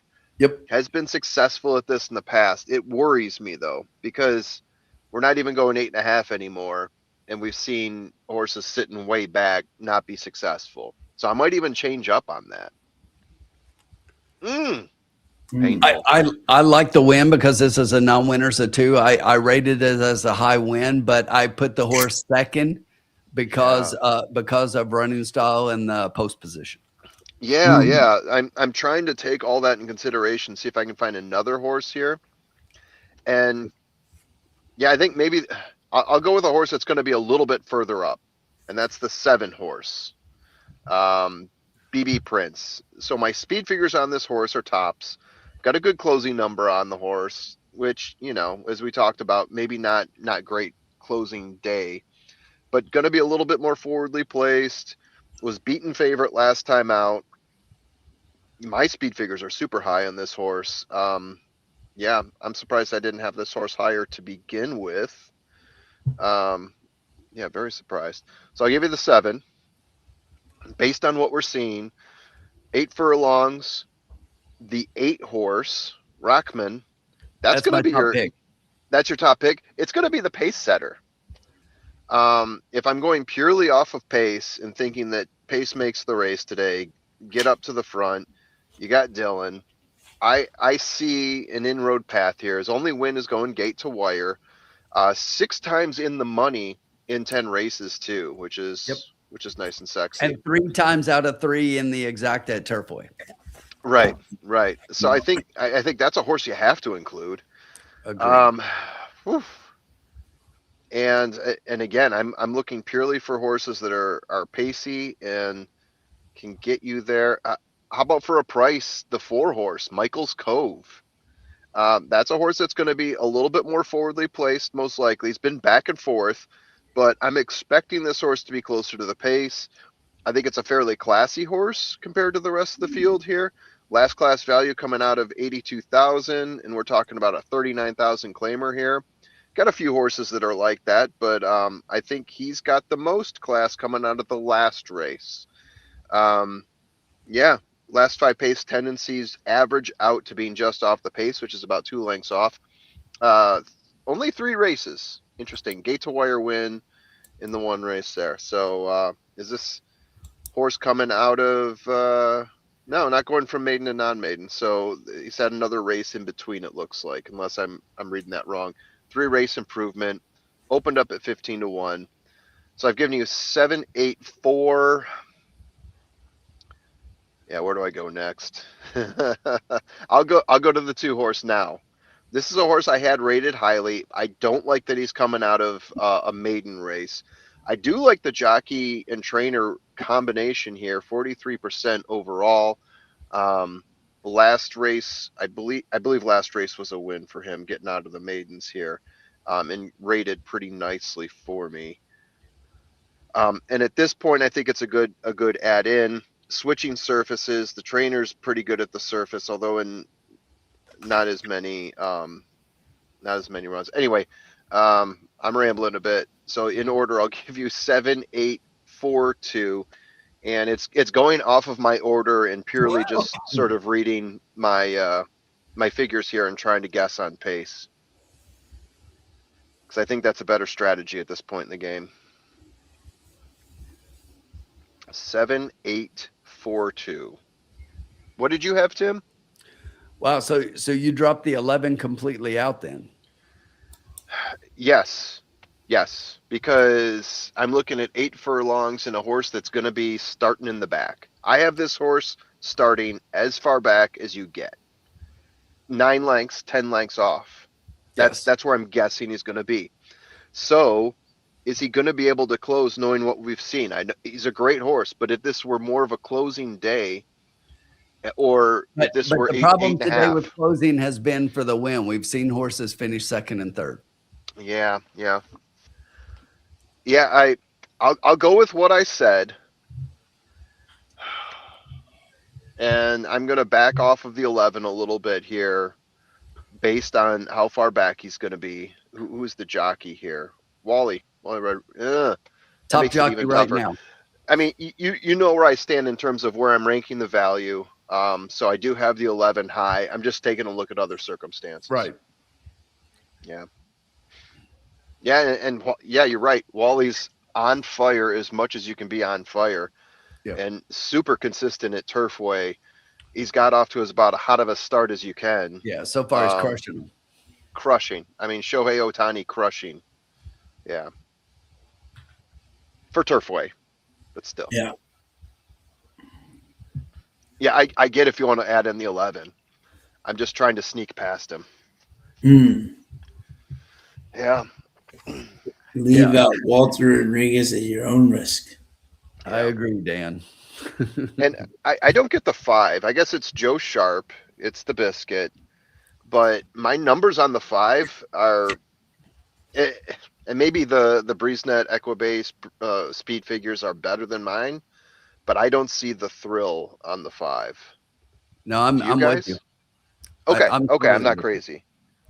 I don't get how he opens up at 3. That was the way I started out talking. I didn't. I was against the 5 from the beginning, and then when I looked at the wins, I liked the 8 and the 11. Yeah, I went against the 11 because of the post position and the track position, and which led me to the 8 on top. I still put the 11 second because of that, but then I went for a little bit of a price, and I put a horse that you didn't even talk about. I like the 1 a little bit. Oh, you like the 1? Okay. Yeah. I like the 7. The 7 would be next for me, but I like the 1 a little bit coming out of the inside. All right, let me take a look at that 1. Another horse, and here's just as you look at it with your numbers and just from reading the form, this horse broke his maiden in a maiden special weight at Ellis Park, and it was at a mile, which is our distance, and came right back in the Iroquois, which we know starts the Kentucky Derby Trail. So I mean, they thought enough of this horse, and was in the Kentucky Juvenile before that. Well, I remember this horse.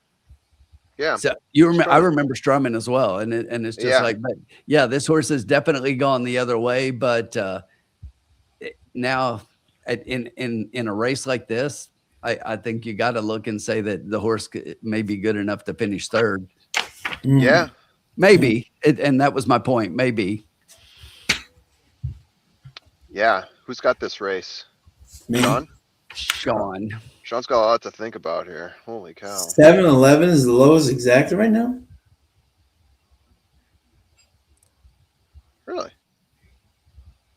Oh. So, Tim, I will say this. I would say on average, so I have multiple formulas that work through this here. On average, grades out as 6th for me, but I see the appeal. One of my formulas has him number 1, the one horse.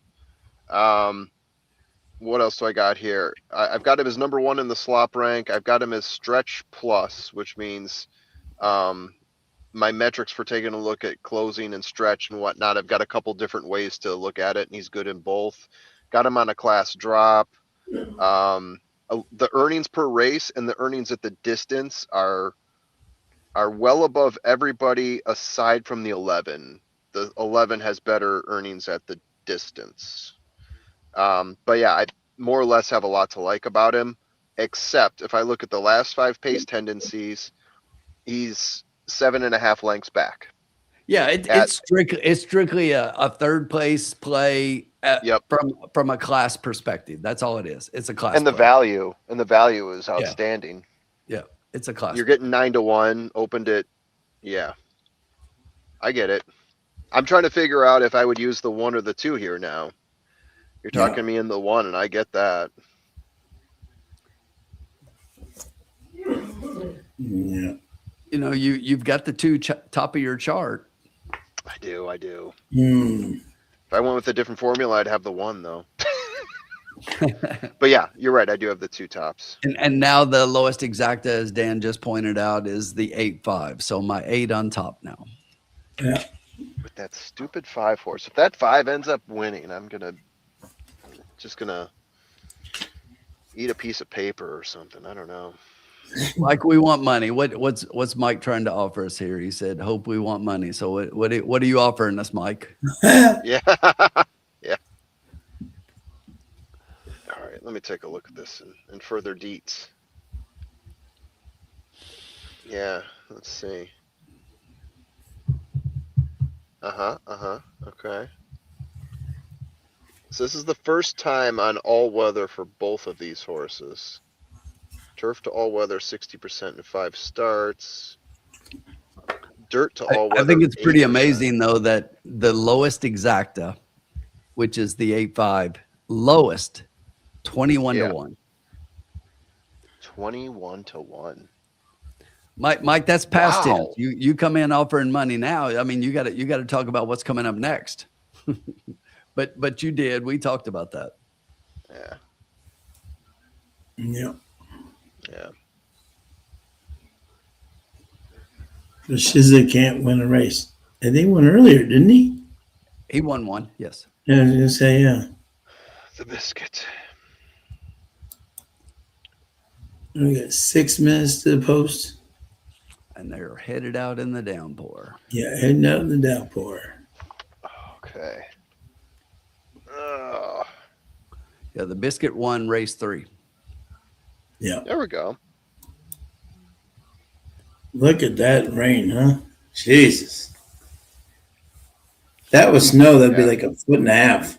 And the biscuit won race 5. So he's got 2 wins tonight. 2 wins. Todd paying close attention. He can't win a race except those 2.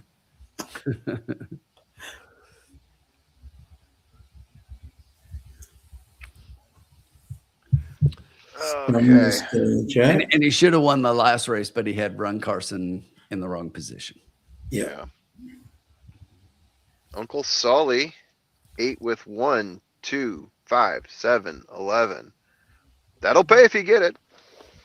Yeah. Mike, No doubt. nobody said you were crazy with your pick of the 10. And as a matter of fact, if you go back and look at our wager, the 10 was included in our wager. Yeah.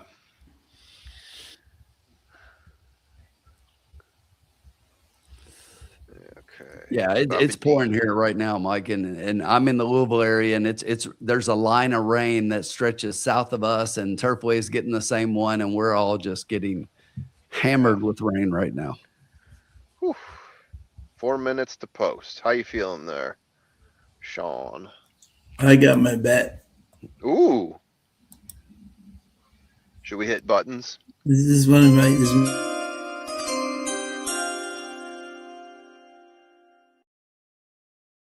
Sorry, Sean, I was already hitting it. Yeah.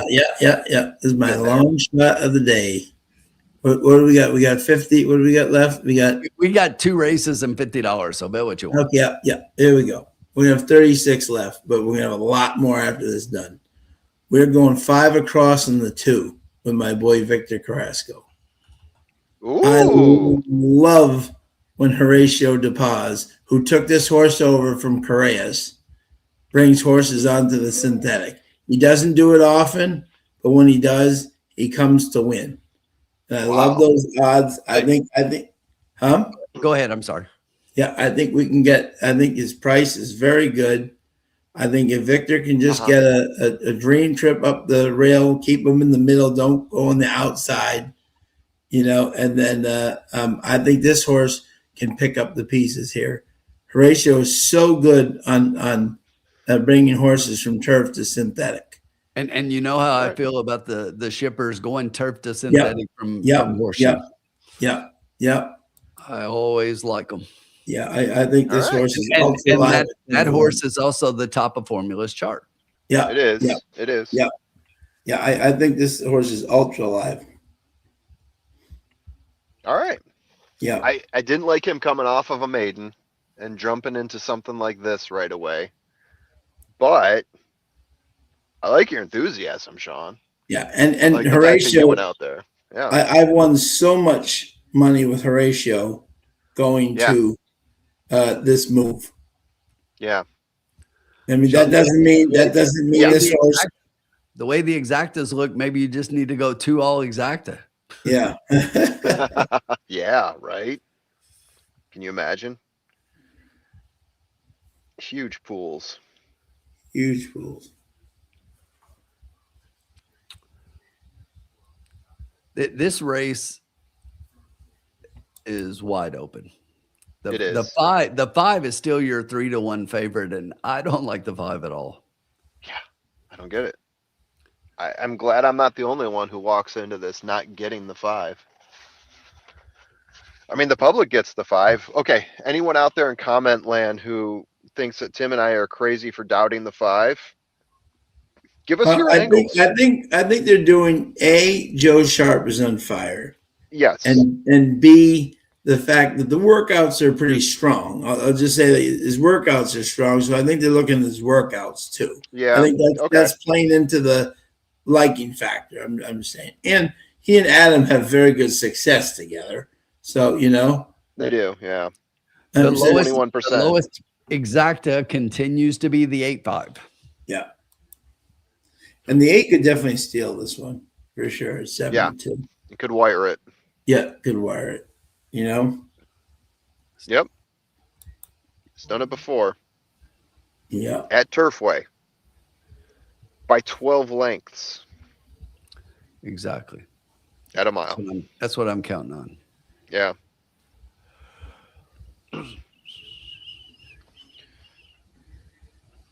Floating around, checking different things here. 8 sitting at 7-2. Wow, they found the interesting up here. You've probably seen the MIT and the Brown thing up here. They found the suspect. He's a 48-year-old dead in New Hampshire. So wow, crazy stuff up here. That's messed up. That is messed up. A 40-year-old dad? 48-year-old. Yeah. Or yeah. They found him in New Hampshire. What the hell? Yeah. I mean, his kid could have been going to school there Yeah. at Crazy. that age, right? I mean, yeah. So I just got a message from our friend Caitlin Free. Unfortunately, she fell asleep with Asher, the baby, which I'm sure all parents can relate. And she said absolutely. she feels terrible that she missed it. Exactly. You Yeah. can always exactly. join us for the last race. Yeah. Exactly. But I Right. mean, it's like what we said earlier, right? Or what I was saying earlier. I've been a new parent, like committing yourself to something like this. I was giving it a 50-50. I mean, those two have to be so busy right now, so tired. And they're from the middle of the pack. There goes wish her the best. Our pace setter, Rockman. As expected. Just behind that one in second, you have a trio of horses to the outside of those, of which is the 4 Michael's Cove. Just down on the inside is Cowie Breeze. Up on the outside, that's Gun It and Run It sitting in 4th. Those 4 lead them down the backstretch. The quarter was in 23 and 4. Rockman has about a 3-length lead over Michael's Cove. Coming up on the inside, Cowie Breeze just outside that one. Gun It and Run It another 3 lengths back. That is the 12 horse starting to get a little bit of run outside. Inside that one is our 1 Strumming. He should be coming up on the half.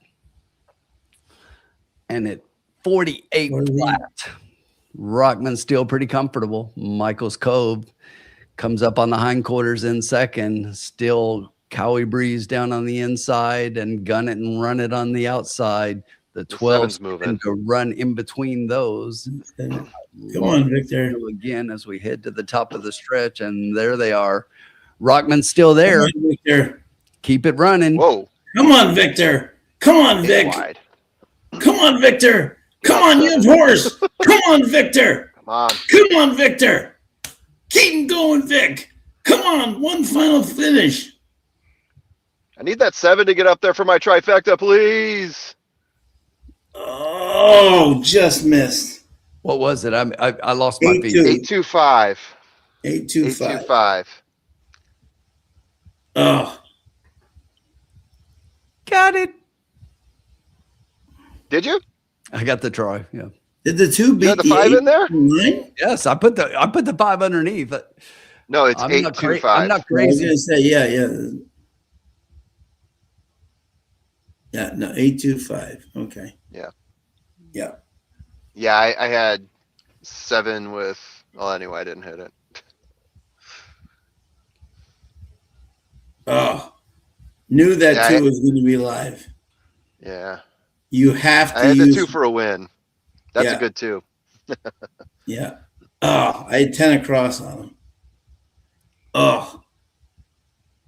You got to use Horatio when he's coming in. Yeah. Great Oh, you're calling right. at 8, Tim. I almost did 8-2, you know? What does that pay? 8-2. Was 8-2, Tim? The 8-2 exacta.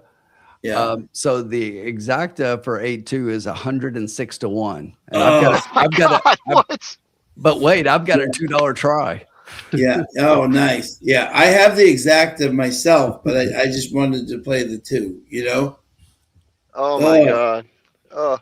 I took my John's 2 and I put 5 horses underneath. Yeah.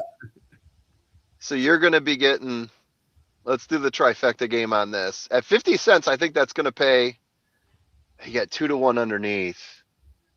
I'll say it pays 180. I'm going to say it's 800. Yeah. 800 with the with 2 to 1 underneath? I was going way lower. I mean, I hope you get it, by the way. 800 for $2. For 2. Oh, yeah. Okay. Oh, for $2. Okay. So we're in about the same ballpark then. Yeah. Because I'm doing the 50-cent base. Those are my top 2 picks, 8 and the 2. I almost did not put that 5 in third. Right? We were talking it down so much. Nice hit, Tim. Thank you. And good call, Sean. I love the 8. I mean, yeah, me too. I was hoping that the 8 would be just a little short, and then the 2 would, and he almost The did. 2 was right there. Yeah, No, he's the right 2 had there. a perfect Yeah. game plan. No, that was a great bet, Sean. Absolutely. Yeah. And you're going to get money on the place in the show. Oh yeah, for sure. So Dan, let me answer this if I understand your question. So here's the thing. So we're doing a couple of things here.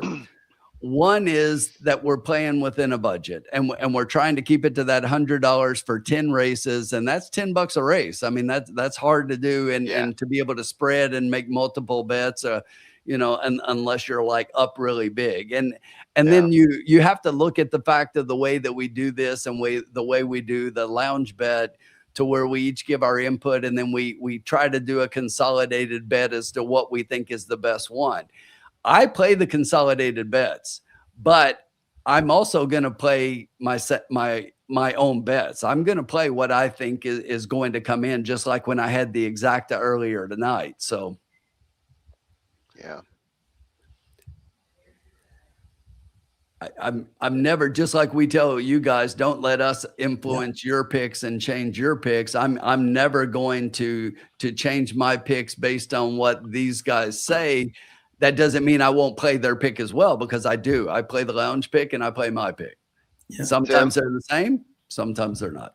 On a 50-cent trifecta, 271 and 12 cents. Good gravy. Multiply that times 4 for your bank account. Good job, Tim. We got 1058 and 630. Not bad. Wow, that's more than I thought.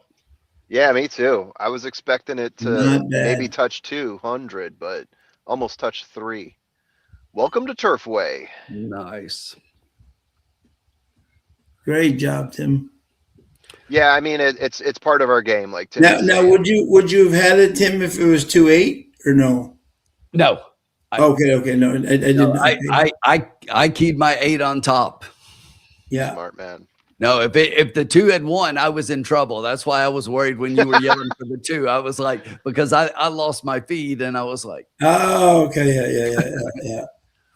Yeah, he was gaining, just couldn't get up enough there. That was a little $1,084 play. Nice. Yeah. Excellent. So now we come to the final race of the night. Hey, real quick before Frank is signing out. So, Frank, thanks for joining us. We hope to see you in the new year. Yeah, Frank, thank you so much, my friend.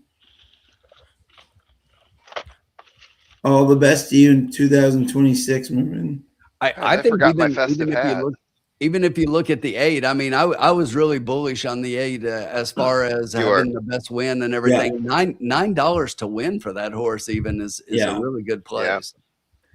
Yeah. And someone was saying they didn't hear us talking about the 8. Both Tim and I had the 8 high. The 8 was my I said right before the race, I said the 8 could definitely steal this wire to wire. I just hope my 2 can get up in time. That's exactly what I said.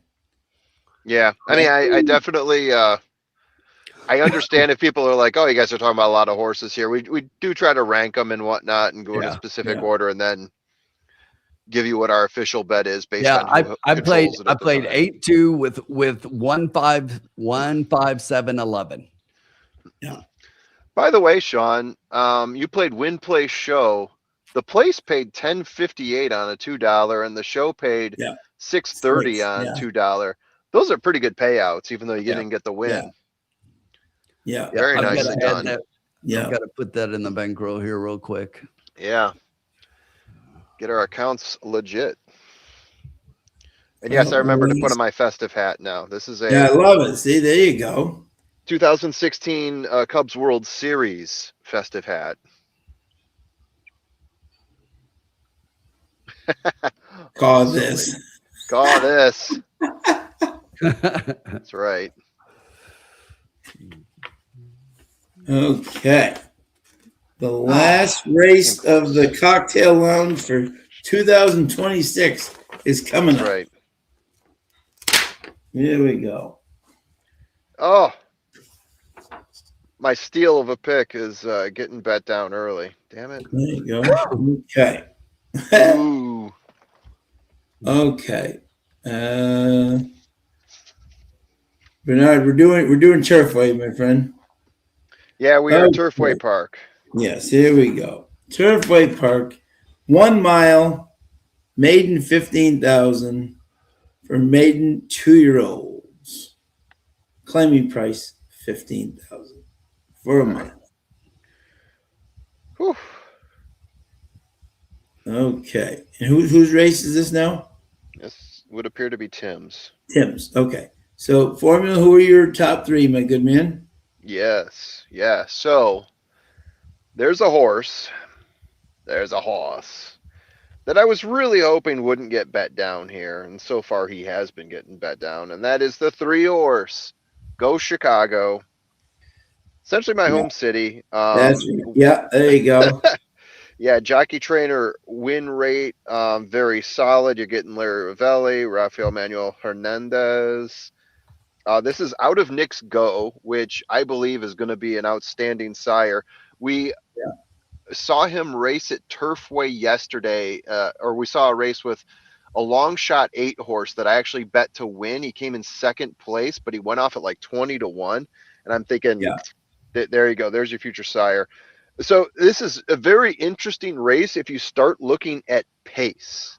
All right. Yeah. When I look at pace, I see like 10 horses that are going to be 8 lengths back or more if you look at their previous race. If you look at their previous race, and we're talking maidens, so things obviously can change. This is a horse that was a little bit closer up in his first race. Didn't finish in the top 3. But I graded out the race to be pretty good going forward, given the pedigree, given all this. I think this is a great opportunity for Go Chicago. Opened at 10-1, but currently sitting at 7-2.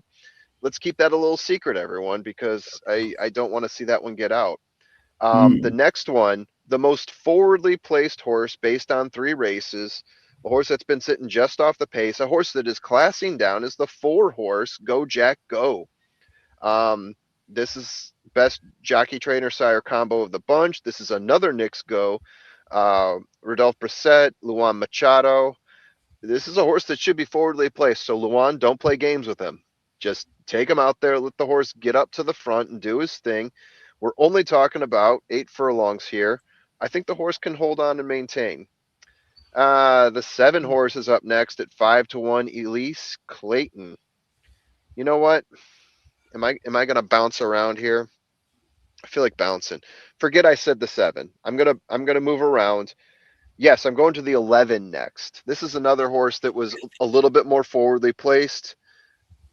Am I thinking about the last time out, getting closer to the pace, which is one of those indicators that I look for, where they further back one race, but then much further forward place the next. That's the 11 horse, Abdicate. Like the speed figures on this horse. So right now I'm at 3, 4, 11. If I want to give you a price, I mean, there's not a whole lot left other than horses that are far back. I will jump on top of that 6-horse, Dewey's Denali. Another horse that is, let's see. Yeah, well-bred, comes out of Violence, Kelsey Danner, Adam Bishiza. Has run 2 races, got a little bit of a close. Yeah, there you go. I'll give you that. So in order, 3, 4, 11, and 6. 3, 4, 11, and 6. And yeah, my two prices are getting killed. Dewey's Denali currently at 5-1. The 11 bumped up to 8-1 though. The 4 is your favorite at 3-1. And I'll shut up and let someone else talk. Yeah, there you go. Okay, here we go. So yeah, exactly. So yep, Dan and I are on the same page here. Oh. I love the 7 LZ Clayton. I almost went there and then I backed off of the 7. Yeah, the other Larry Ravelli horse. Exactly. Yeah, okay. Walter Rodriguez gets up. Okay. This horse is out of Warfront, out of a Montbrook Dam. Does that just scream polytrack or what? Right? I'm throwing the dirt race like completely out. But look, he was reluctant to load, but he was bet down to $1.90. So someone thought the horse was going to run. he gets Walter Rodriguez aboard, right? 1 out of 2 and the nice work, 2 solid workouts out of the at Turfway Park. This is where Ravelli, the Pride of Chicago, excels, right, in these type of things. And I just think this horse is going to be a major problem down the stretch where he could be really tough. My second pick in this race, let me see, was the 11 Abdicate on the outside, Gabe Saez. Solid into mischief, 'tis wonderful, blinkers on, like that angle. 27% for Justin. That's a great move for him. So I think he could be live there. And then my third pick was the 4 Go Jack Go Reset Machado. Good workouts coming in. Hopefully this horse won't be 28 lengths back like all the rest of his horses. But so I was 7, 11, and 4.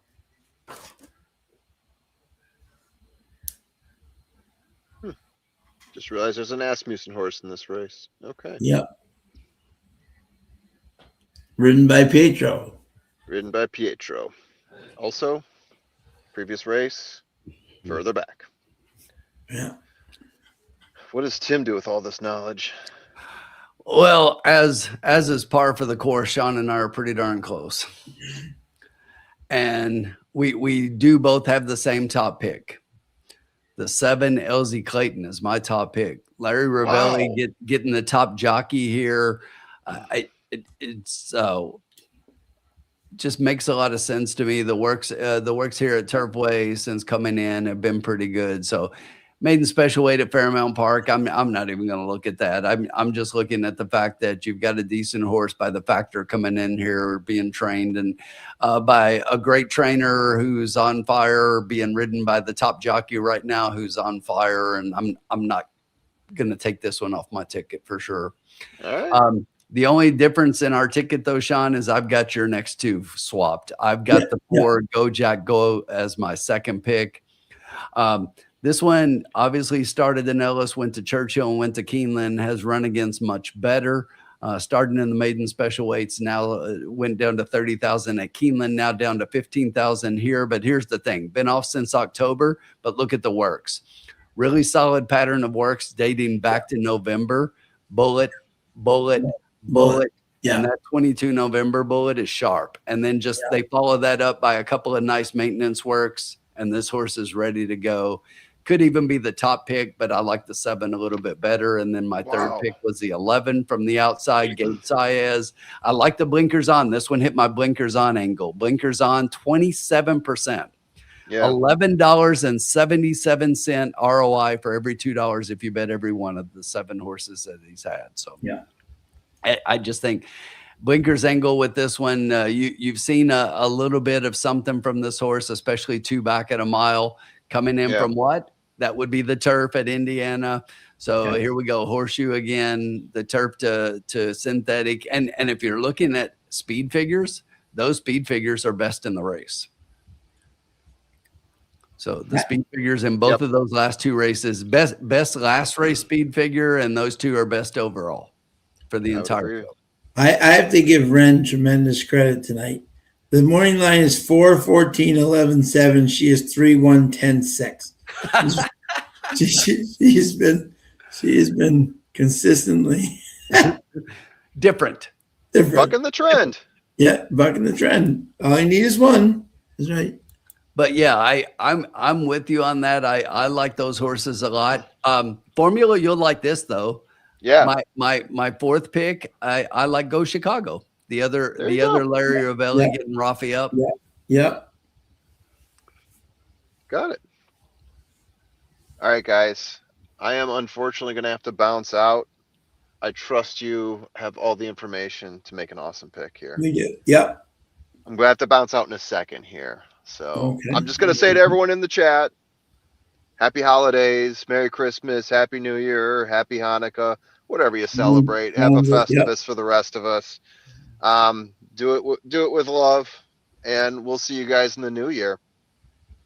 It's been a treat to have everyone here in the chat session, and we love it. Have a good one, everyone. See you, buddy. And to you guys, Yes. my fellow hosts, it's always a pleasure. So Happy New Year, Merry Christmas to you guys. Yep. See you and yours, my man. Yeah. Thank you, man. Bye bye. See you in the chat. Happy New Year. See ya. All right. Let's see where we're at, Sean. Yeah. We're still in the paddock. Got a little time. Yeah. We got a little time. I like the fact that they're just keeping the horses in until like 5 and then just bring them right out, you know? Yeah. And it's crazy. The morning line 4-14, 11-7, and the 14 didn't draw in. So that would make the morning line 4-11-7. Yeah. You and I both have the 7 on top with the 4 and the 11 underneath. Yeah. I've got it 7-4-11. You've got a 7-11-4. But we're right there. And I mean, it's not obviously because that's a morning line, because when I do my handicapping, my form doesn't even show the morning line. I've got it turned off. Yeah. But those are just the horses that came out. I don't get 3-1-10-6. Now the 3 is the Go Chicago Go horse, Go Chicago horse that formula likes a lot on top. Yeah. I get that one. But I'm confused. Yeah.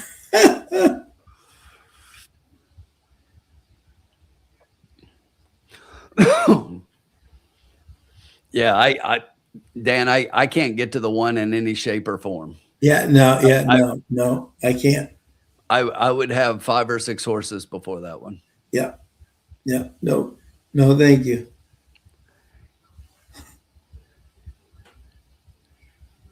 Sean, I was trying to remember, did the formula talk about the 6, Dewey's Denali? Yes, he did. Yep. Yeah, that's another one that I thought, and that again, that's the Indiana angle. Kelsey Denner, right. Yeah. Kelsey Denner and the Biscuit. I mean, the Biscuit's got 2 wins. He could get the hat trick if he gets this one across.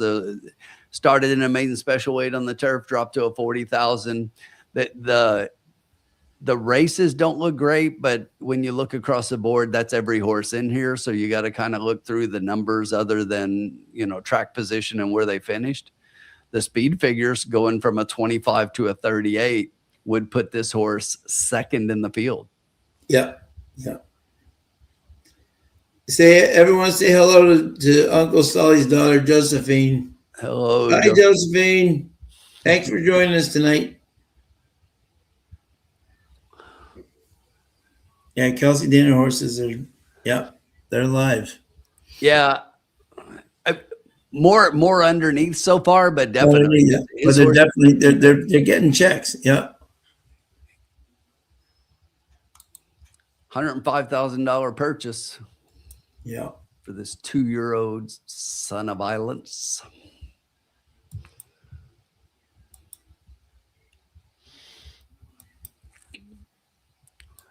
Try to take a look at the horses here, Sean. I'm gonna look for a minute before we figure things out. Yeah, absolutely. Four is our 3-1 favorite.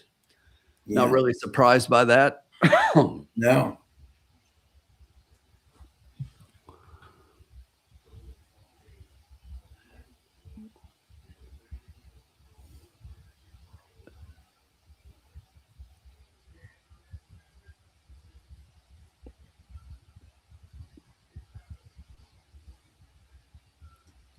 We're all just chilling in the paddock.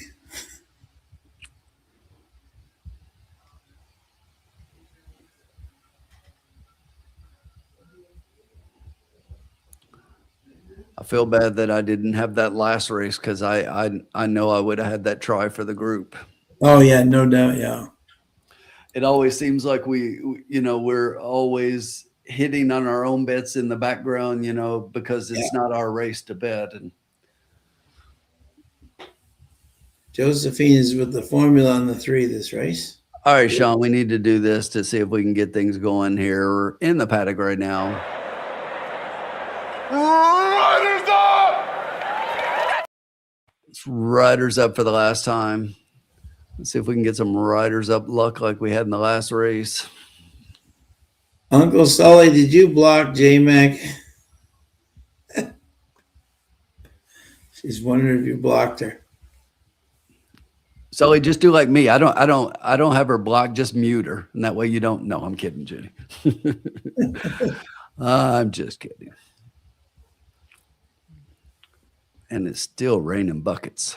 I know, isn't it amazing? Good Lord. We're rained up the poly, and we're going to be on the poly. Wow. Rained off the turf at Turfway.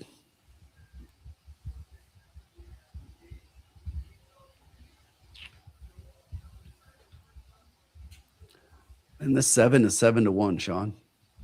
Wow.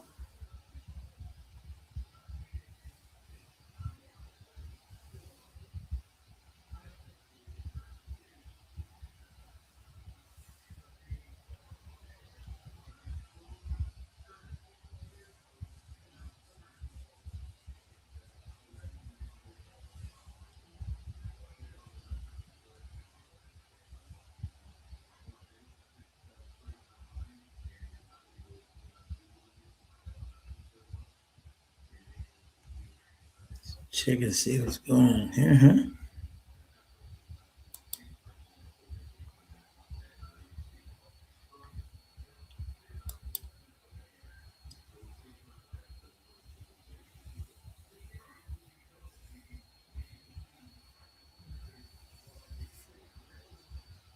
This is an interesting board.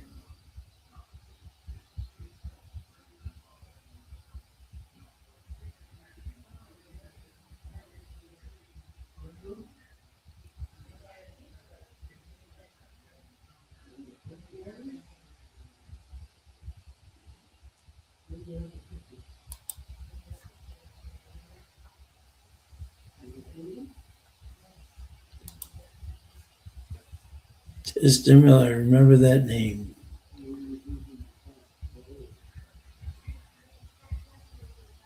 We will remember that name, my friend. Remember. Remember me.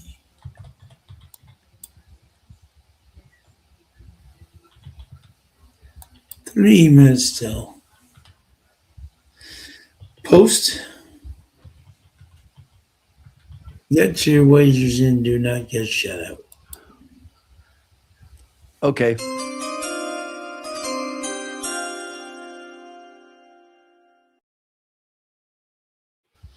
All right, let's make sure everybody has enough time to do just that, Sean. So I'm going to stick to our guns, but I'm a little gun shy about the 7 singling on top. So I am going to play a little bit of a backup here. So I'm going to play my formula. You know how I like to play these. Yeah.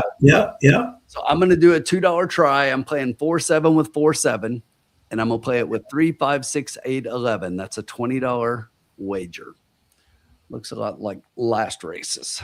Okay.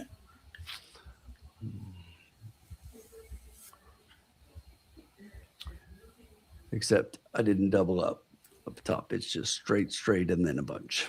Straight in the bunch. I like it. Yeah, I mean, when you can hit that, I don't know why I didn't play the exacta 8-2, but I'll take the try.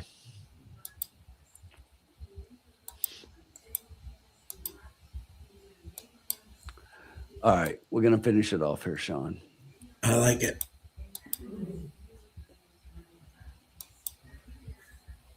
We're gonna get it done.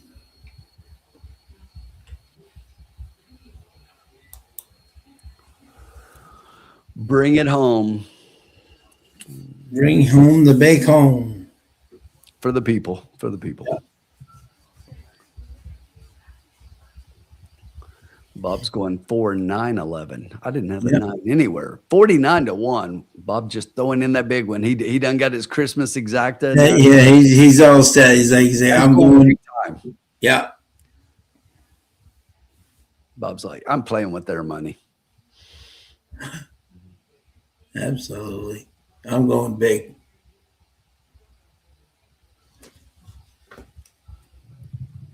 Smart man.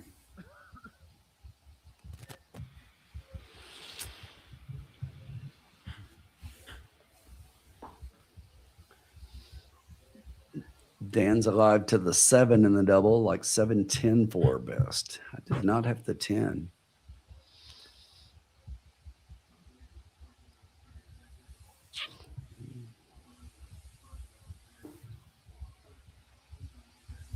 Definite interesting last race for sure.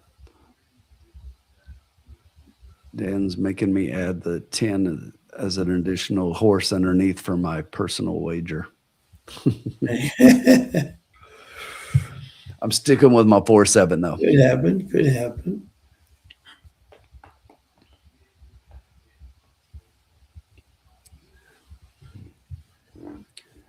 You know what, Sean? It's just an extra $4. I should add it for the channel and just to be covered. There you go. I'm going to do that. So Yeah, consider. do that. Yep. Do that. Yeah. Solid thinking there. So we'll have this bet for the channel plus the 10 underneath. Okay.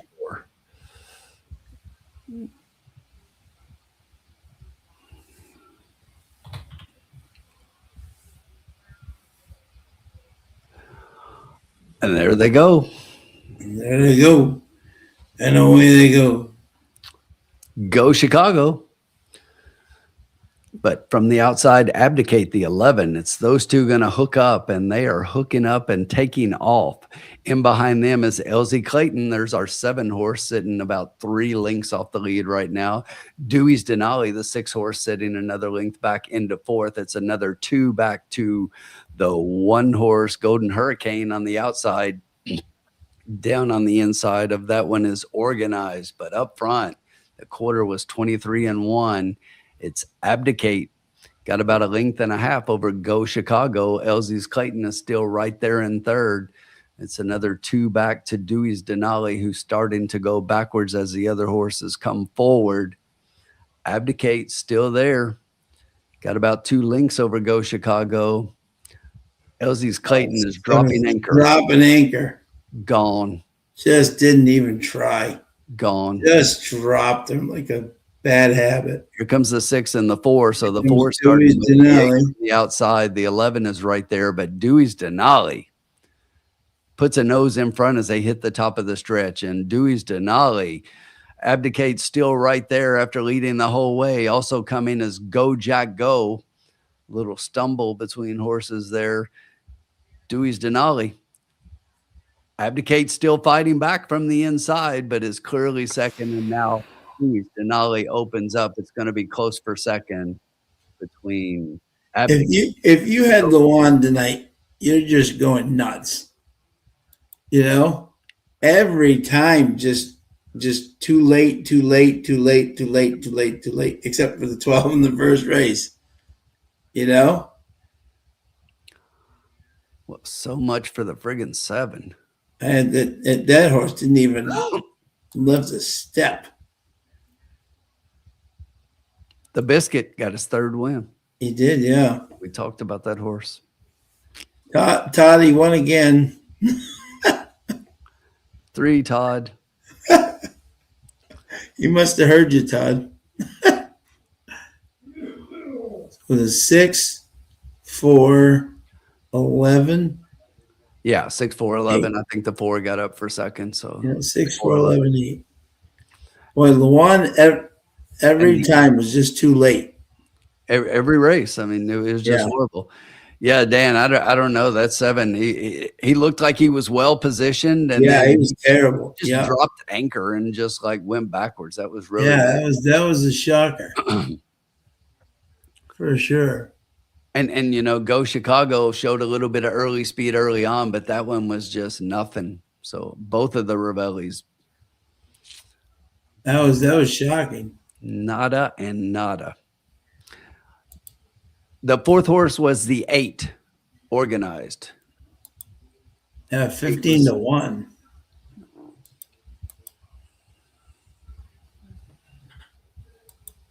Crazy. Not good. Not good at all. No. We've had better nights for sure.